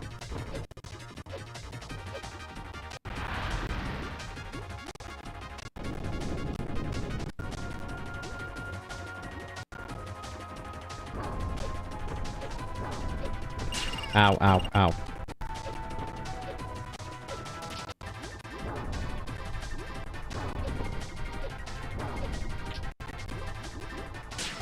Oh, you've got to be kidding me.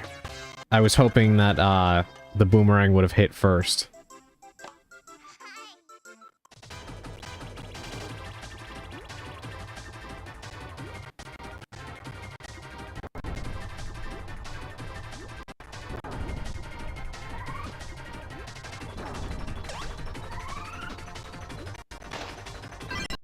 Okay, there we go.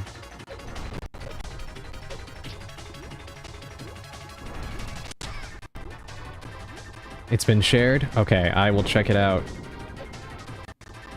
And let you know what I think afterwards.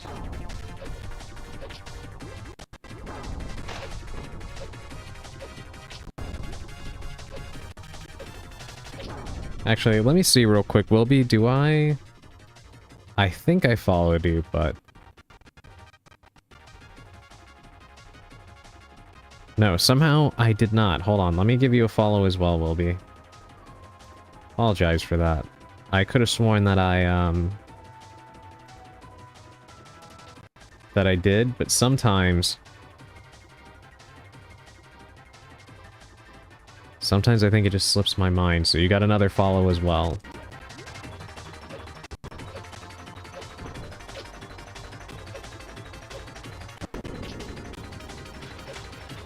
I do love that he's just doing freaking tricks right now.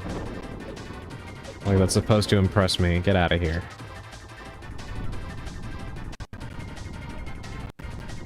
And now we go to phase 2.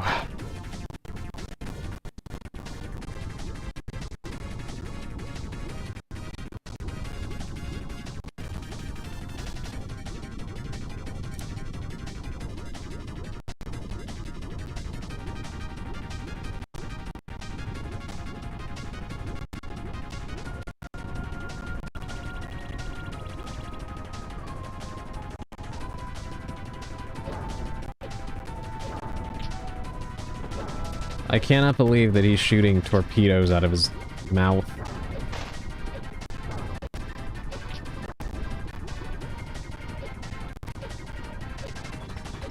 Like, how much did this thing eat?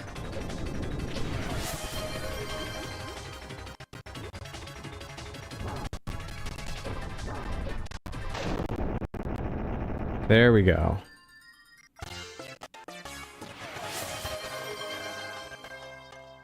Wait, did they kill me? Because I couldn't float upward because when you throw the boomerang, you can't float. Oh my god, that is annoying.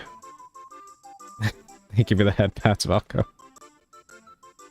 Alright, once more we do this. Thank you for the hydrate, and the stretch, and the posture check.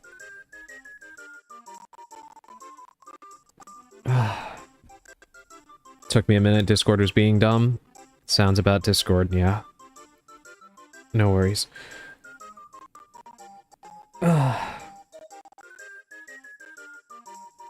Alright. Let's do this one more time. That is frustrating. I won that battle.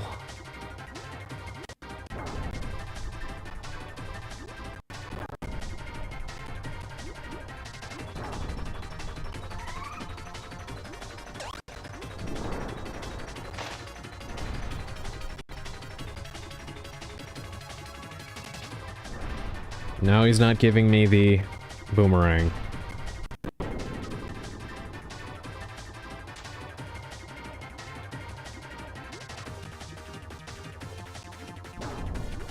There we go.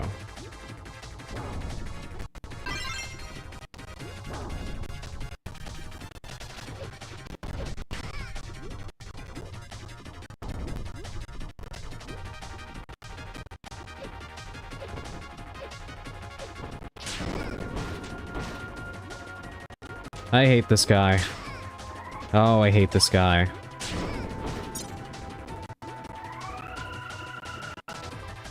Thanks for the stream, Adrian. Gotta head out and get ready. No problem. Thank you for being here. I really appreciate it. Yeah, thank you. And no worries. Have a great rest of your night, Valko. Alright, let me... You know what, let's just reload from here. Because that is, that was not a good run. Thank you, Valko. Alright, that's enough. Just I cannot stand this guy.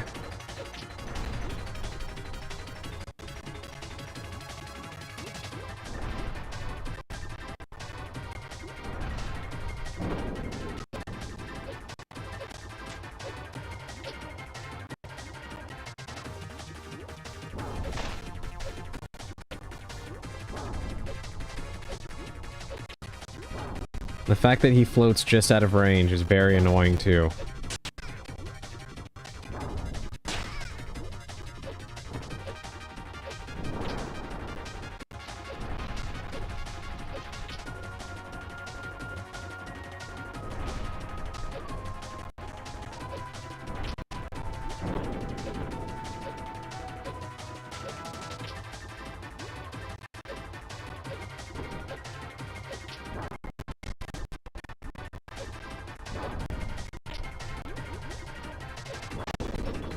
Okay, that's phase 1 down.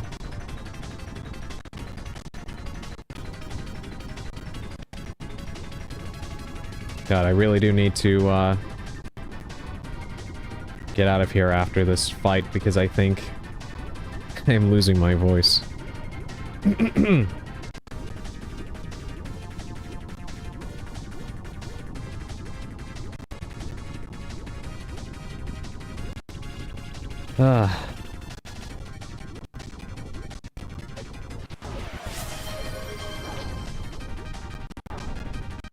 Thank you for the head pats, Wilby. To be honest, I need them after having defeated this boss, only to lose because I could not float upward. I was so happy to be done with this guy.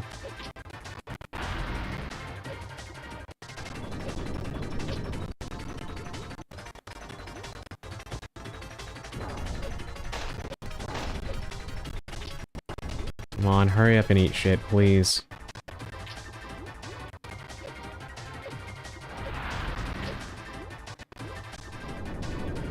There are some enemies in games where it feels like they designed their attack and movement patterns specifically to piss you off and no one else. And that is where I'm at with this guy.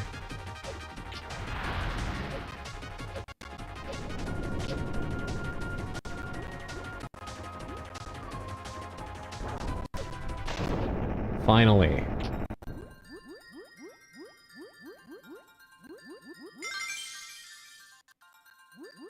Please get me out of here. I think this one and the level we just did are the only two I didn't really enjoy.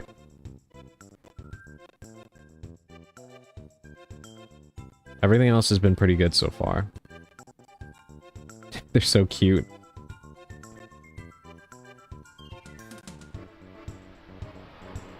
Yeah, you did it? Yeah. I'm, happy I finally managed to put that guy down.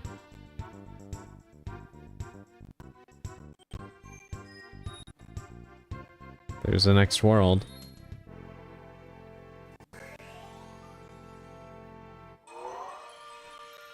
Level 4, Neo Star. Alright, well, we're gonna go ahead and save this here. We will not be playing that today. We'll see about next time, but for now, let me take us back to the office. Just a moment.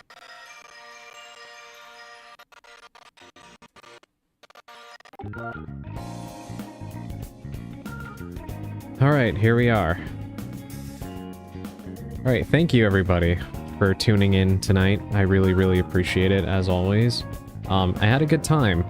I'm liking this game so far, and it's been very enlightening in terms of the apparent body horror aspects of Kirby that I was not aware existed, and also just how badass Kirby is.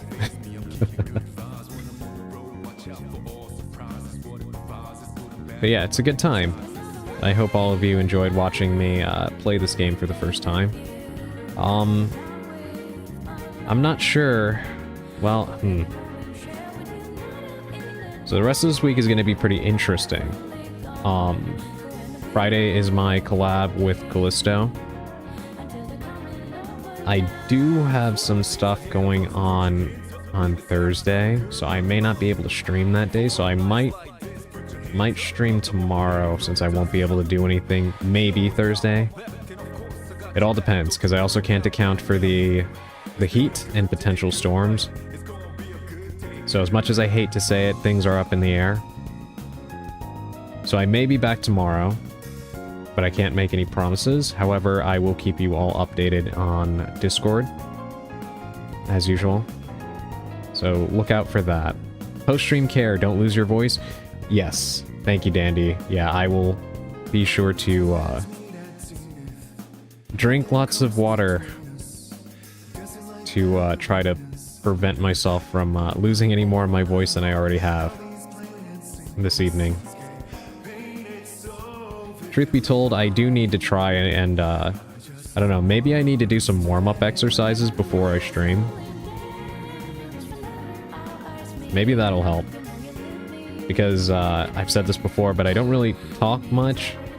So going from being quiet to talking for hours on end, probably not so great for my throat. But you know, I did have a cup of coffee before the stream that did kind of give me a little bit of resistance to this for at least the first I want to say like 2.5 hours, and then I started to feel it. We'll see. In any case, let me find somebody to raid and leave all of you with. Let us see who is on.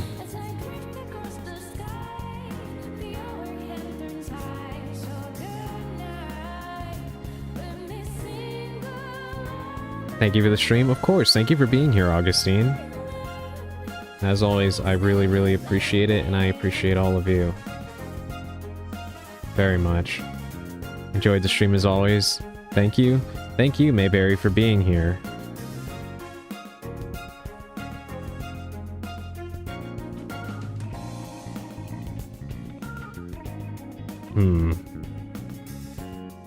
We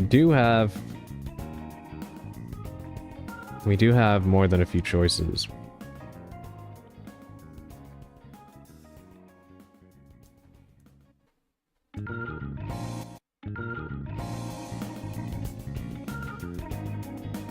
Wonder why the music just skipped like that. Alright, who do I leave all of you with?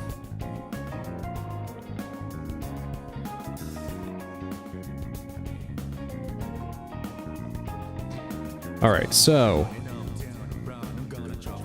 I was gonna raid Simon, but I do think I'm gonna leave all of you with somebody else. I try to spread the love around a little bit as far as who I raid. I think I raided her somewhat recently, like maybe 2 weeks ago or something. I don't know, I can't remember. But I think I'm gonna leave you with Metal Angel Gali. Some of you might recognize her because I have raided her before a few times. But if you haven't, you should follow her. She is a really cool streamer. She plays a lot of old school games and stuff. Also seems to have an appreciation for classic gaming and such. And right now she's playing Warhammer 40k Chaos Gate. And I actually was watching her play this the other day, and she was quite frustrated with it. So I do hope that she's doing a little bit better. But we're gonna check in with her, so... Yes, I will be leaving you with her. And of course, as always, our raid message is Hallie Raid. Let me type that up. I do need to get better about typing this out on the off chance that we have some newer members of the chat.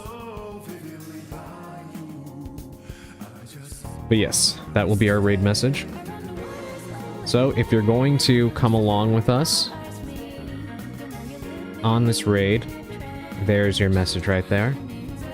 If not, and you will be parting ways with us for tonight, and thank you for being here.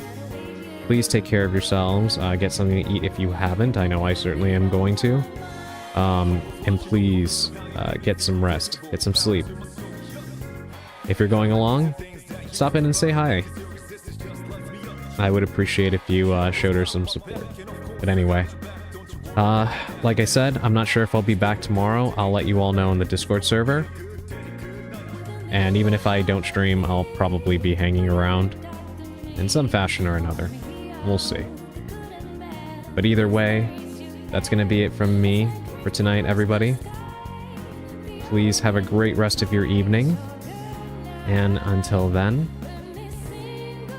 stay spellbound.